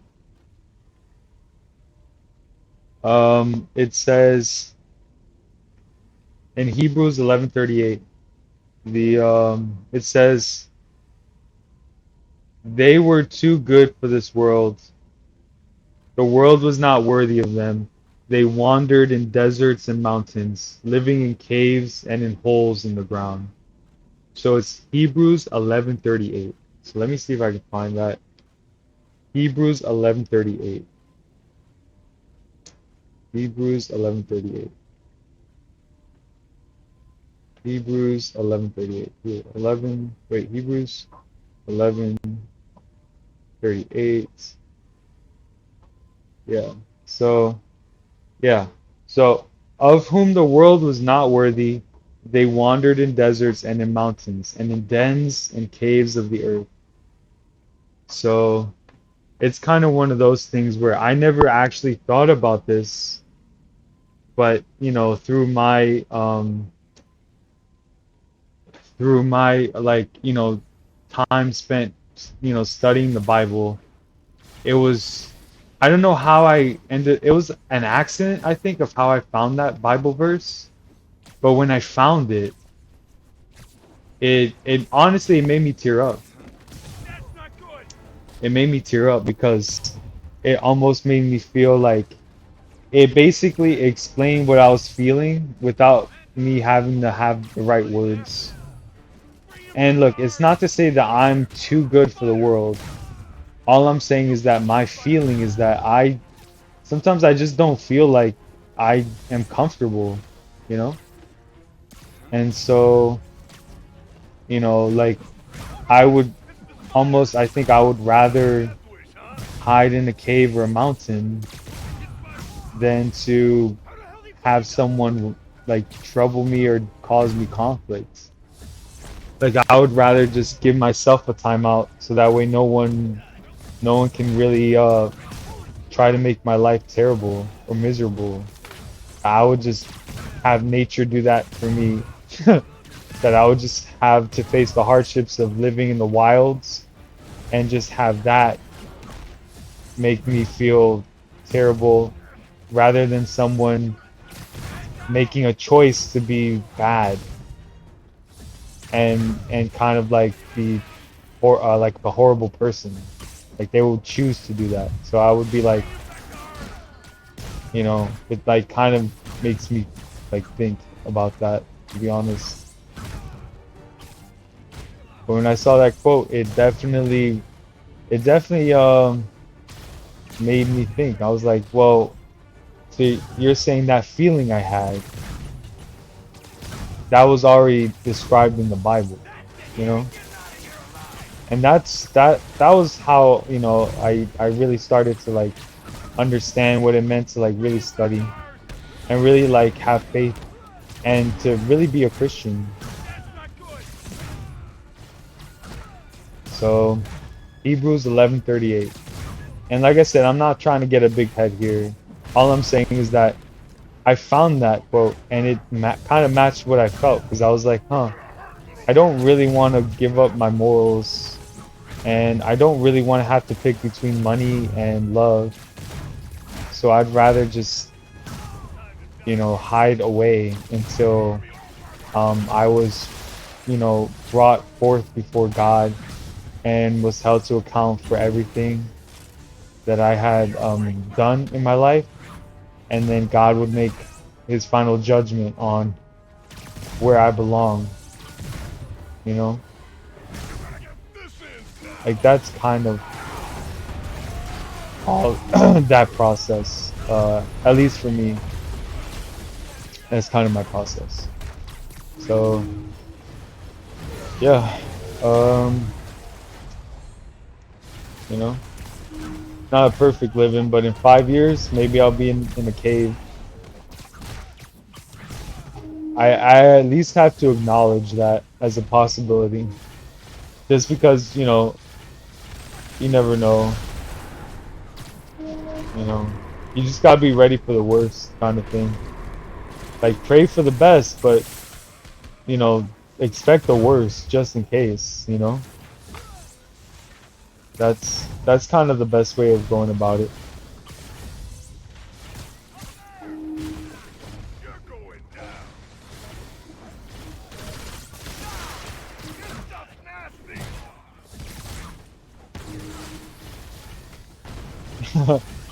Bro, I'm knocking this dude everywhere.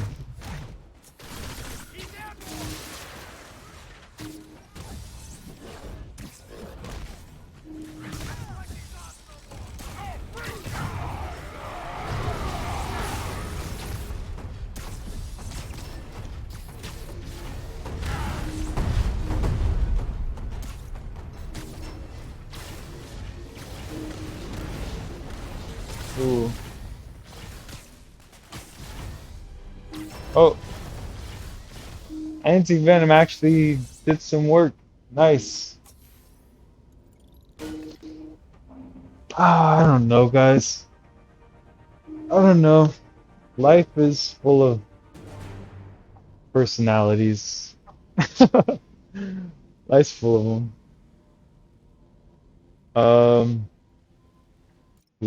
I mean, I've been doing this for what, straight up few hours now. I think I'm gonna, yeah, go over to the main story now. Let's go to the main story and I know it's not as challenging, okay? I know it's not as challenging. There's less people to fight and everything, but I'm gonna, oh, you know what? I was actually thinking maybe I should,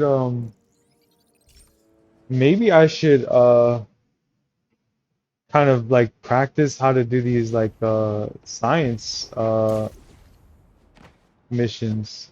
I actually like the idea of that. Let me see. So first I want to change it today. I'm gonna change it today real quick. And I know there's a crime. I know there's a crime, guys. No, wait.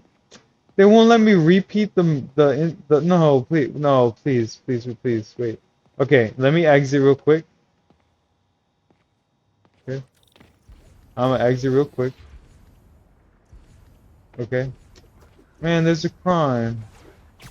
I wanted to make sure I could do the Science Institute stuff. Alright, all good. You know what? Let's get this real quick.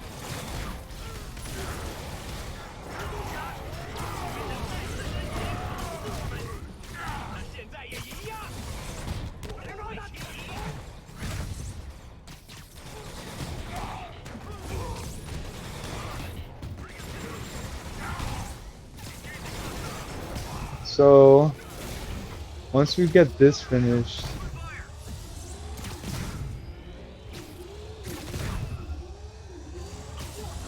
alright, last one? Yeah. I'd like to. Oh man, don't tell me that I can't do science those science missions, man. Don't tell me that. No, no, I can't do these on repeat. Oh man, that would have been cool if I could have just started adding that to my repertoire. But nope, I gotta. Dang it. All right. Well, that's disappointing. All right, ready? It's a bird. It's a plane. No, it's a guy stomping on people's chests and giving them timeouts, serving them timeouts.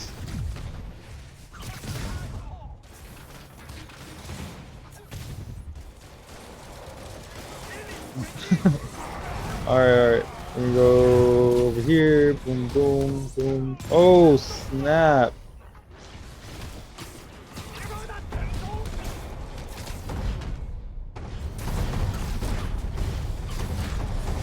Uh-huh. Yep, yep. So, check it, check it. Boom, boom, bam. Yup. Clearing this out. And then we'll get the Sable people. Uh-huh. Like I said, the anti-venom, they're okay.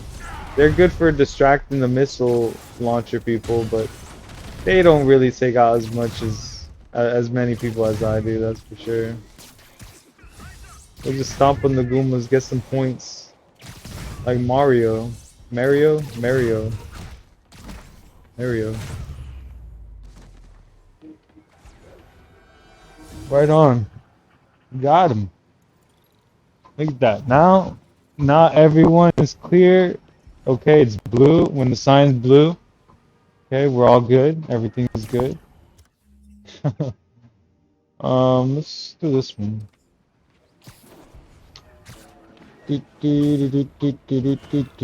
Oh, snap. Okay. Uh-huh. Okay. Ooh, oh, snipers, huh? Oh, uh-oh. Uh-oh. Don't snipe me yet. Don't snipe me.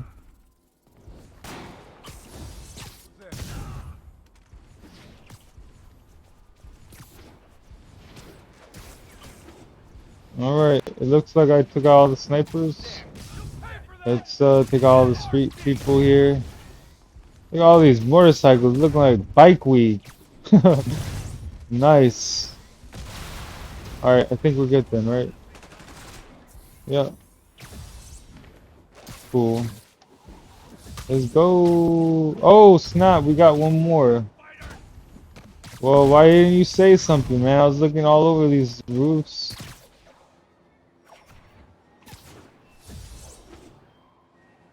Let's go.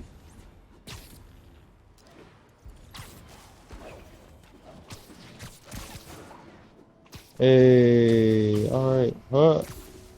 Oops. I haven't overshot in a while.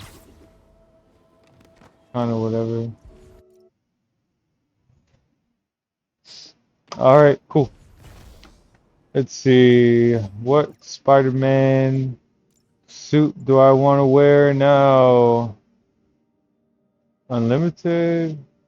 You think so? I think I should wear the one with the cape. Alright.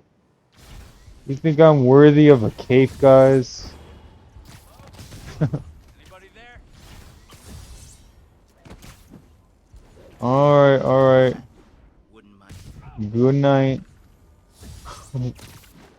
Good night. Alright. Looks like we got. Oh man, what? That was not right. I did not. Oh, come on, man. Now the sniper's gonna get me. Oh, man. Oh, man. Oh.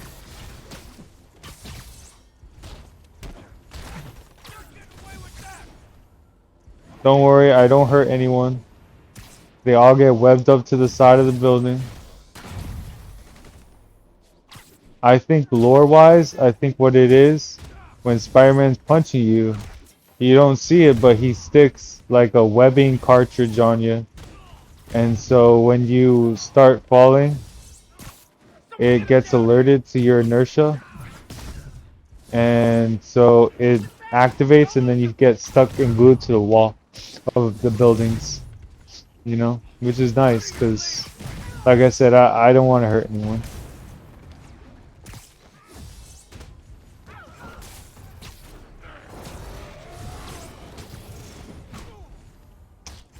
Nacho. I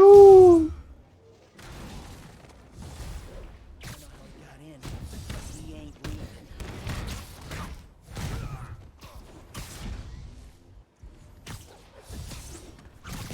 Get up! Oh yeah, we just getting these timings down, yo.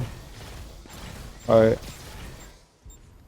Oh, dropping in. Man, that was awesome. I see him. I see him. Got him. I gotta tell you, this is awesome. Very, very good feeling. That's for sure. But remember, guys, you too can play Spider-Man. You just gotta pick up the game. I got it on Steam. So, one of the few things I ever actually bought and spent money on. Very, very, very lucky. And I'm very grateful that I did. Because it's been worth every penny. You know? It's been worth every penny. I mean, if I had to quantify how much of an investment I made, so I have like 800 hours in the game, so it was 60 bucks. So, you know, it's definitely given me a lot of enjoyment, and the investment in time has been good. So I got my money's worth for sure. If I play like 60 hours and it was 60 bucks, it'd be like $1 a minute. But I mean, I played 800 hours, so it's like like less than a penny, less than a penny an hour. You know, never did I think I would find my, dare I say, forever game. But I definitely enjoy this game, and I never thought I'd ever find a game that I'd be willing to put in so much time into. You know, like before Spider-Man, the only other game I had played a lot was like Ubisoft stuff, like Assassin's Creed stuff. But I only had put in like 300 hours, and at that point I had pretty much felt done. At that point I was like, okay, I put 300 hours and I'm pretty much good. I don't really be able to do anything else. And so Spider-Man changed that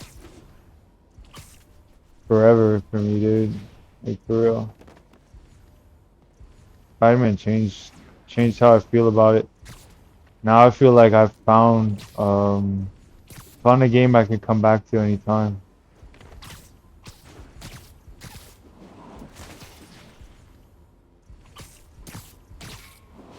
Alright. I wonder where this last guy's hiding. Let's just do a quick web strike scan, I guess. I'm hoping he doesn't have a missile launcher. As a little added surprise, like, hey, I know I'm about to get timed out here, but oh, there, okay. Hey, you want to come back down, bro? Whatever. You can stay there if you want. Woo! Right?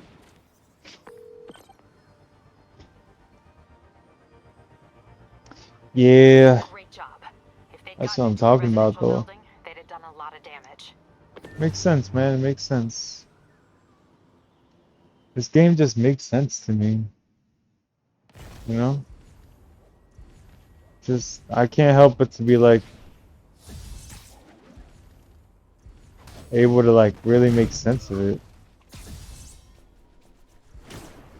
Ooh. Sorry. Okay. This time, how about I secretly sneak up, take him out, take him out. Wait. Don't tell me he's... Oh, come on. Please don't tell me my stealth is gone. There's only one way to find out. Oh, I'm not. My stealth is still activated. Oh, man. I overshot. Okay. I gotta get these snipers before I mess up. I hope so. Right on. Okay, one more, one more. No, wait. That's not the guy. That's not him. Wait, it's right here. Oh. Yes, okay. All the snipers are now gone. So now we can just go ahead and take everybody else out. Alright. Alright, use. Come on, let me grab something to throw at him. Oh man.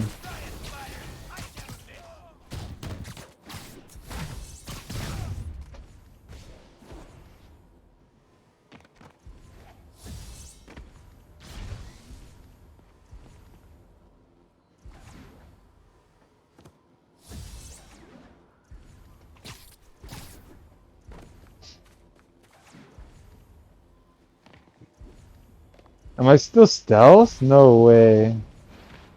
No, no. Am I? Okay, he's gonna call. Okay, now I see it. Okay, now they're coming up. Right? Spider-Man. Saw a dude running out here. What? No way. Oh yeah, yeah, that's true.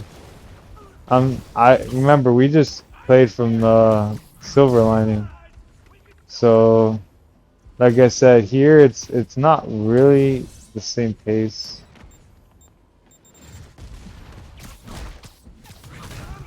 It's just you know, it's more open.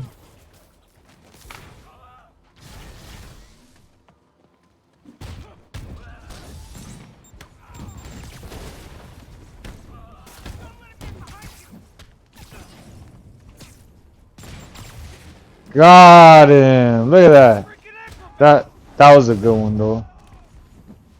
That was definitely a good one. So I caught that in midair. Yeah. That was nice. That was pretty cool.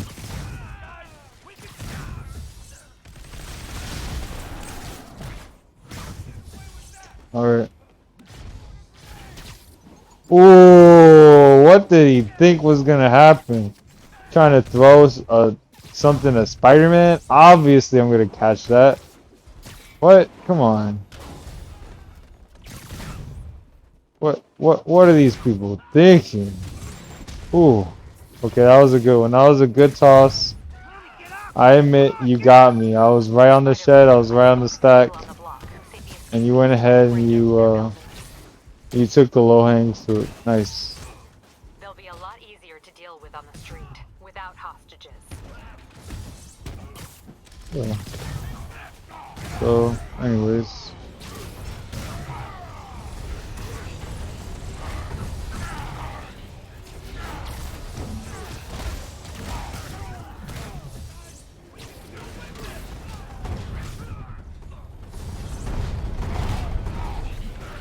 So anyways,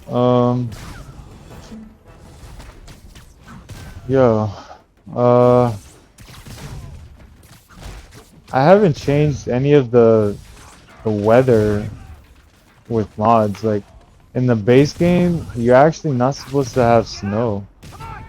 As you can see, there's some snow coming down. So I definitely like that, and maybe I should like see what weather mods I got again, because I remember when the weather mods by Link FLA were coming out. I was like, no way, and really well done. So I definitely got to Great job. put some Got thought into a into if I residential want to building change the and it weather done a lot yet. of damage. It can still be kind of snowy, you know what I mean? So it's what, March? It's March right now, so I don't know. I don't know yet. I like the snow though. I haven't seen snow in real snow. Someone there? I mean, I did see snow last year when I went to visit my mom. Guess it was nothing. There was snow in there, but not really like snow. Not enough where you could like grab it. You could just see the snowflakes. What the? Kind of like how it's snowing right now. You can see the snowflakes, but you don't see any of the snow. Who's there? Alright, so we got this guy. Boom. Oh, wait. There's one more sniper. Not this guy, this guy. Okay. Did I already travel to this corner? I did, right? Yeah. Nope. Oop, yep, I did. Who's there? Heard something. Don't let us take you out. Oh, whoa, I'm glad I caught that sniper. Almost slipped through the cracks there.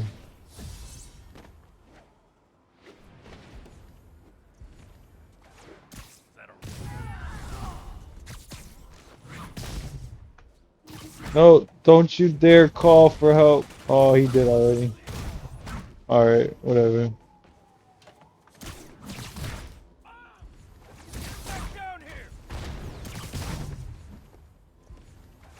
Fight him in the air. Never going back to lockup. Don't do it, don't do it, don't do it, don't do it, don't do it, don't do it, don't do it. No, don't do it. I got him! Now I'm gonna get all this. You see that? Because he shot the missile. And I was afraid to get him until he shot the missile. When we got the missile, I was ready. I was ready to counter. Yeah, okay. You shot yours? You were sure you were gonna get me, right? Well, okay. Ooh, I saw that. I saw the fireball coming first. I was like, man, I know exactly what they're gonna do. Spider-Man, I've spoken to people on the Nice. block who say the escapees Yo, I'm very get to their comfortable building. handling trash bags. I don't know about you guys, They'll be a lot but I'm easier very to deal comfortable with on the handling street trash bags. In without fact, hostages. I was one of my job duties. One of my job duties.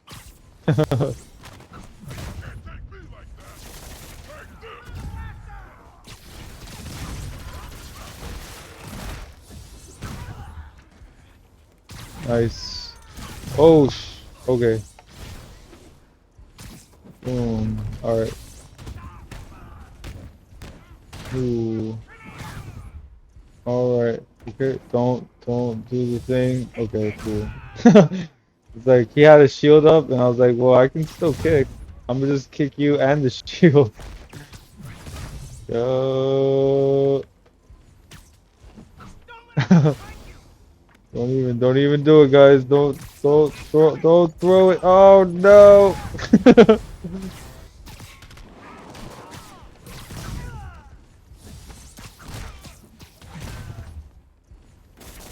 Watch out for that weapon.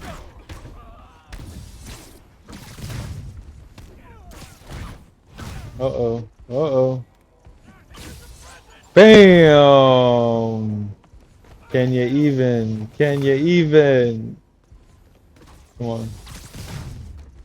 Okay, just no more, okay, right guys? You're not gonna no. Don't do it. Remember, I'm Spider-Man's assistant. You did it again. Come on now, just stop. Okay, I'm just gonna slowly come up to you guys. Okay, let's just put the missiles down. Oh, okay. Alright, I got you.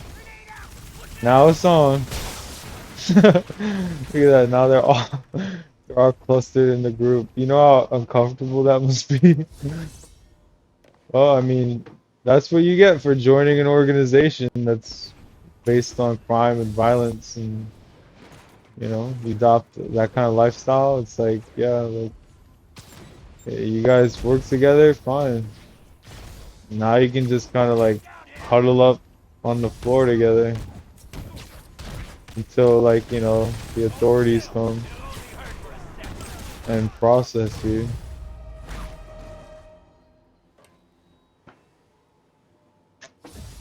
And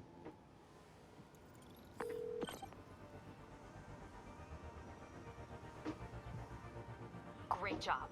If they'd gotten into a residential building, they'd have done a lot of damage.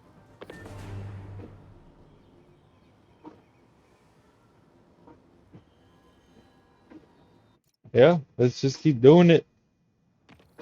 Yeah. Hmm.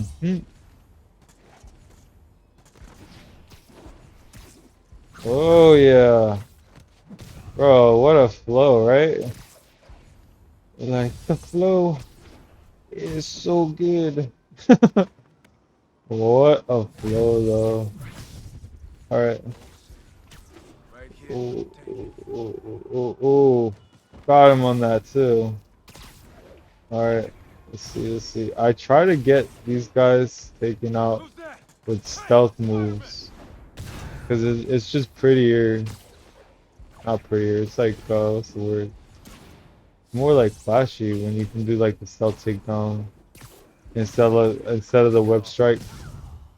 But you gotta be able to land right on the blues, you know what I'm saying? Like right there. And it's just like, oh, it's really good. I just gotta practice. It's really what it is.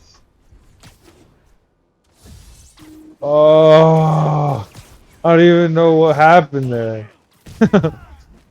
Like I bounced off or something.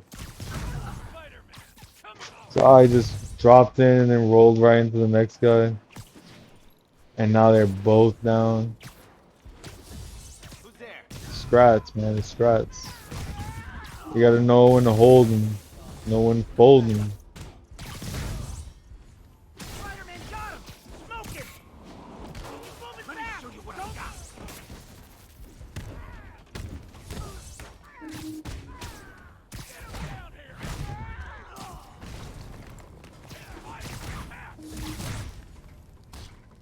Right. Oh, knocked. He's knocked out. What? Oh, oh, you lucky, you lucky, you lucky, you lucky. Okay. Oh.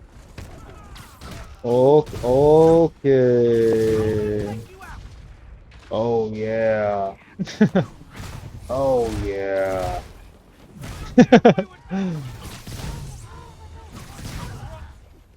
Okay.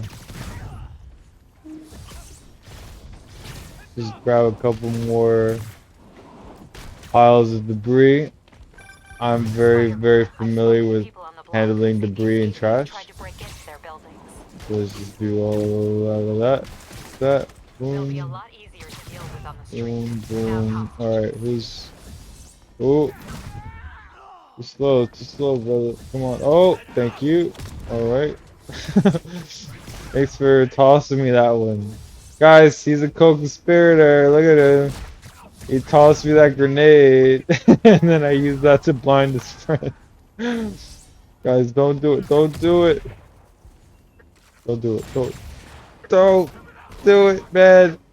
Guys, you better stop your missile friend. He's gonna keep launching this stuff at me and I'm gonna use it against you guys. Look at that. Oh. Alright. Whoa, that missile guy, did he disappear or something? What was that? Yeah. Oh! Oh, he got me. He snuck it on me, dude. Alright, alright. Okay, that won't happen 20 times in a row. That's for sure.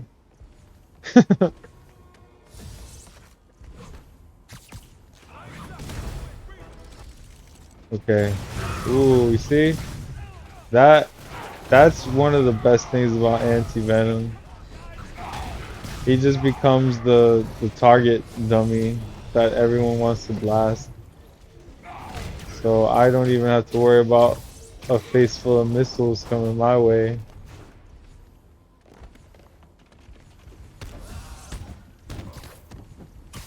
And that's that.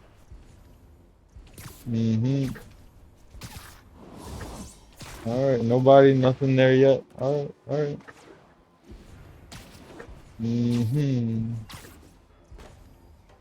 Let's go, let's go. Moving fast! Don't lose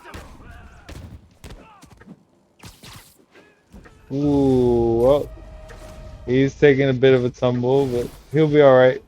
Because, I'll stick to the walls. Don't worry, no one actually gets hurt. Maybe some people's probably get hurt because they thought they could commit crime, but otherwise, nope. It's all good. Yeah.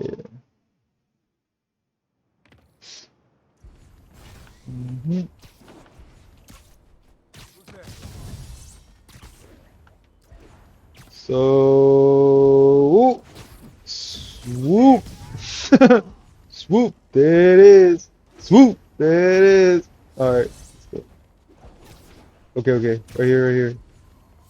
Ooh, that's that stealth. Oh, I got caught? For real? He's a snitch. Look at that. Took him out. That's it. You can't snitch no more. Now you going night. Let's go. Yeah. Alright, this guy right here, he's out. This one right here, you see how he's out too. Okay, you see this guy right here? This guy right here. See that? See how I'm just kind of running around and making him all nervous? See that? Right. Okay, watch this. Watch this. 2. And he's out. Brother, did you not just see me take your friend out? Oh, okay. All right, got a lot of got a lot of gunners out here. All right, fine. Boom. How's some trash for you? I got the only gift I'm gonna give any of these people some trash. You want coal, right? Because you've been acting like you want coal for Christmas, guys. Whoa. Okay. We can just all stop fighting. Oh man. Alright. Ooh. Come on, I was in the process of grabbing a missile. They just don't count it.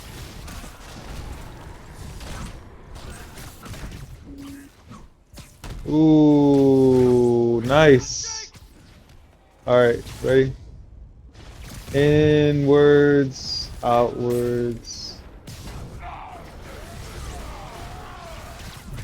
And I remember when I was first really getting into when it was when the mods were happening, and I remember thinking, okay, in the base game, pretty much everyone plays the same, right? The speed and the animations are all the same. And then I remember, if you look at a vanilla person playing the game, that they basically play pretty much the same. Because everyone's at the same base speed, everyone's got the same animations. But now it's like everyone who plays the game and has found out about like Nexus mods and modding the game have all discovered that now you can pretty much modularly build your own Spider-Man experience. And so it's kind of like everyone can just kind of be whatever Spider-Man they want, or Spider-Woman, because there's a lot of Spider-Man, people mods out there, so you can be whatever character you want, and I'm just like, that's the best. You can just be the Spider-Man you want to be. Be the change you want to see in the world. Be your own Spider-Man, Guy, don't do it. Don't throw the grenade. Don't do. Oh man, he threw the grenade. Dang it, man. Oh. Okay, guys, don't. Oh. Okay, guys, look. I just did that one to him. Don't repeat his mistake. Don't. Oh. All right, let's go. Here we go. What? Don't do it. There's a lot of trash here. I'm gonna throw trash in your face. Oh! Oh, there's a grenade. Oh no, it's gonna explode in my face. Alright. Oh, that was a close one. Oh, okay.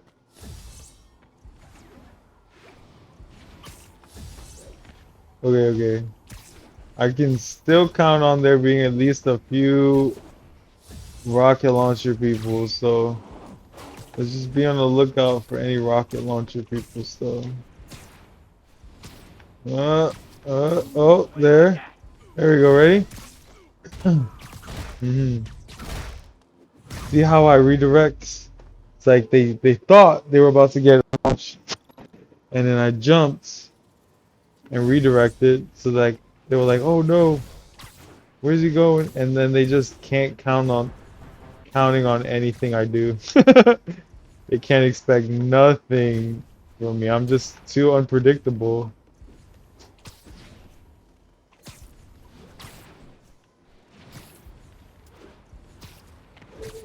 It seems like there might be another person hiding around here, but I can't find him.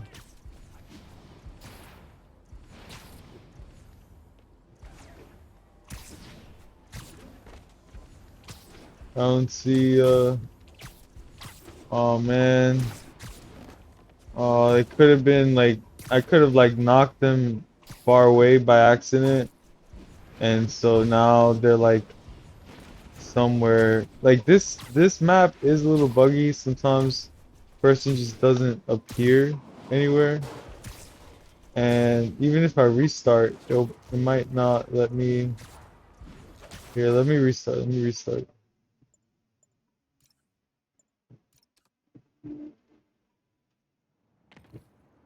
Okay, everyone's reset. Yeah, okay. This is not bad then. Yeah. Okay, that's a freebie, right? Okay. So I'm gonna try. Okay, wait. Too overshot. All right. Okay. He can have a nice little nap now. Well, just think of it. You're napping on the job. You're getting paid to sleep. It's not bad. No. Oh man. I knew that guy was gonna snitch again. Oh man. Okay.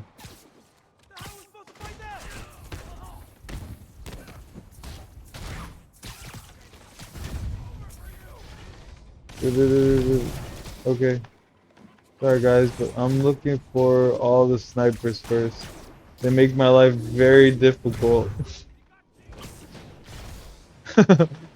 Make my life very difficult, so we just gotta handle them, okay, with as much professional courtesy as a Spider-Man has to give.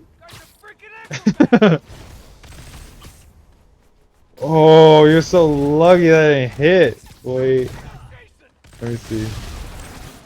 Lucky. All right, let me see. Okay. Ooh. Wait. Come on down. You got it. Ready? Oh. Yep. Ready? Uh-huh. Yeah, he wasn't ready for that. Oh. That. Ooh. Got him. Oh. Hey. You want to lift? Right? Okay, ready to build up. Yeah, what a build-up, right? Right. Okay. All right. Oh, snap. Drop. Someone get him down here! Ooh. Hmm. Guys, you should have listened to the training videos. What happens when Spider-Man comes around? You just stop, drop. You stop, drop, and you put your head in your hands.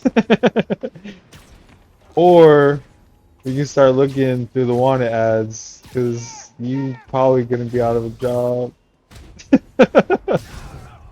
Right?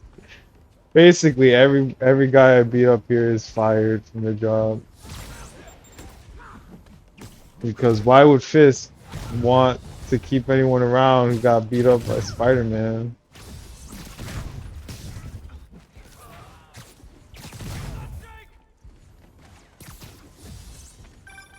Spider-Man, I've spoken to people on the block who say the escapees tried to break into their buildings. They'll be a lot easier to deal with on the street, without hostages. Ooh, yes, that's exactly it. Yep. All right. Okay. Here we go. Yep. Carried. That carried.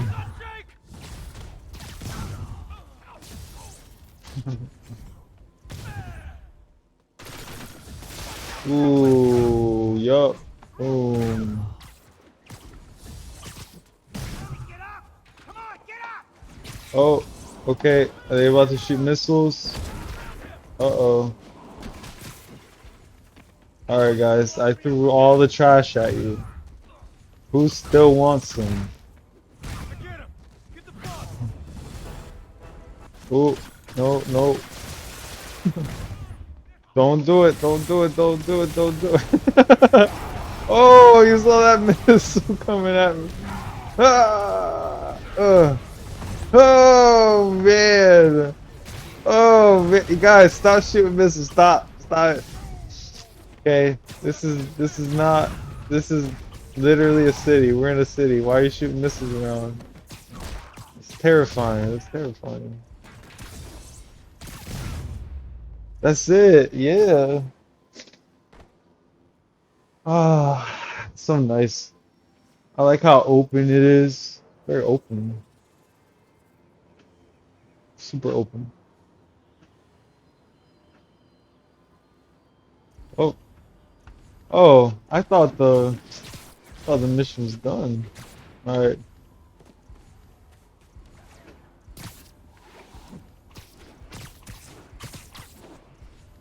I'm watching. No missile guy is gonna sneak up on me and pop one in my face. I'm ready. Oh, this might be bugged again. I hope it's not, but if it is, it is. Oh, dude's hanging out here again. Right on. At least we got him. At least we got him. Great job. If they'd gotten And into this a has been a residential building, blast they'd thus have done a far. lot of damage. Yeah. Finally understood my calling in life. Or at least my calling today. My calling today. Play Spider-Man. Play it. Play it. So we've been playing it. I guess, with the first stream I had was 2 hours, and then this stream is 5 hours, so it's been 7 hours. Been pretty good. I've been feeling pretty good about it thus far, you know? Someone to the Right on, boom. Who's that? Oh, we have a chance. We have a chance for more stealth. Wait. Okay, wait. And I overshot. Wait. Oh, I overshot. I should have just left it. Oh man. Oh. Okay. Man, I got caught now. Alright, alright. Man, I was so close. So close. Falling right on the blue. I will practice. I will practice that.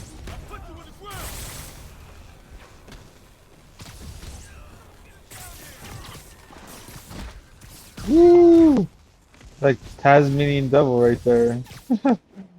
They like do all those like vortex spins. He's just so fast. Taz. Whoa. Trying to throw a grenade. Hello. I'm right in front of you. Why are you trying to do range? Like 6 feet apart. Oh, hey, welcome in, missile guy. Just hold on a sec. I'm about to fix all this. There you go. Oh, okay, okay. Oh, oh, oh, oh, oh, oh, oh no, oh no. Okay, no missile guys here yet. Okay, good, good, good. It might be congregating over here. Oh, yep.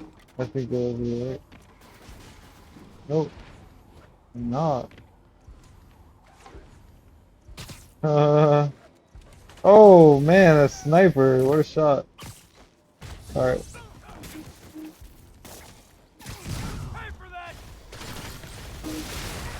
Ooh, that was good, man. That was a good use of fire right there. Good for you. Good for you. You scorched my suit a little bit. Awesome. That I don't know if burns come out in the wash. I don't think so. Ouch. Another missile. Oh, nice, nice, nice.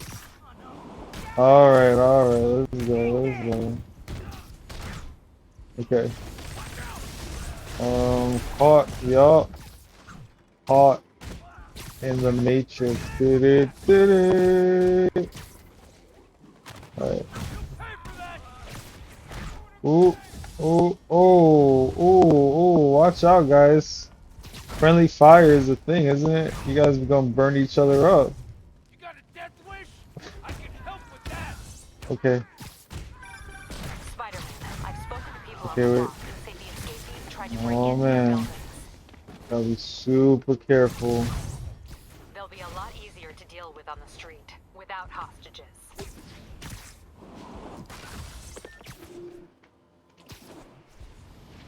Mm-hmm.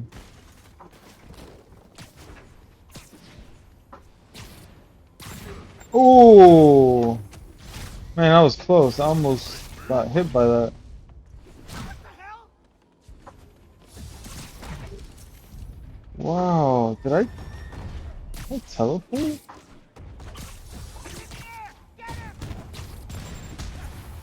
Dude. Alright.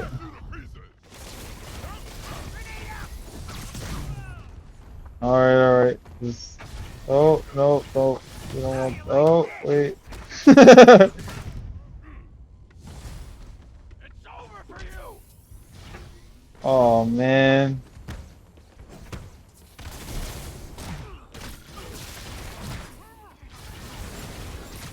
Whoa. Is that... What is that? What am I doing? It's like a super dive. It's like a super dive or something. Oh, come on, man. Your own people are shooting missiles at you. Don't you feel bad about that? Don't let him get behind you. Oh, man. Okay.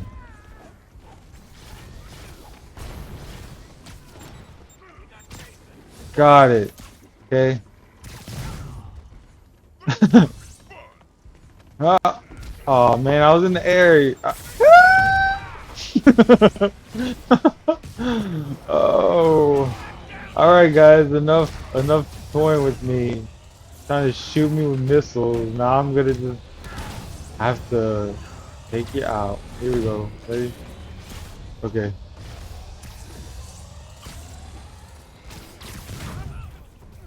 Okay, got those.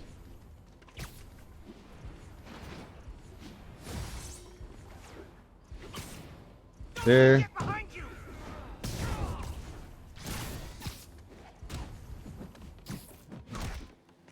Nice. Uh-huh. Oh! Got that! Oh, that was good. Yo, that was really good. Mm-hmm. Boom, boom, boom, bam, bam, bam, bam, bam. Spider-Man. Spider-Man. Spider-Man. Spider-Man. Spider-Man. Alright, Spider-Man. Spider-Man. Radioactive Spider-Man. Alright. Man, that poor guy, he's like, I just gotta hold this baton, right? And Spider-Man, he won't be able to get me.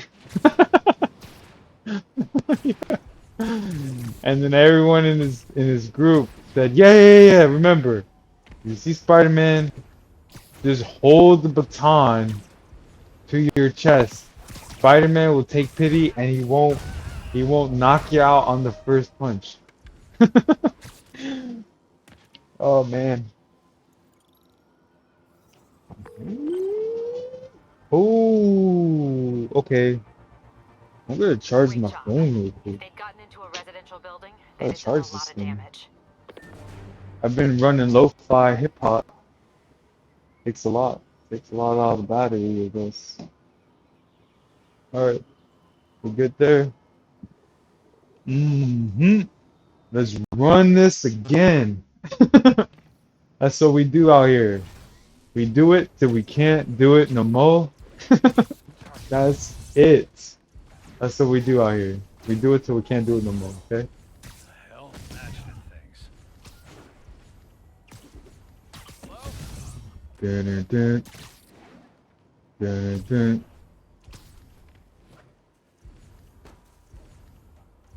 Hey, I'm stealth. Oh no, don't call your people, not yet, guys, not yet. Come on, bro. I'm still trying to work on this. He's here! Spider-Man's here! Okay, oh man. Oh, okay, wait. Oh, okay. Okay, if I can get this guy. Okay, wait. Just, come on, I got to fall in the blue. I just want to fall in the blue. Like, okay, whatever. Alright. Okay. Okay. Come on. Oh, come on. Come on, game. Come on, game. You know where I was trying to go. Don't worry, guys. You guys can still chat. You just gotta be on the floor. That's it.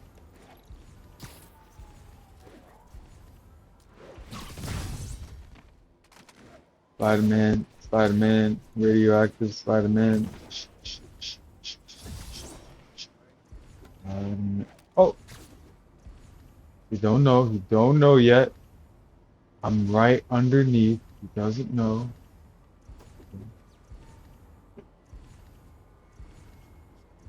Okay, watch this.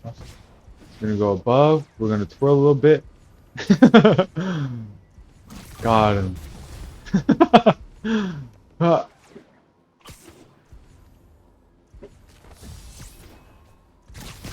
you pay for that! Wow. Oh, wait. Now they out and about. They are out and about now. Yup. They after me. They after me now. Let's see. Come here. Come here then. Come here. Bro, you were looking for me. Why wouldn't you allow me to just pull you in my webs? You were running the other way. Come on. Got him. Oh. Ready? Bam. All good. All day. That's how we do it. Oh, don't. Don't do it. Don't do it. I know you want to click the button for the missiles. Don't click it. Don't click it. I promise. Don't click it. It's not worth it. Not worth it. This suit, man. It's not worth burning up.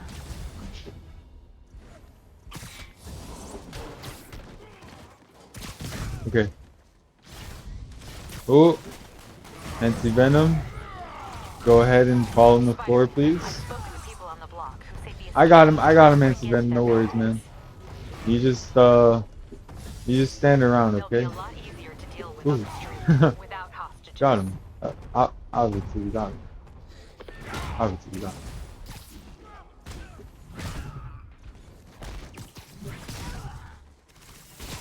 Oh, nice. Okay. Alright, I'm here now. We'll all just take a second here. Boom, boom, boom, boom. Boom. No, wait. Okay. Boom, boom, boom, boom, boom. Don't do it. Don't. Oh, I got him. Don't do it. Don't do it. I'll do it back. I'll throw it back. That was a good throw, man. Good job. Alright. Come on, don't stop trying to throw grenades at me, guys. I'm not your enemy. Right? You're not your enemy, guys. I actually prefer quiet people over loud people with guns. It's just I'm not your enemy. It's just a preference, you know.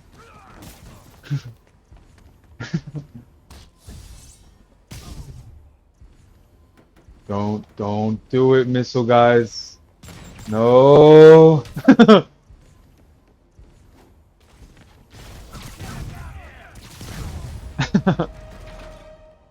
That was it. That was the round. Yeah, that was the round. What can I say, guys? It's the Spider-Man. It's the Spider-Man inspiration. Great job. You know? If they'd gotten into a residential Just do the building, right thing, they'd have done a guys. lot Do of the damage. right thing. Yeah.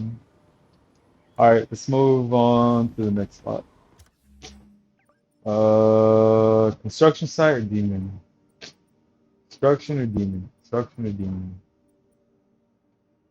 Construction, right? Construction. We've been indoors pretty much the whole time.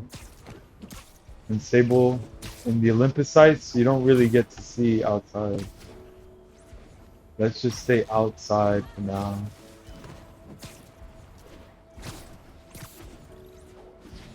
Alright, ready? Let's go. Alright. Let's try another suit. Man, we got a ton of suits, man. Ton of them. So nice. Alright, ready? Woo! Okay. I'm stealth. Wait.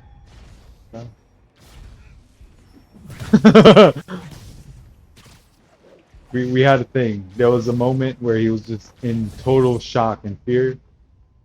And then he's like, oh, it's just Spider-Man. I'm not gonna die today. I'm just gonna get knocked out. That's it. Yeah, that's the spirit. No one's really dying here. Everyone's just chilling. You know? You guys are just posing a threat to all the people outside. Like, imagine you're holding guns. Like, people just trying to drive and walk by. Like, who knows what kind of corruption happens to a man who's got a gun and he's walking around a population that also that doesn't really have guns.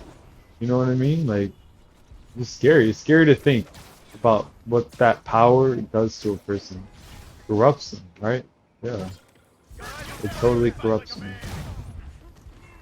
So that's why I'm here, and that's why I'm pretty much taking everybody out. I can't take that risk, guys. Look, I mean, you're walking up the street.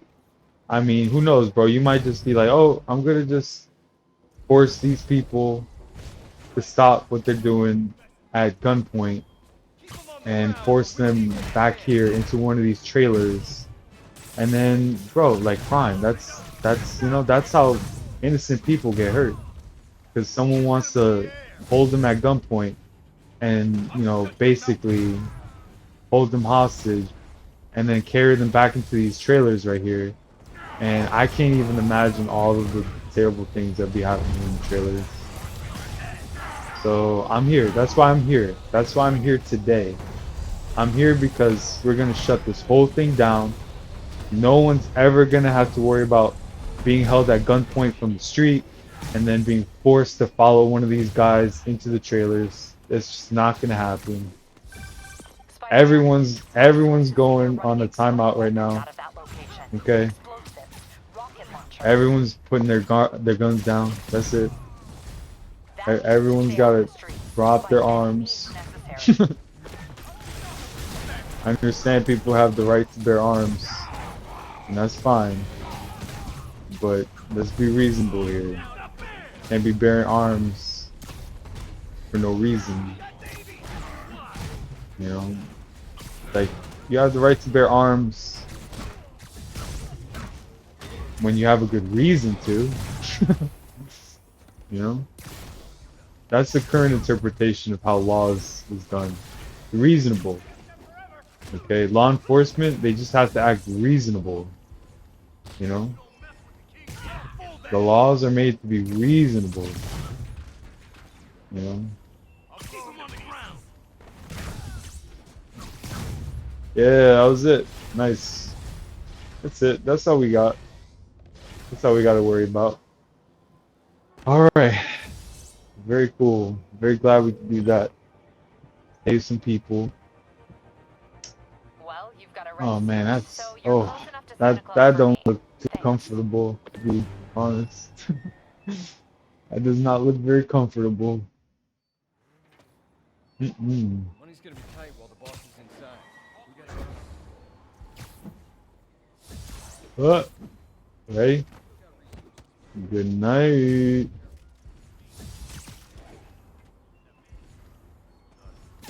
Come here, come here. It was like, woo! Alright, ready? Hey. Good night. Alright, who's next? Well, I think I know. I think I know. Is the guy by the porta potties, right? Yeah. Right here, right here. This guy right here by the porta potties. Yup. Oh, looks like this guy. This guy is asking. He's asking to be, you know, lifted up for a minute. Okay. Hey, oh. Okay, wait. I'm still stealth, right? I'm still stealth? No. Oh, well. Hey, alright. Come here. Where you going? Where you go? Oh, yep. Knocked you back a bit. It's okay, look. And there we go. Whoa. Whoa. Hey, let's not stay by this. It's very dangerous right here. Right? What? Oh. Don't, guys, let's not go here.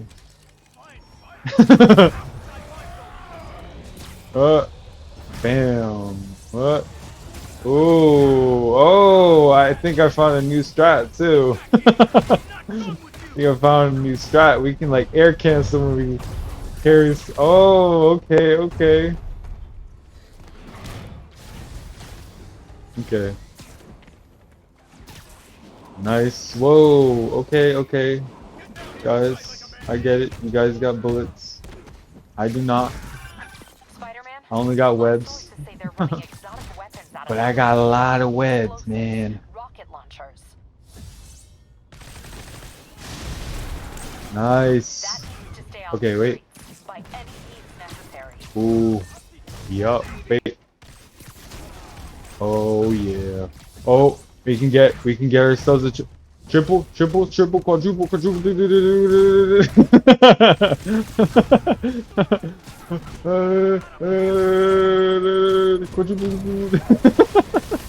I'm just kidding. Oh, where's Spider-Man? Oh, here I am. You saw it because I basically like was walking around his back the whole time. And so he was looking around, but I was literally just behind him. Right. Oh man, this is nice. Very fun, very fun. I can do this. I can do this. Alright. Whoa. Slow your roll. There you go. Oh, okay. Guys, look. I get it. You wanna punch it, you wanna be aggressive, but guys, I'm not the one holding the guns and holding people hostage, man. You gotta understand. I'm just look. If you guys weren't holding guns, I wouldn't be here. If you guys weren't holding guns, but you guys holding guns, right? And so now I gotta be here. Well, you've got a red suit, so you're close enough to Santa Claus for me. Thanks. That's how it works, man. That's how it works. All right. Money's gonna be tight while the boss is inside. So here I'm gonna just do this, and then that's gonna help charge my webbing. And look, now he's on the ground. Let's go to the next spot. Okay, this guy. Hey, I know you're trying to go out to the street, but you know what? Just chill right here. Now I don't even have to worry about you doing nothing bad. Yeah. Oh. Peekaboo. Hey. Boom. Hey, guy. You about to use that restroom? Hey, you. Toilet trouble? What's up? Good. I don't know, man. I guess I'm just gonna have to put it down. If you guys use the toilet, just unfortunately you can just hold it. You gotta hold it now.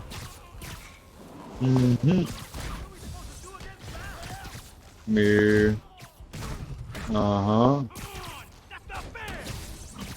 you gotta hold. Everybody, just put your arms down. Okay. Come on now. I'm in an ass-kicking mood. How to do that? Picks for everybody. Get down here. Ooh. Ready? Oh man. I gotta do something about it. Gotta figure that out a little better. Oh.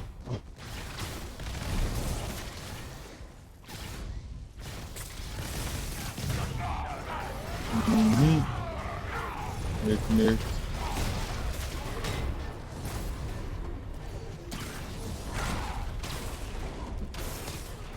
Whoa.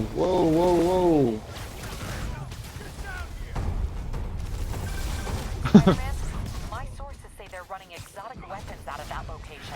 Explosives. Ooh. rocket launchers. Okay. I got some people just chilling right now. That needs to stay off the Okay. streets by any means necessary. Okay, anti-venom, you can help out.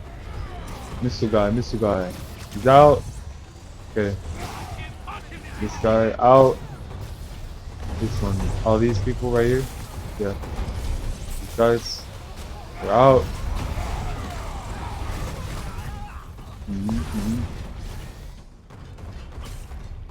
Oh. Hello. Oh. That was pretty cool.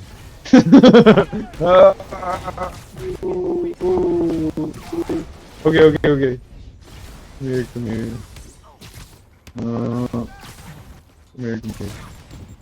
Oh man. Okay, just chill for a second. Guys, wait. I'm just trying to take out all these people one at a time. Come on, man. Just give me a second. I'll get to you. I promise.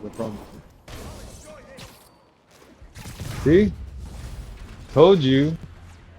Just give me a second and I'll be right there. Lickety split. Alright? Be right there. have you've got no a red fear. suit, so you're close enough to Okay, Santa Claus for me. Spider-Man Thanks. is here. Okay. Mm-hmm. Money's gonna be tight while the boss is Right. inside. We gotta earn on Keep our it own. going. That's what we're doing. Mm-hmm. Boom. Bam. Uh-oh. Battery's low, guys. The sun's getting low.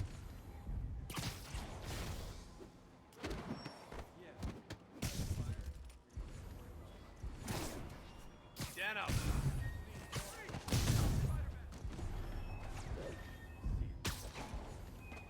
Oh, sick and tired of you. Shoot him down. So am I.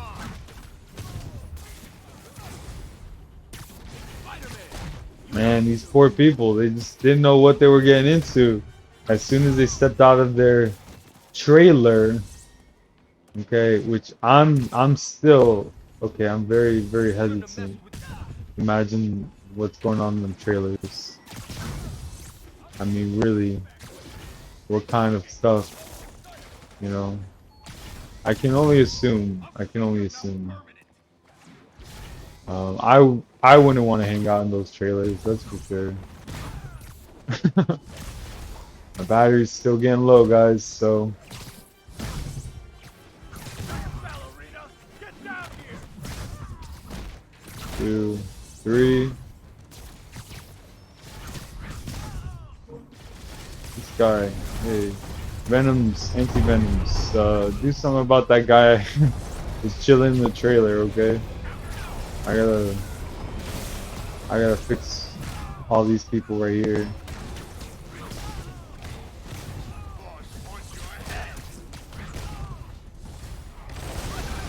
Spider-Man, my sources say they're running exotic weapons out of that location. Explosives, rocket launchers.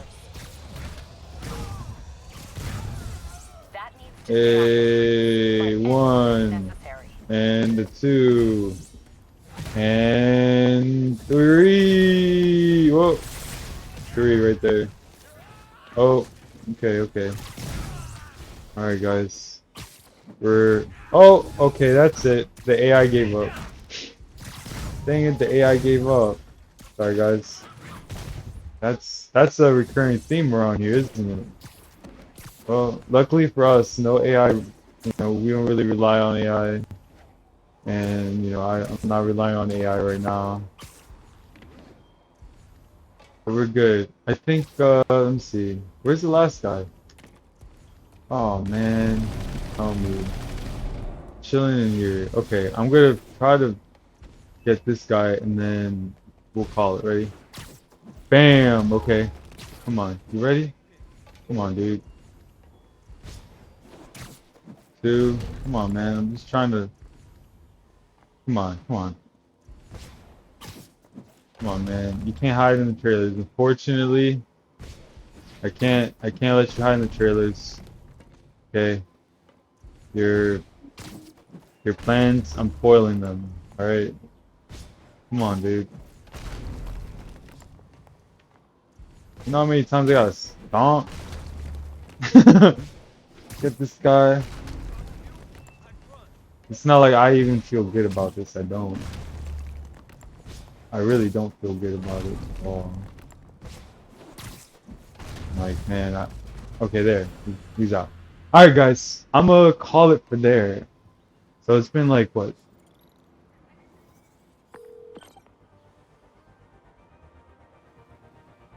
Well, you've got a red suit, so you're close enough to Santa Claus for me.